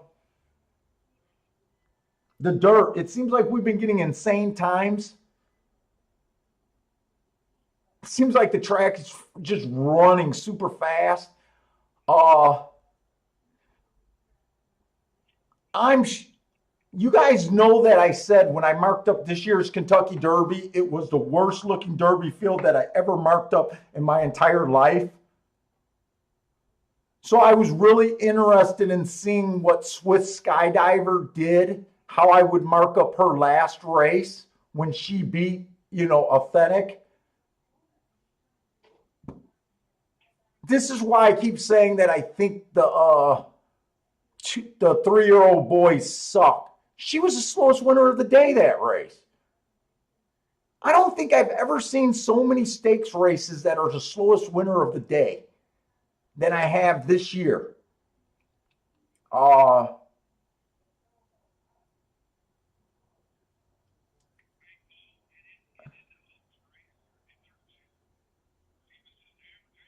Yeah, but we liked her off of that race because remember the rail was bad. The rail was bad, so you remember you hit Swiss Skydiver off of our thinking that the boys were bad. I just remained a sexist. This is why I was saying that I only missed her because I refused to take a girl. She was I was between two horses that ran on that bad rail, and I took the boy over the girl, and I should have Dutched back. Matt took the girl, and to me it was almost no surprise that she outgutted Athletic because I just don't think much of that field. Now if she does good here, I might rearrange my opinion, but right now I don't think I'm a real fan. I think maybe the girl crop is tougher than the boys crop this year. I don't know. No, it is hard to fault a record, and she did run against the bias. And you know what? Maybe she was big sistering Authentic and could have beat him anyways. I'm really against the 3-year-old cop. I can't believe I marked up Tiz the Law and was not impressed with any of his wins, and I don't understand why he was earning the buyers and speed figures that he was. I might be proven wrong today and have a really bad take, which I won't be surprised because I suck at big racing. But they did scratch down this track, so let's see if they go 21 and change 44 again and can hold on.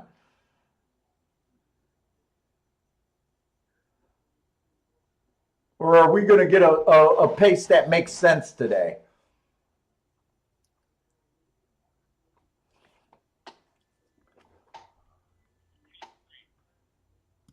Okay, so now all of a sudden we get a pace that makes a lot of sense. 23 on the front end.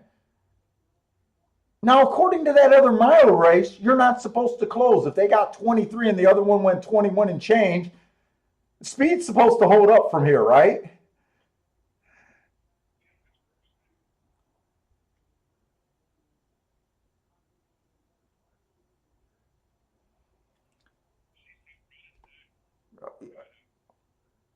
What number is Skydiver?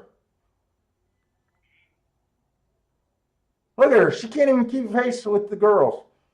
Well, now she's coming. Oh, no, she got a rally. Look, she's loaded.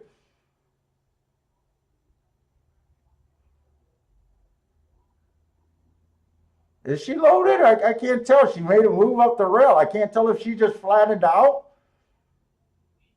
No, no, she's loaded. She's loaded. Or is she's not that loaded? Well, how many girls just better? And she can't beat the two horse. I think I like my take on what I think of the boys and what I thought of Swiss Skydiver. She did look loaded for a while, but Matt said maybe she got scared on the rail. I'm kind of negative on her, so I like to think that she just wasn't as good and she beat a weak crop of boys. And the real lady won. I'm not a fan of Muhammadi Girl, but she's the real lady.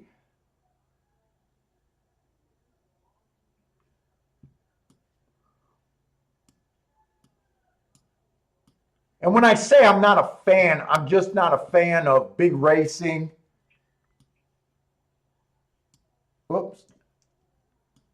I respect what she does. Let's just put it that way. I respect what she was. I'm not a handicapper fan of hers.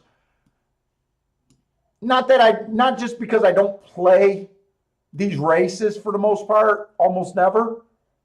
But if you're a handicapping fan, unless you just like to get the win position locked in all the time, she's a horse that's never going to give you any value. She just, that's what I'm saying is I'm not a fan of hers. I don't want to act like I don't respect what she does. She's great. She looks like to be a great horse race or a great racehorse to me. That record, you can't argue with what she has accomplished.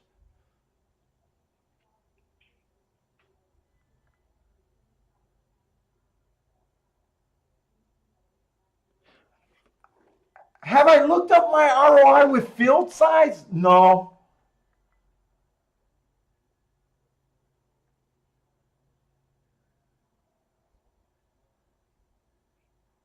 I'm kind of lost on that question, Mac.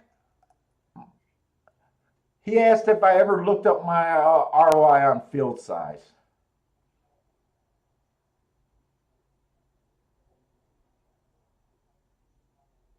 That's a weird way to look up your ROI.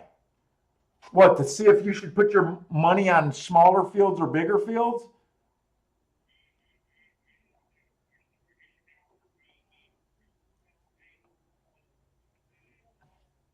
Yeah.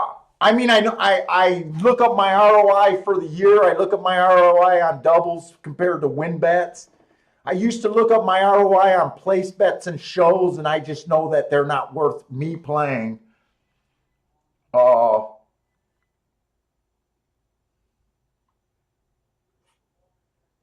I guess the only way you would want to know your ROI, and it,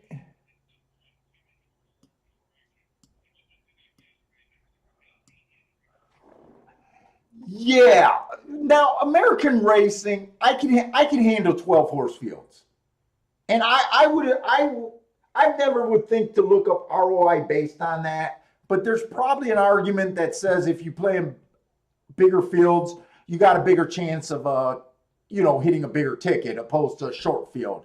Usually you associate short fields with no opportunities, but we've seen 5 horse fields where 20 to 1 win.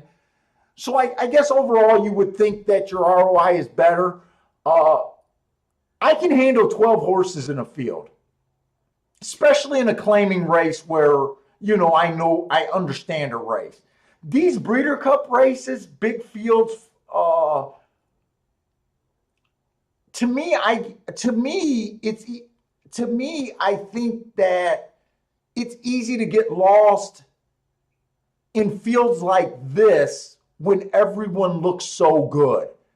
Like, I mean, top to bottom, especially the races yesterday where they were having the big fields and they only had 2 or 3 races and everyone basically won a race or two and they all look good.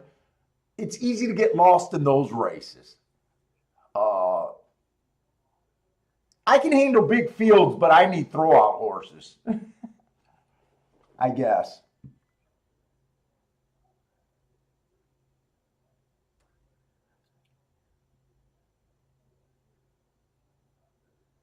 Yeah, I honestly did not mean to say that I'm not a fan of Mahogany Girls. I'm not a fan as a handicapper. As someone that's watching the sport, I'm a fan of hers. It just has to do with her price. You're never, put it this way. The only race that she was well, actually the way she's won every race, you could probably argue she's an overlay every time she freaking ran. But the only time she ever looked almost appealing to bet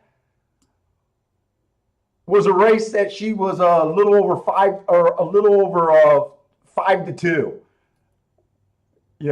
But I mean, this is a girl that she just does her job. And honestly, other than that race, she does her job easily. Well, actually, there was 2 races that it looked like someone was within a length of her. You gotta respect a horse like that. I respect cheap horses like that, but she would be a horse. That's probably a Hall of Fame record right there, I would imagine.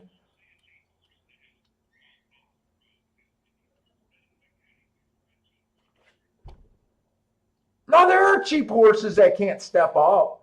That just sits in a 6,000 open claimers. I've seen, well, not 12 wins, but I've seen like horses that put up 5 or 6 wins in a row. Yeah, not 12 running against these. I mean, yeah, no. It's exceptional. Who set the record? Fucking Zenyatta or not Zenyatta? Cite. Oh, I don't count that. Yeah, Winks. But who was the American horse? Not Cigar. Was it Cigar? Started off as a turf horse, then they put him on the dirt, and all of a sudden he runs like 16 winners in a row. Wasn't that Cigar? I think that was Cigar. I think he won like 16, 17 races in a row.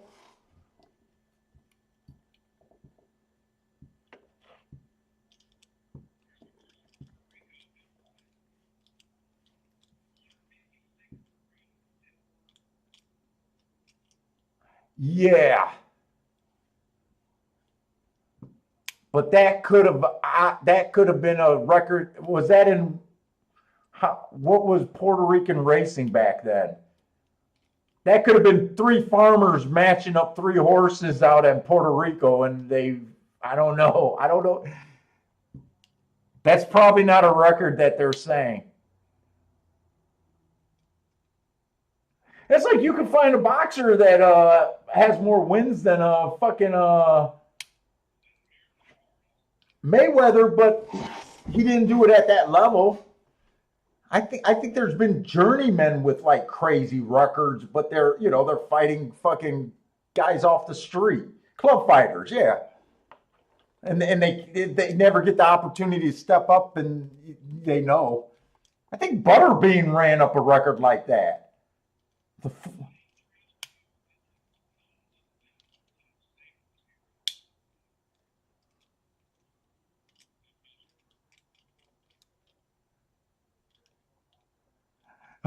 Jeff, you're slowly dripping. You're slowly hemorrhaging. Now Jeff says he's at 650 ahead. Just 2 races ago, he was 750 ahead with all his bets in. We got another turf race coming up at Keeneland. And then are these the last? These,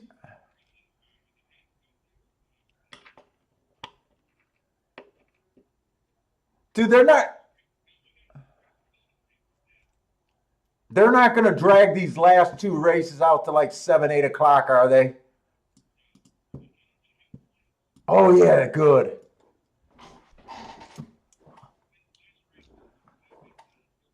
Oh, I got it all here at Gulfstream.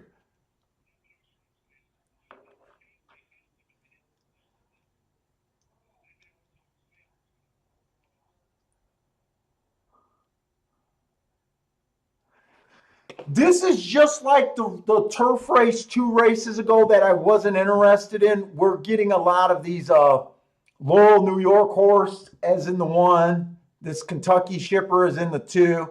It looks like we got a race where it's a stakes race and people traveled for this race. Let me see how much time I got. I'm going to see if I'm going to see if I got enough time. Oh, there's 0 minutes to post.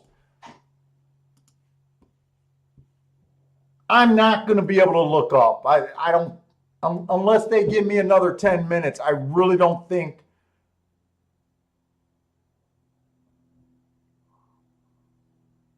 How many are there? There's four, five, six. Yeah, I'm not going to look up this race. I just got my all here.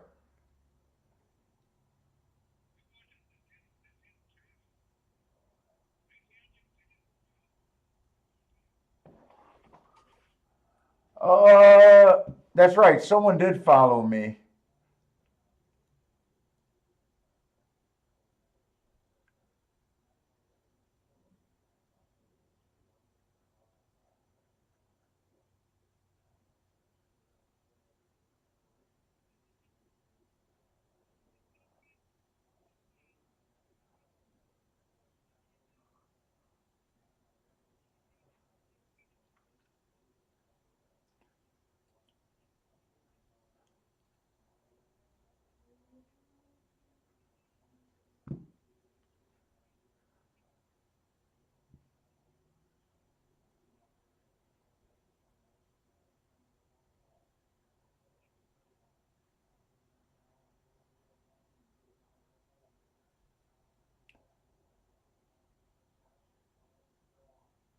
Okay, Jeff saying that he stopped betting. Yeah, dude, enjoy your day. I don't know how big of a hit that is for you, but 650 to me is a solid day. For doing this activity.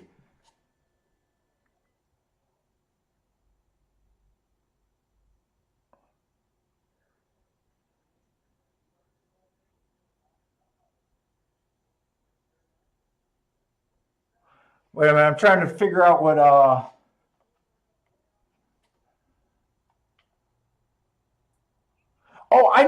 you know what?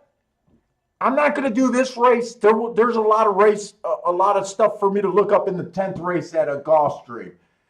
I picked up the 3 and the 4 because I thought I'd be able to bet the 1 and the 2 if I was able to get alive.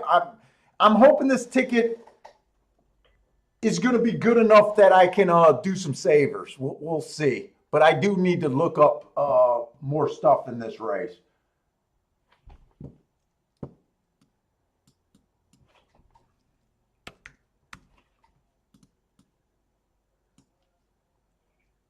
Middle of the track.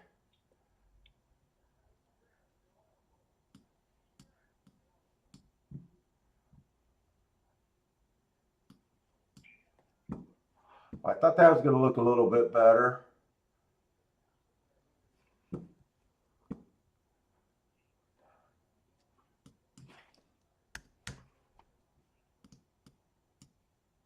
Two, 3, 46 and 3.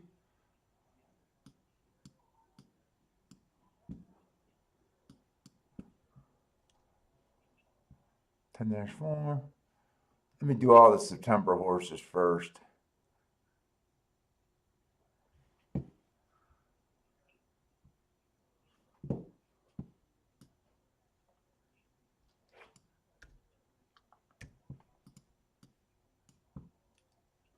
Two, 3, 2.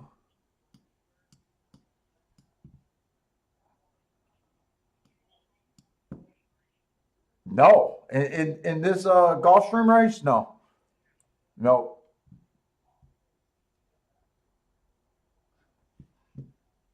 I got zero opinion, and we only seen one turf race today. It was won by the 10 horse. I think that was a shipper, coming in for the stakes race. It almost feels like that might be the case this race too.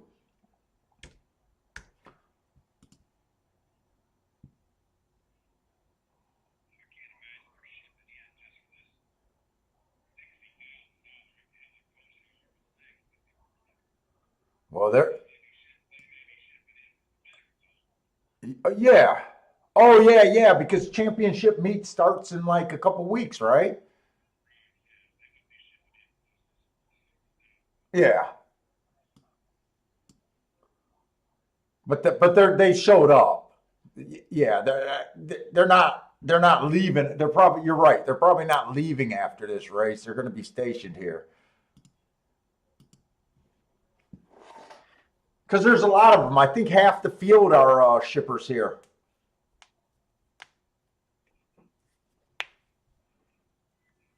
I think half the field.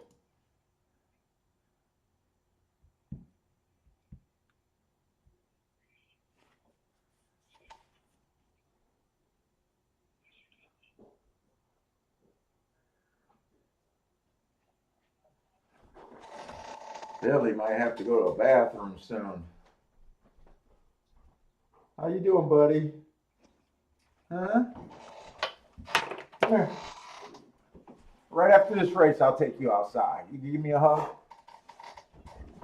You give me a hug? I don't got nothing down there. Oh, you just want love? We go for a walk. I'm going to take you to a bathroom right after this race. You've been getting in trouble? Probably.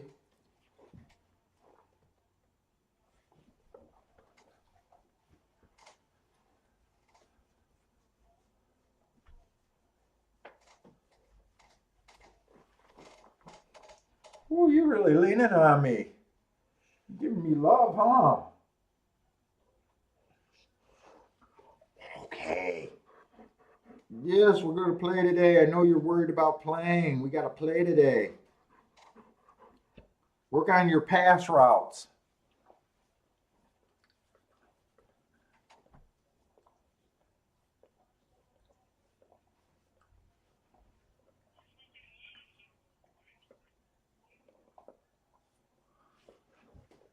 Come on, can I get something long here? Come on with this 11.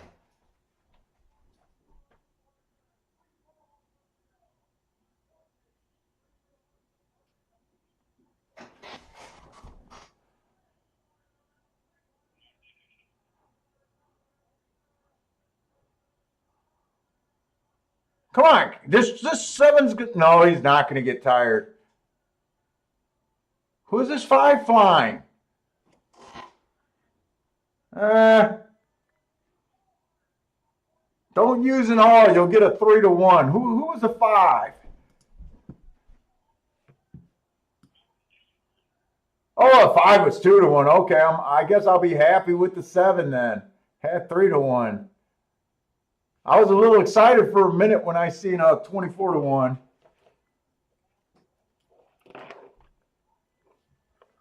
All right, I'm gonna have to look at this 10th race. I don't know if this is gonna be a great pick three, but I kind of still want to play the 10th race, but honestly, I don't need it today. I'll be right back. I'm gonna take this dog out.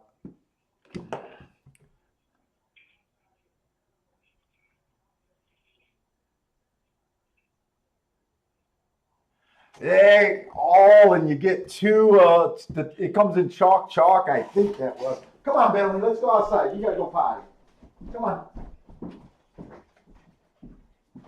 Come on. You've been so good. What you tear up today? Anything?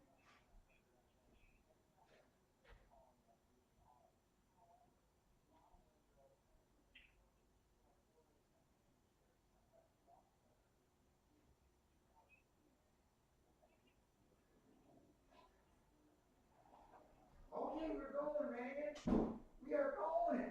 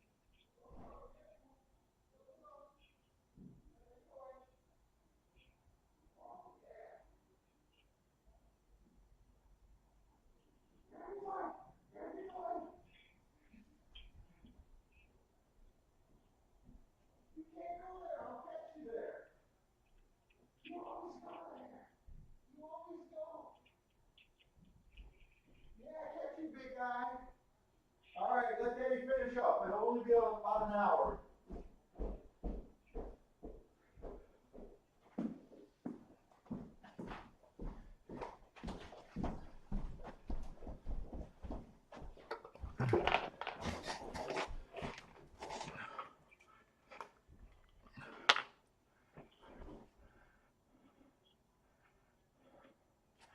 All right. I might go get another cigar tonight.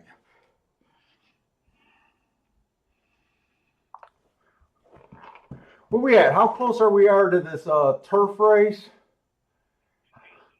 Yeah, they're kind of going to be on top of each other.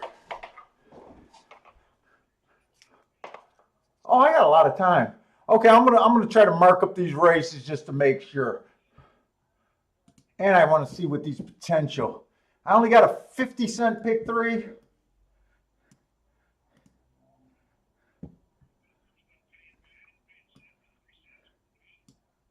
What? What? 73 what? Dollars? I only got it for 50. Oh, really? That's it? Ugh. All right, I'm glad I bet the 2-horse to win because it looks like my pick 3s aren't paying squat. Really? I don't know what I was expecting. I wanted a Bender pick 3.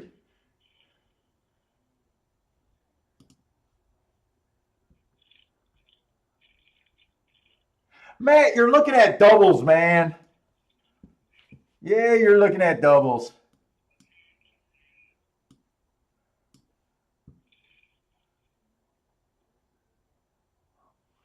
Those are for $1 though. So my doubles are paying. They're paying $200, but I'll get half of that, or $744 and I'll get half of that, because it looks like they do theirs in $1 payout. All right, not terrible.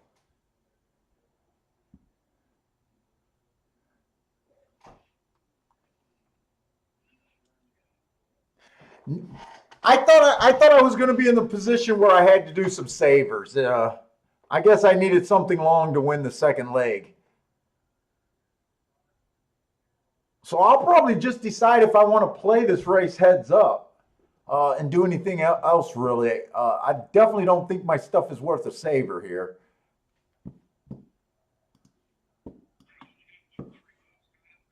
$22, I think it costs. Yeah, because I minus that 3-horse in the first leg. So the ticket costs $22. Plus, I remember at the time I wasn't going to bet the 2. I wasn't going to do any other bets, and then I decided, wait, I'm going to bet the 2-horse.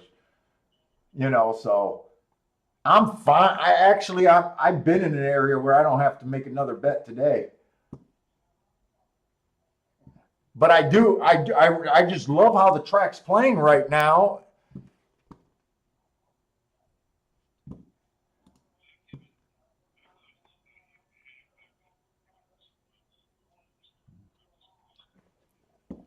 Matt's on coast. I think Jeffrey Bourne has said he's on coast too.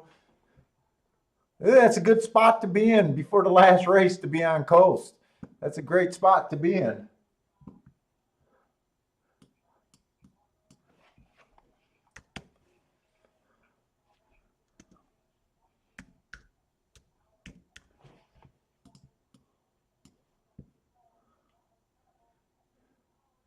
Next year, I might set new goals next year and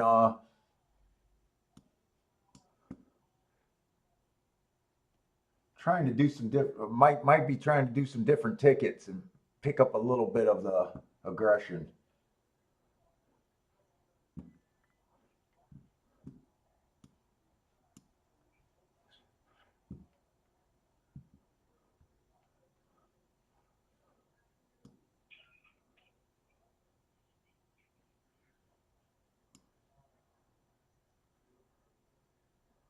Let's see, I'm alive to the 3. I think you need to have speed. I'm a little worried about this race.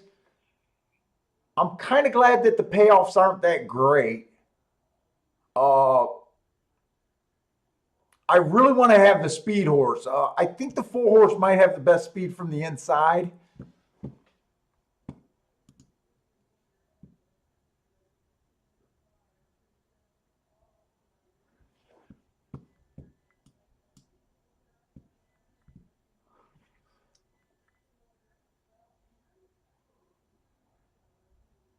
Kind of guessing on him. This is kind of a weak field here. May 16th. What am I looking at? Bad rail.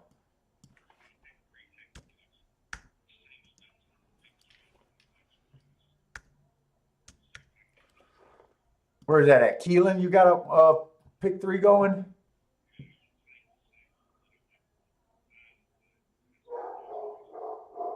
Oh, you got it starting this leg, next leg, and the third. Yeah. Yeah. So you got 2 more legs, or this is a payoff leg?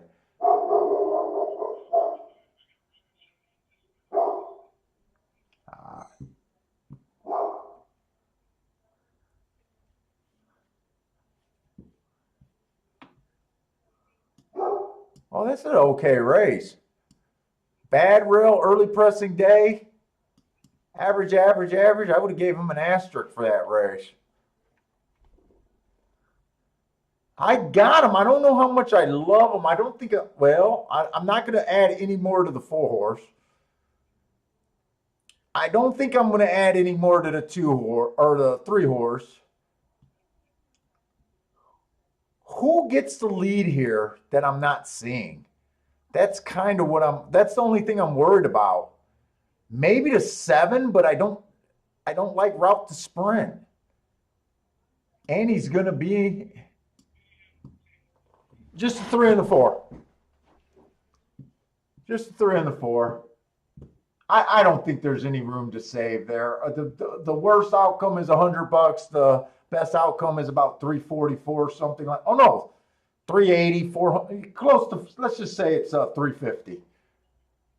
I think it was paying 7 something if I remember right.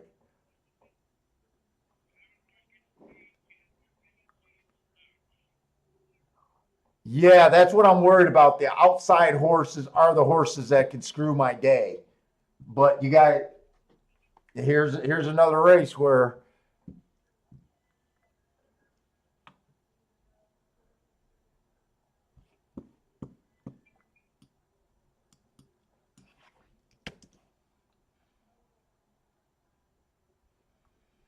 where's the E on the keyboard?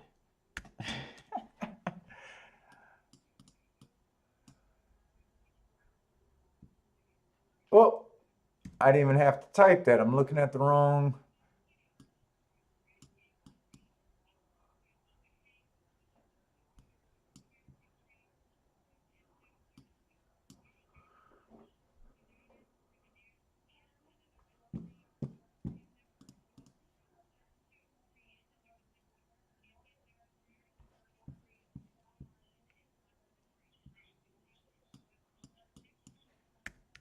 Oh, I got to go back to it. I'll go right back to it.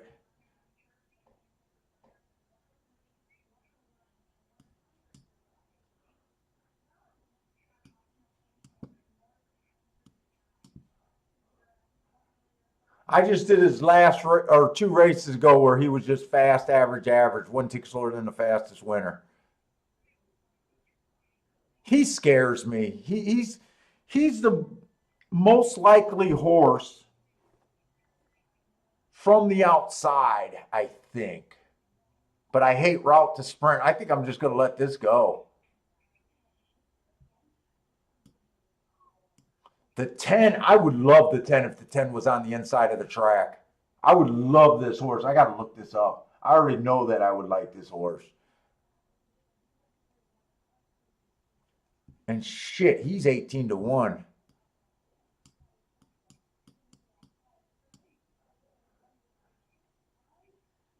Oh, man. Oh, man. Oh, man.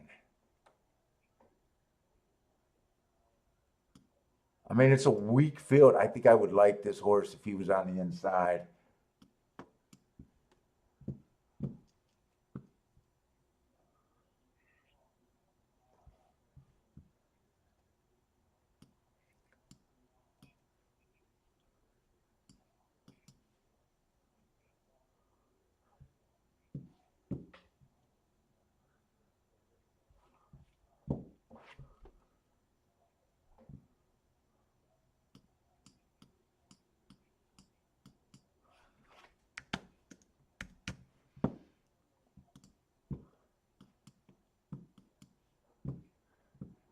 And even the 11 I would like on the outside, but I think it's a reach to go that far outside. But man, both of those are tempting.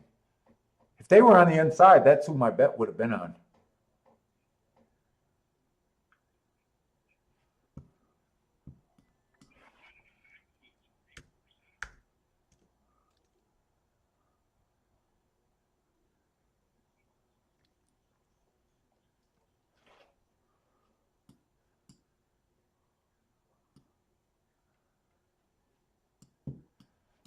Okay.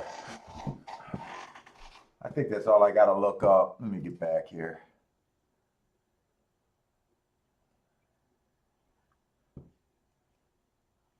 Oh, Steve, I haven't watched any Aqueduct today. I don't know. I haven't seen any pics from Aqueduct out there today.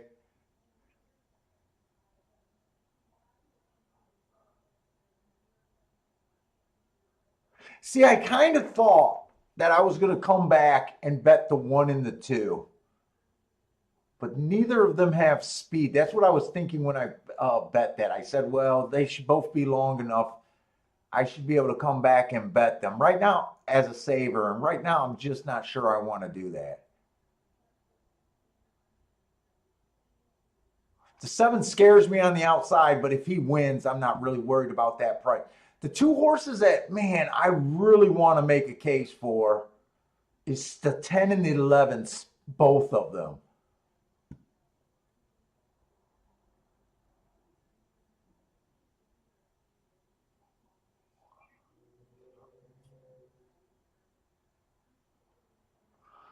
I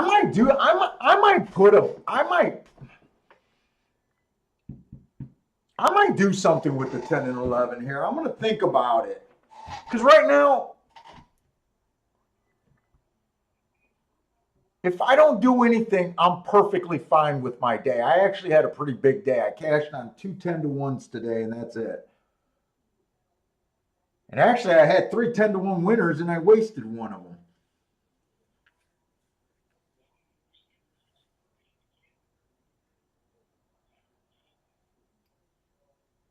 I'm going to think about what I'm going to do. I'm going to think about what I'm going to do. Man, if either of this 10 or this 11 was in the 5 hole or closer to the inside than that, I would be all over those 2 horses.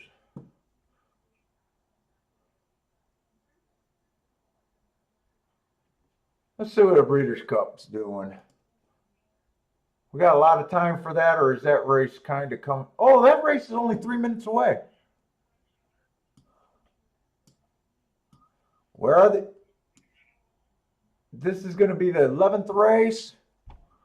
Well, shit, I might as well sit. I might as well stay on for the Breeders' Cup Classic if they're not going to be that much later. Oh shit, I'll just stick around for that. I'll just stick around for that.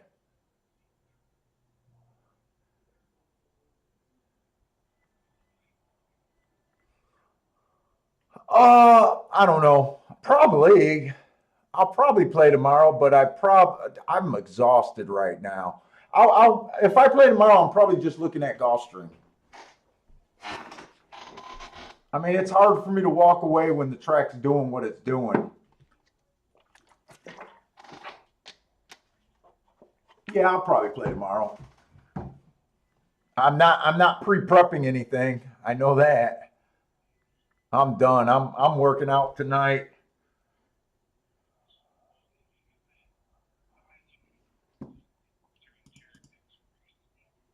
Yeah, no, I take it easy, Rex. Yeah, no, right now I'm tired. I don't want to think about horse racing, but you know me. I'll wake up tomorrow and probably play Gulfstream. I'm not going to try any Aqueduct. I want to see how Aqueduct is doing on the bias reports once we. Oh, you know what? I'll probably I'll probably be doing all the charts tomorrow because I didn't do any of those charts that you sent me late. I'm behind. I'm way behind. If I don't start them tomorrow, I'm gonna have a hell of a Monday and Tuesday. I didn't even get to look at this. I'm still rooting for the outside of the track.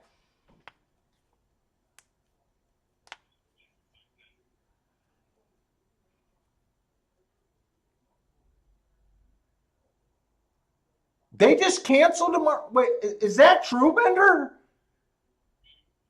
Bender's saying they canceled Gulfstream. Do you know why?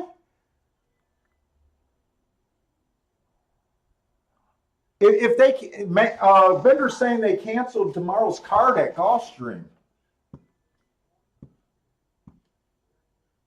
Fuck, you know the way I feel right now. I'm perfectly okay with that.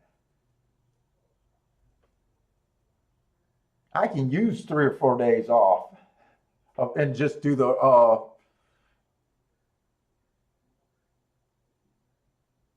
Shit, I hope you're right about that. They must have just announced that or something. Oh, they're getting weather, huh? Okay. Well, shit, I'm glad. I'm glad I came on today. Hey, Bender, are you just joining us today? Did you take the day off or you just been playing?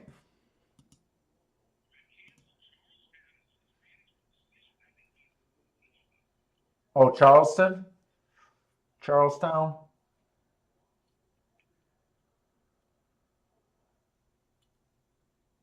Oh, it looks like Gulfstream is getting a ton of rain right now.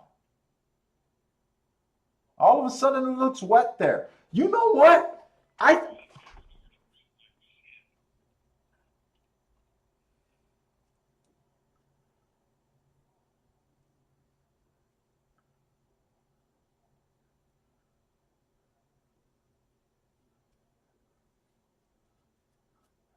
I think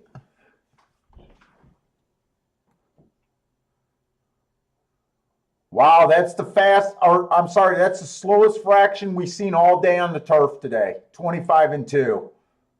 Oh, this is a marathon. Yeah, this is a marathon. Never mind. I'm an idiot. I'll be that guy cheering at the wire right now. The nine's the winner. Yeah, I could be that guy. Yep, yep. In fact, I know I've been that guy before. Arlington Park has 2 wires. Some races they announce are running to the first wire or the second wire. Do they? I've seen a jockey withstood that. It was to the second wire, and he stood up after getting to the first wire and got his horse. The horse was not gonna fucking lose.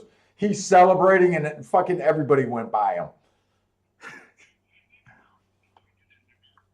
Oh, really?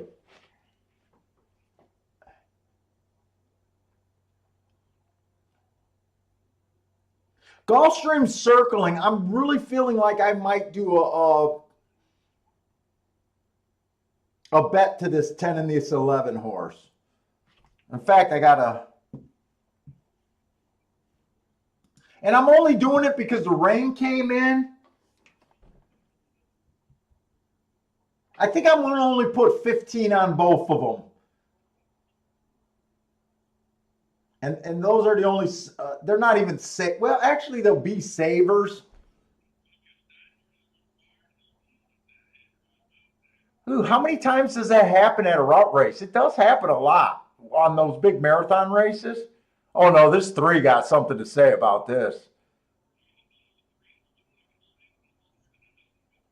3's gone.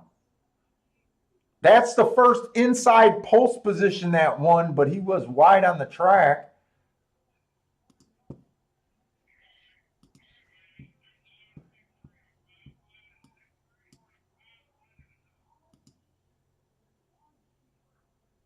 Okay, oh, that's the last race. So Matt says he got 5 horses in the next leg. It is pick 3. That'll be the closing out leg.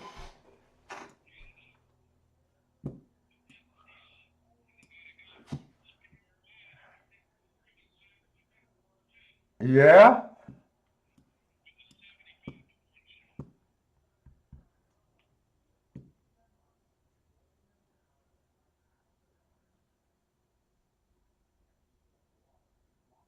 Oh, Bender, you haven't. Oh, you took the day off after yesterday. That's a good look right there. I'm kind of glad they canceled Gulfstream tomorrow.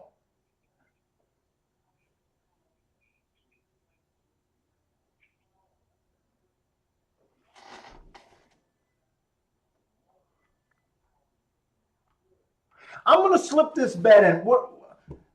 So if the three wins, I get $100 back from that pick three. If the four wins, I get like 350, something like that back. I'm gonna take $30 and just put $15 on the 10 and the 11. That's all I'm gonna do. So if the three win, I just won't win as much money. I'm throwing away $30, but that's all I'm gonna do here. I'm betting this 10 and this 11. I'd hate to see one of those two horses win and me not have anything, so I'm just putting 15 on both of them.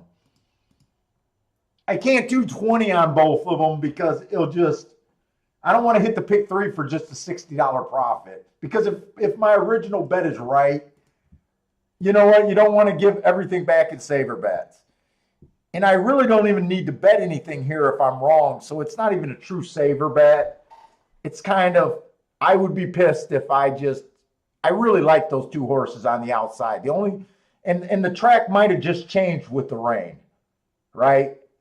It might not be the rail right now.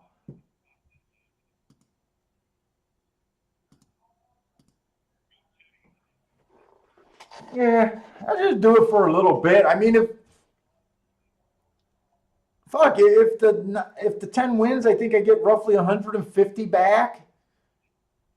If the 11 wins, you get 2, 3 something back. Actually, both of them would be better than the three winning for me with $15 on them.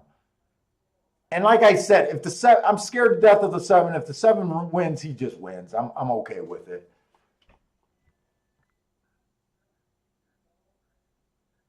Yeah, are you talking about that 15 at 70 to 1? That's what Matt's saying. So Matt's alive in his pick three with 5 horses going in the last leg. And he said, fuck, if he would have went one more horse wider because he was taking the whole outside of the track, he would have been alive with that horse. You know, but then could you have afforded that ticket? How much more would it? I mean, five. If you're that would be 5 by 5 by. You did have a single. No, no, no. You would have been 5 in the first leg, 5 in the last leg. That's your 5 by 5. You had a single. That 3 was a single, right?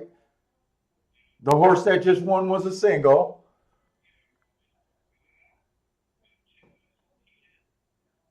Oh, you could have afforded that. That would have been $50. Oh,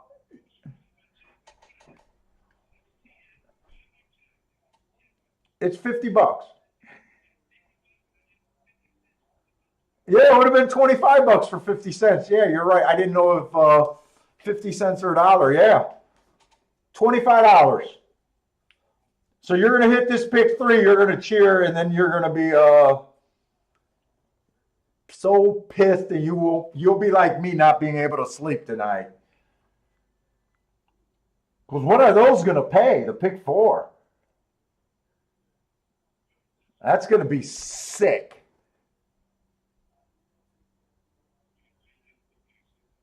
Alex is saying the hardest race you singled and nailed it. Yeah, he was 5. No, he was 4 by 2 by 1 by 5. I just in my math, I knew he would have had to be 5 in the first leg, 5 in the last leg. So I don't know that's the order of his ticket restrictions. He went 4 by 2 by 1 by 5.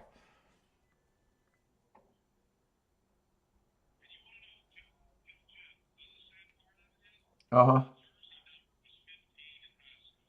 Oh, Matt says his jersey number was 15 in high school. He should have bet it just off of that. I think Jeff is complaining the same thing because I see his comment, that damn 15. I think he would have been in roughly the same situation, it sounds like.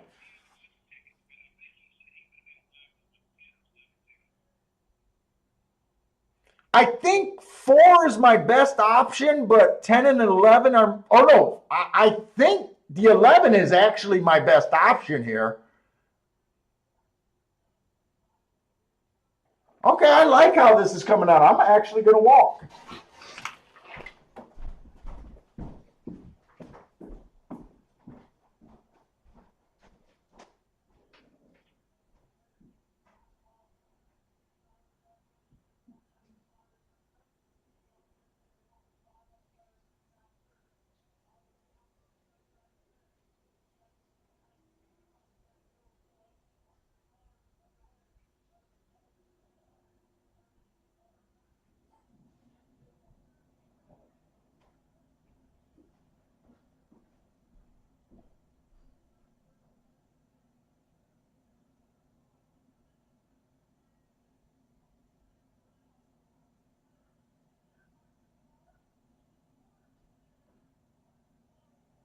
Come on, 11, get there. Ah, so brilliant and so. Okay, good. Thank God that wasn't 311. Thank God that wasn't 311. For a minute, I thought, oh my God, that was such a missed opportunity. Ah, we hit the pick 3. Yeah, I think the 3 held on. 2. Should have just stuck with the inside of the track. Remember, I said when I bet the pick 3, I said I can always come back and bet that 1 and that 2, and then I kind of changed my opinion, but that's all right. I think that tickets. I think it's going to pay $100 for 50 cents. It cost me $22 to hit it, and then I threw away $30. Why is that? Yeah, I know you're going to be sick. $40,000.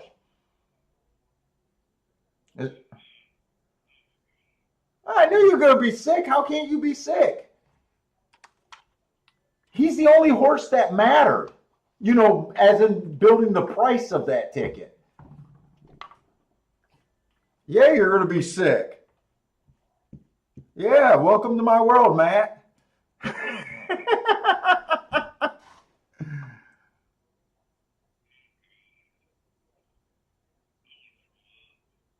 Yeah. Yeah. I'm going to look at. Wait, no, I don't know who you're live to. Do you want to? I'm just going to look at the pick 4 payoffs. You don't got to tell me who you're live to.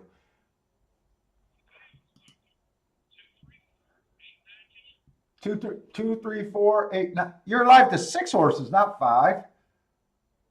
2, 3, 4. Okay, wait a minute. Could you afford that ticket now? 5 times 6 is 30. Oh, it would have been $30. Two but 1. Yeah, you could have afforded that ticket. I know you. You could have played for that ticket. That's not anywhere out of your means, actually.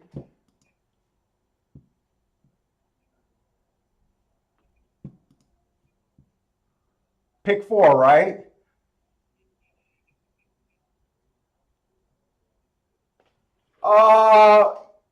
Okay, they're not as high as I thought. What did you say? 1, 2, wait, 2, 3, 4, 8, 9, 10. Yeah, you'd be. Well, you would have got half of that. You would have got half of $4,000, or yeah, you'd be sick. You'll still be sick. You'll still be sick. Yeah, when I was screaming in the other room, I thought that I knew the 3. I seen the 3 winning the race before a few steps. It looked like it was going to be that 311 exact, and I was thinking I kind of might have missed an opportunity there, but I still missed the opportunity with the 2 because I said I was going to come back and bet them, but the pick 3s weren't paying enough for me to really protect.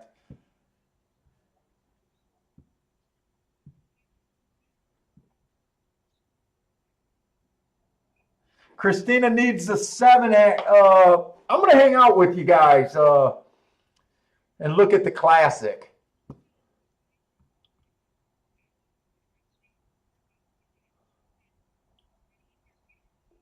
How much time we got for that race? Oh, 30 minutes?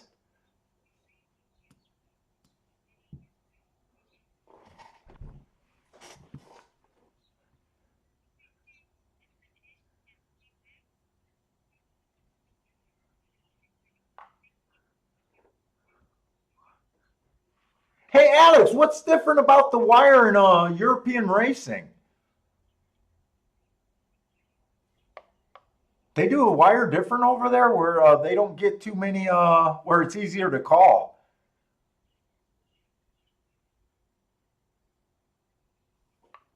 I don't watch too many. I don't watch too much European racing. I'm kind of think what sticks out on their wire.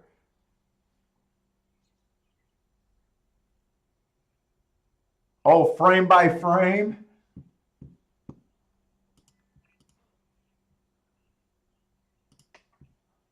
So Gulfstream is done.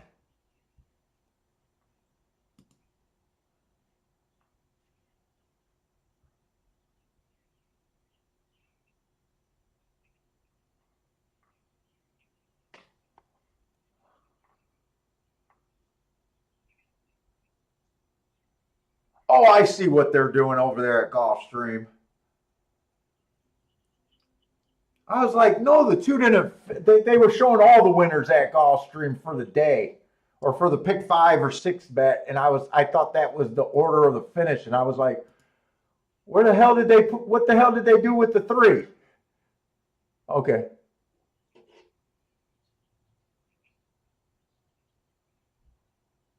All right, cool. They're definitely canceling tomorrow. Actually, fuck, I'm kind of happy, man. I don't think I'm gonna play them at all tomorrow. What would be tomorrow be like? Aqueduct Woodbine is what we'd be looking at. Oh, they go back to Churchill tomorrow. Yeah, I don't know if you want to call me, but I'm probably just gonna put it this way. I'm probably gonna be doing files. If you want to hang out and bullshit, I'll probably, like I do, but I don't know how active I'm gonna be. Right now I'm kind of getting geeked on just not playing. And you want to know what's hilarious about that? The wife still won't be home, and you know how she always wants to do family time. So if I tell her I took the complete Sunday off and why weren't you here, she'll be pissed at me. I'll be like, I just laid around the house and watched football and stuff. She'll be like, oh, so you took the day off and I'm not home? Because I don't expect her home till late evening tomorrow.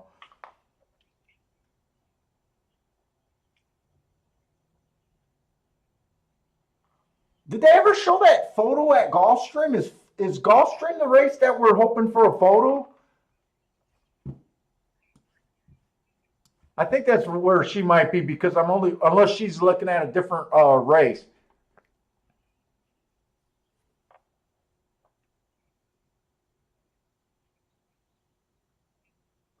Oh, Joshua Coons betting soccer.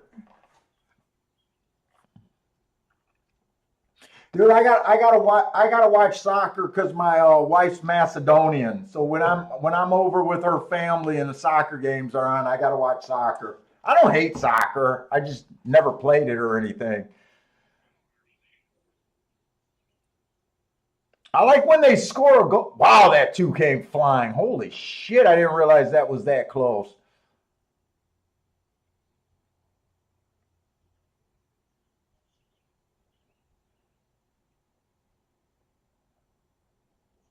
2 kind of got sandwiched out the gate. I probably was lucky for that.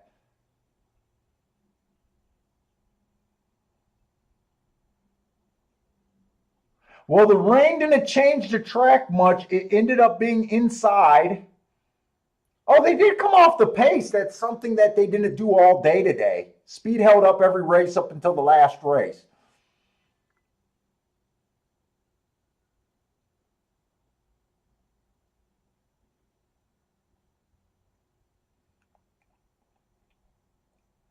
'Wonder. there's no way to prove this, but when you believe in biases, you always sit there saying, I wonder what this 11 would have done if he would have been in the, one of the first 5 post positions. I think him and the 10 ran a pretty decent race.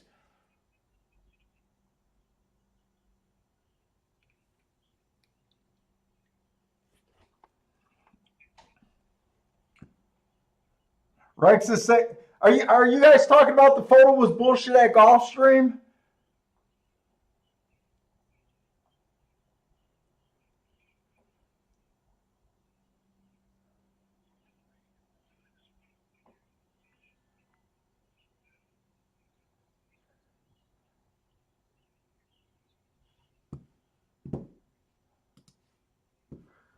Let's see. I'm just going to go over to Keelan. I don't even hear it, Matt.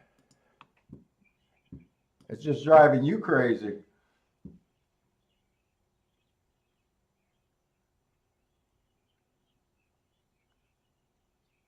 Oh, you guys are saying that the 2 won easily at Gulfstream? So you guys are saying that I'm stealing money?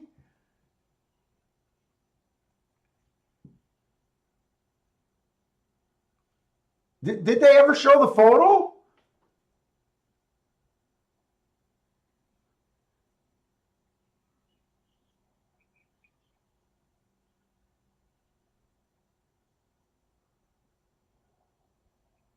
Oh shit! I see Richard is pissed because he needed the 2 for the pick 4. You know what? That's a tough beat.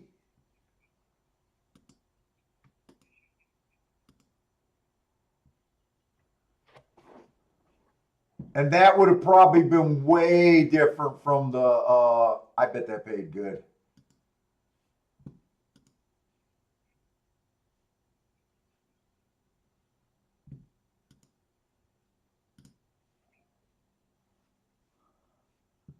Yeah, I'm sorry. I don't want to make jokes because that's a tough beat, man. And you were probably alive to a lot bigger ticket than the ticket I was alive to.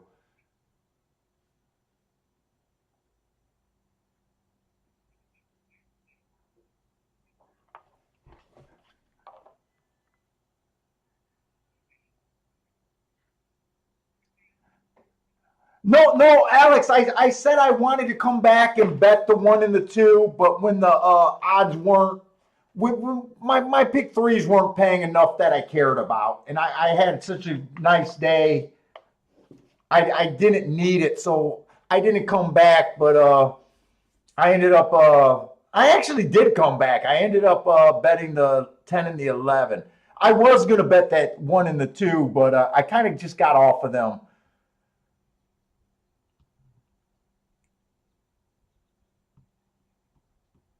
I probably shouldn't have. I probably should have kept the bet on the 1 and the 2, but just because of the rain, I thought, you know what? I those would piss me off if I would have just got beat by the 2. Rex had the 1, 2, 3 in that photo. Was bullshit. I'm sorry, I didn't see the photo. Now I wish I seen the photo. I honestly didn't realize that race ended up being that close. I don't know. They're saying that they didn't like the photo, that it was too close. And usually it's one person belly aching, but there's like 3 or 4 people that saying that photo was bullshit.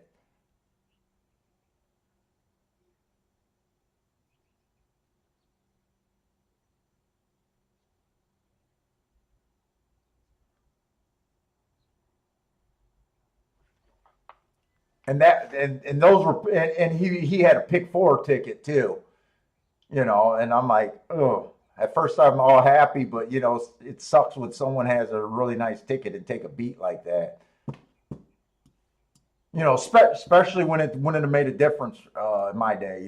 It could have made a difference in his day.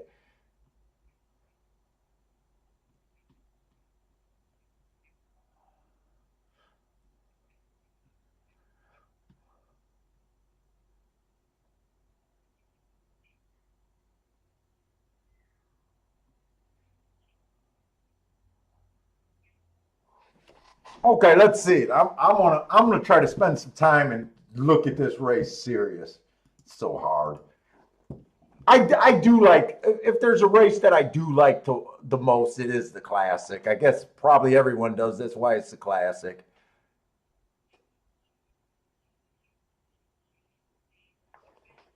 Has it been inside, outside, or anything on the dirt that you could think of, Matt? I'm ready to do a quick dirt tic-tac-toe board.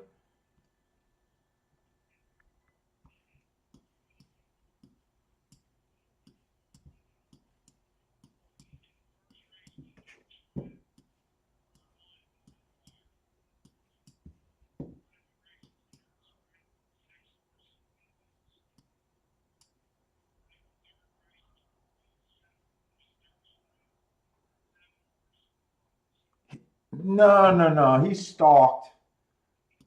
He stalked and he was in the 6 hole.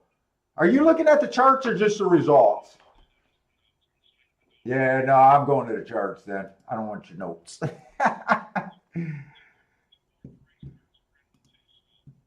Okay.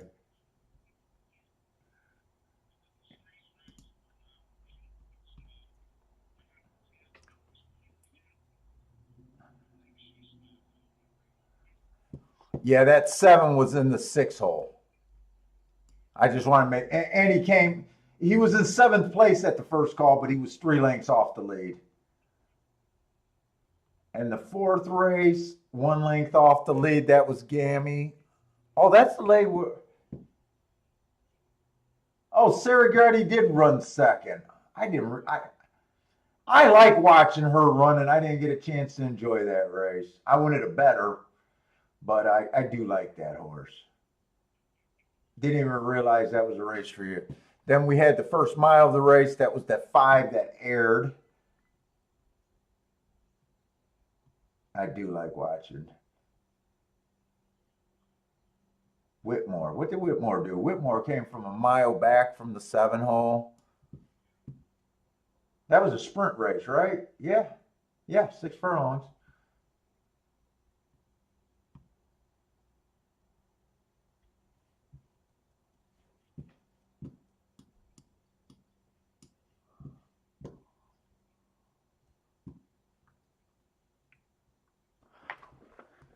All right.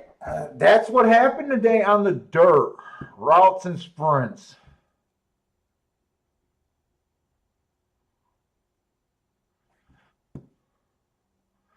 Honestly, they're not clumping too well, other than maybe, let's see. This horse was 1-5.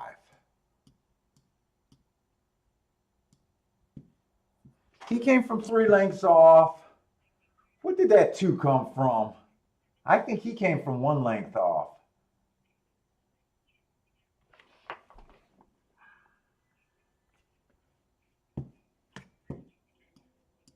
I got it. He came from 1 length off. This horse was 8-5.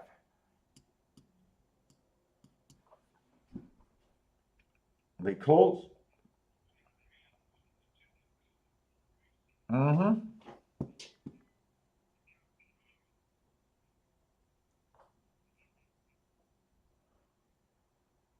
And 1 length off the lead.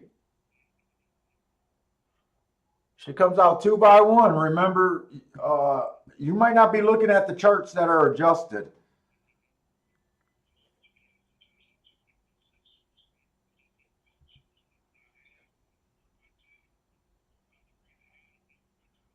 That's the Gammy race.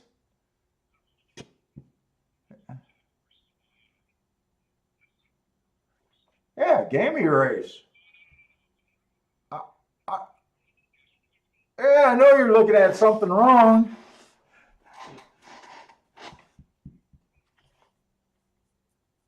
I know you're looking at something wrong. I got the chart pulled up. I can't.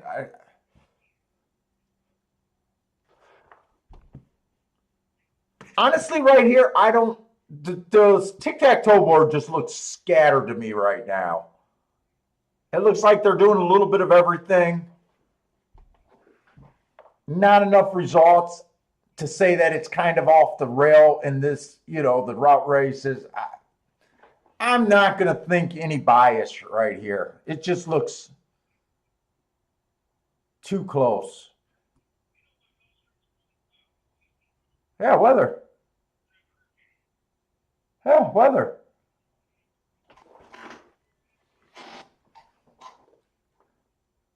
Let's see. I'm going to go over this race. We got a 1.25 mile classic, Breeders' Cup Classic. All right. Oh, these are the bum ass horses tacked to this.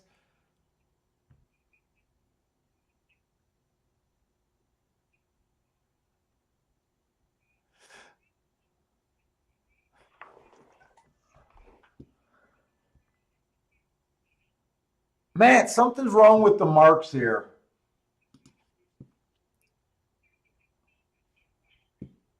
Tacted is for start. He can't be slowing on the lead. That's impossible.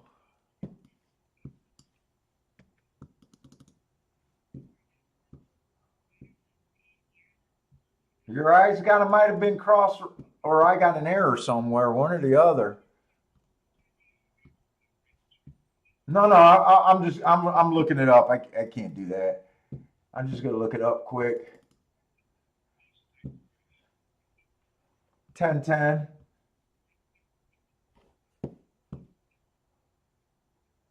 Oh, I see what you did. And you didn't do anything. That was a 1.25 mile race, and I don't have a 1.25 mile race in the profile. I scrapped that race.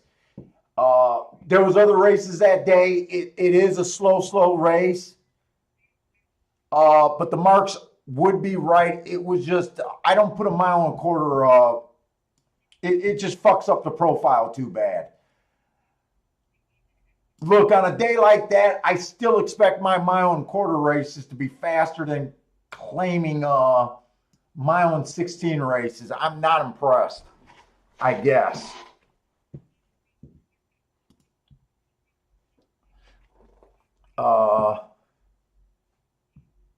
Yeah, that's what's going on there. This is what I kept saying about these horses. I don't think they're running fast. 'Tis the law. I mean, I've never marked up a Derby horse that looked so bad in my entire life. Average, bad rail. Matt strides with the slowest winner fast. Slowest winner of the day. I don't. I just don't like the 3-year-old crop. By my standards, slowest winner of the day. Dude, how are all these horses suck? Huh.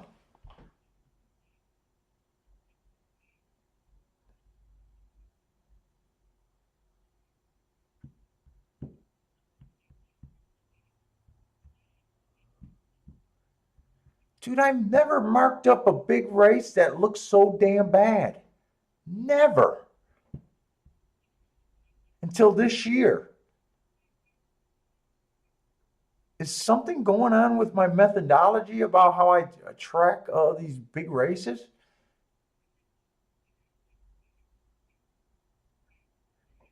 Maximum Security at least ran.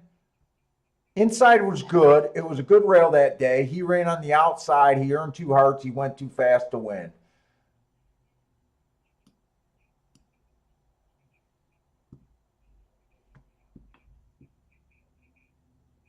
So when you say a track is off outside, you're also saying that the track is inside. It's so weird to say off outside.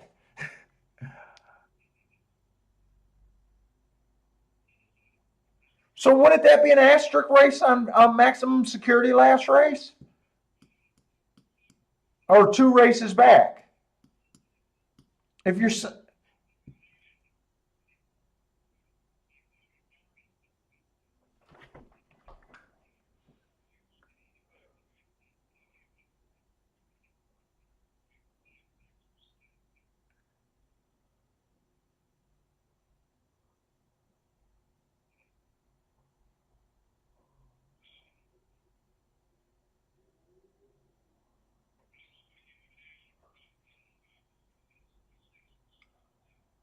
Well, there was only 6 horses in the race. Yeah, I'd give him an asterisk there. And 3 races ago, that San Diego, he was the fastest winner of the day. To me, at least his marks look okay. That's what I expect to see graded horses look like. I mean, authentic.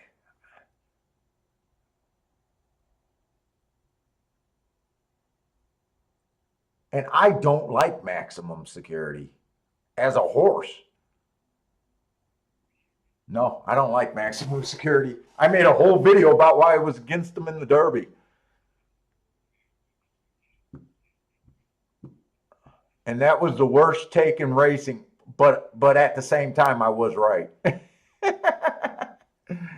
The stewards helped me be right, but that was the worst take in racing.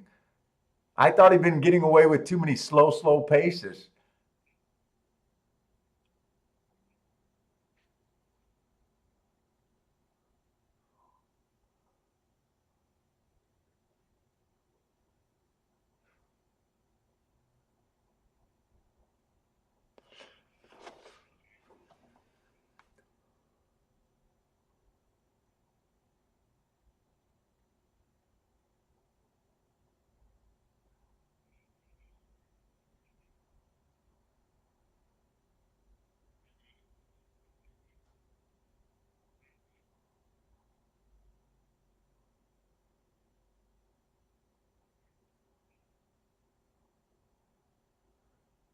I mean, my marks and speed figures just do not line up. I'm so against Tiz the Law, it's not even fair. And I'm going to put him in the winner's circle. I'm guarantee I'm going to put him in the winner's circle. Just me talking this much shit about him, he's going to be in the winner's circle.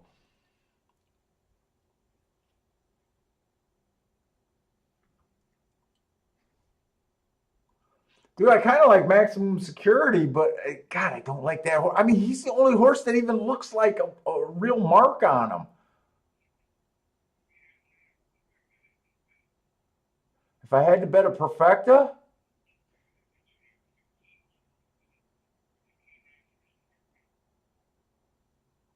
I'd probably do something with Maximum Security in the 7 horse here, and I don't even like it.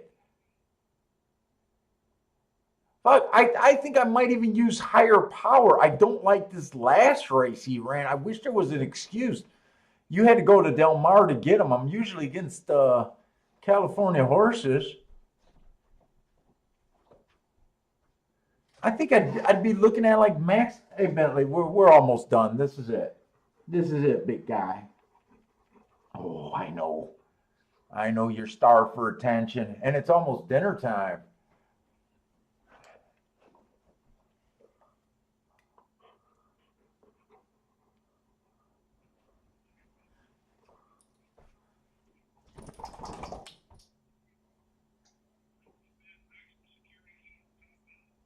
No, I'd probably use him in the 7 horse. Is probably who I would use here. Well, why the fuck not? He earned 3 hearts on a bad rail 3 races ago. He comes back and wins his next 2 races. I at least like that he had an excuse and he ran 2 good races. Dude, Higher Power. I mean, I don't understand the slow in the Pacific Classic. It's West Coast racing. I don't understand that race. Title Ready. Well, Title Ready, at least maybe I'd use Title Ready because I got 2 races. I can't even see how disgusting the marks might be. But I keep looking at this 2 races back with no excuse, and he's slow. And he got beat by half the horses in this field. Owendale just did nothing, and by my standards, I mean, dude, I'm almost puzzled by how the marks is matching up with the supposed quality of this race. I'm leaning towards I probably just got the worst take in racing right now, and I'm okay with that. I'm cheap claimers. I'm fine with my lot in life.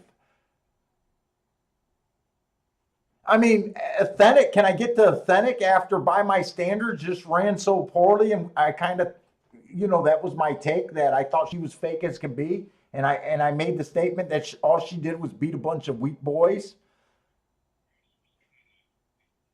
Yeah, and she ran like shit today. She looked like she was full of run, and then she couldn't even get past the tired leader. I think she ran a weak fourth.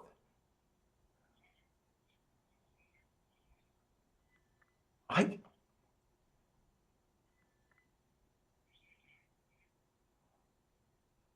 Title ready might be just no. I don't. I can't get past those triple circle. All I kind of my only take is the only two horses I'm rooting for is the horses that I think is marked decent on my thing, and that's the 7 and the 10.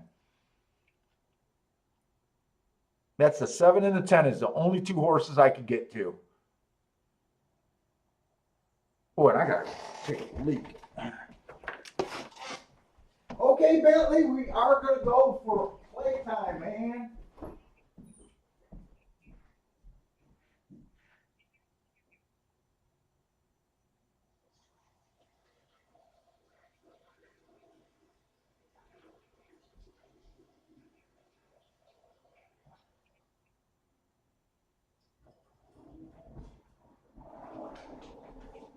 Okay.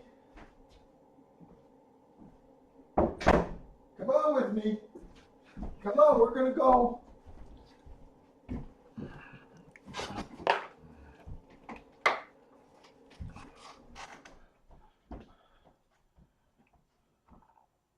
We're going to go. Oh my God, this puppy's so ready to go play.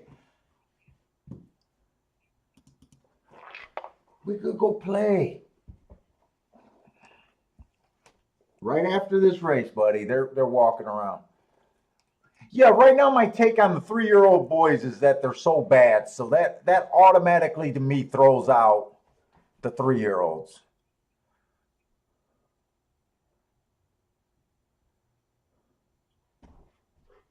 So if I was doing that, I guess I'm saying I don't like the 2. Who's the other 3-year-old? Authentic. Those are the 2 3-year-olds.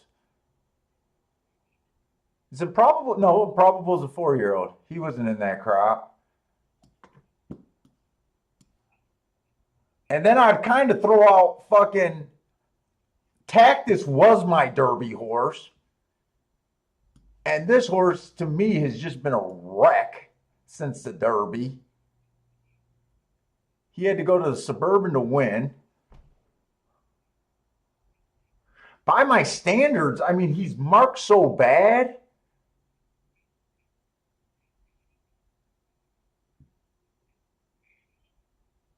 Yeah, he is 4.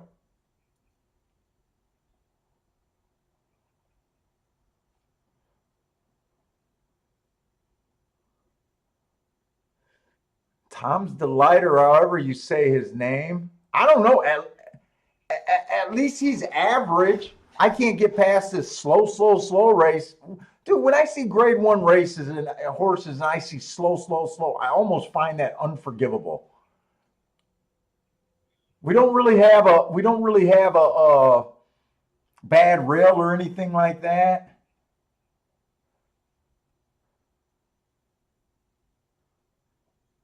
Title ready? What does title ready look like? I mean, I got 2 races I can't see, which might be a good thing, but here's another slow horse. Dude, I'm rooting for Global Campaign.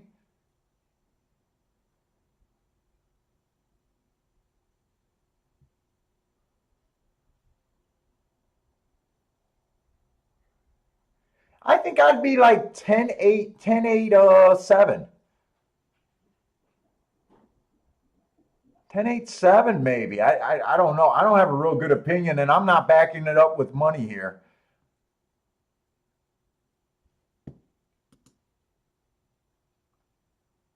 And I think of those horses, only the set. Well, I think 10 was 5. I'd probably be thinking the Dutch, the 5 and the 7 and the 10. What did I say? 10-8, 10-8-7.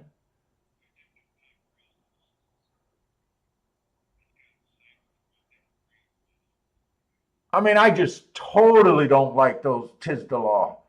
I mean, I wouldn't be surprised if he proved me wrong, but shit.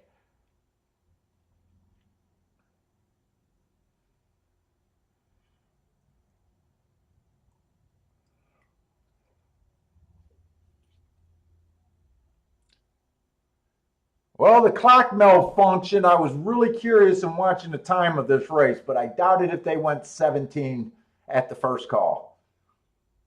Oh, that would be the greatest first quarter, I think, ever in the history of recorded racing, 17.19.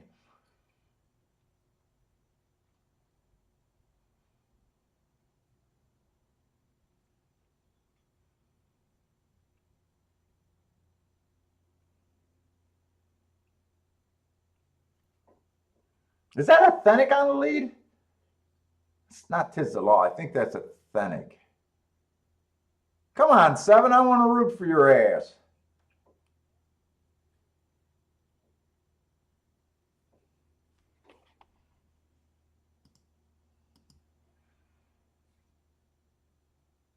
Yeah, Seven looks all in. He's trying. He's trying. I think he's all in. Yeah, well, you got to use it. Come on, Seven.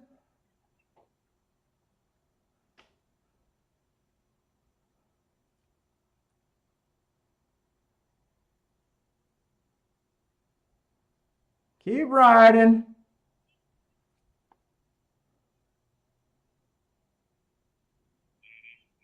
I think that's the 3-year-old authentic.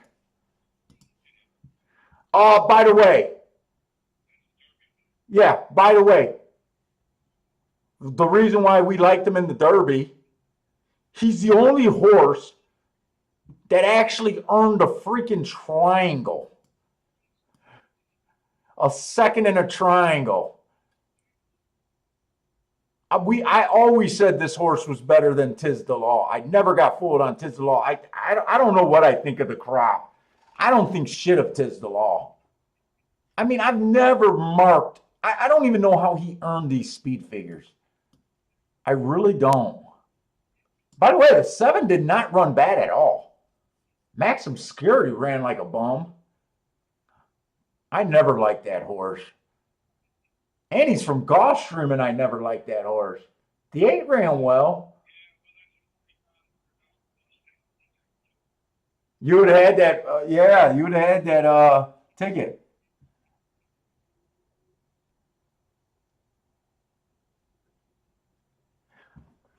Yeah, I really don't know what I think of the crop this year. I'm, in a way, I'm shocked that I really wish we would have seen the fractions to see if that was a slow pace or not. In a way, I'll never know. They'll probably come and try to time this race another way.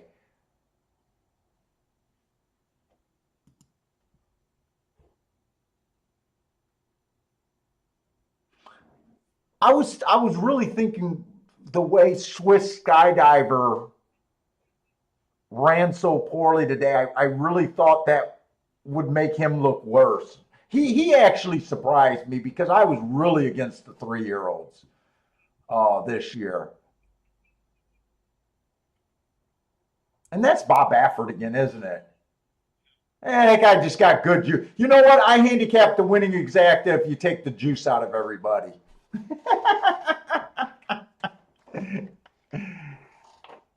I mean, Maximum Security probably is running clean right now out of the one barn, right? Wasn't he the big doper's horse that the FBI jumped on? Yeah, so he doesn't have his extra. Bob's horses, he hasn't got busted, but he keeps having horses that accidentally during their free time is finding ways to pop positive. He doesn't have a curfew in his barn, I don't think. He lets his horses go run the streets or something. I don't know how he gets so many positives, but there's no real investigation.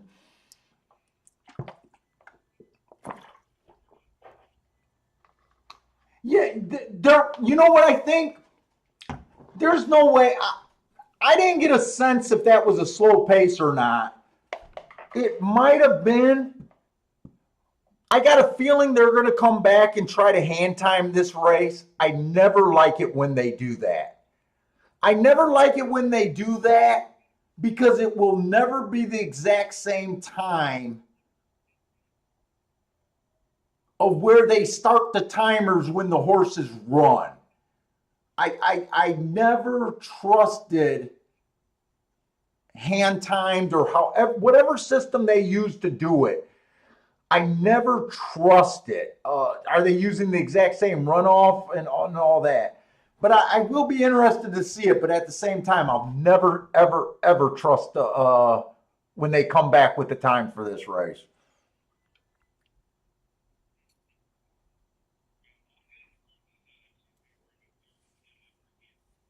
Yeah, like I said, dude, when we did the Preakness, or no, when it came to the when it literally, I wish I saved the form. When it came to the Kentucky Derby, when I marked up the 3-year-olds, there was 2 horses that earned a triangle at any time of their career. Every horse that won a race going into that Derby was not slow. They were slowest winner of the day or average racing. And I kept saying to Matt, I don't know what's going on because here are Tiz the Law's marks. Oh, I think I erased them accidentally. Oh no, here they are. Average, slowest winner, fastest winner, slowest winner, all the way across. And I was dumbfounded because I didn't follow the pickle the races leading up to it because this year I just was not interested. And when I finally marked the Derby, I was actually, dude, I was so shocked of what I saw. Uh, it was you know what? Who had the other good mark in the Derby?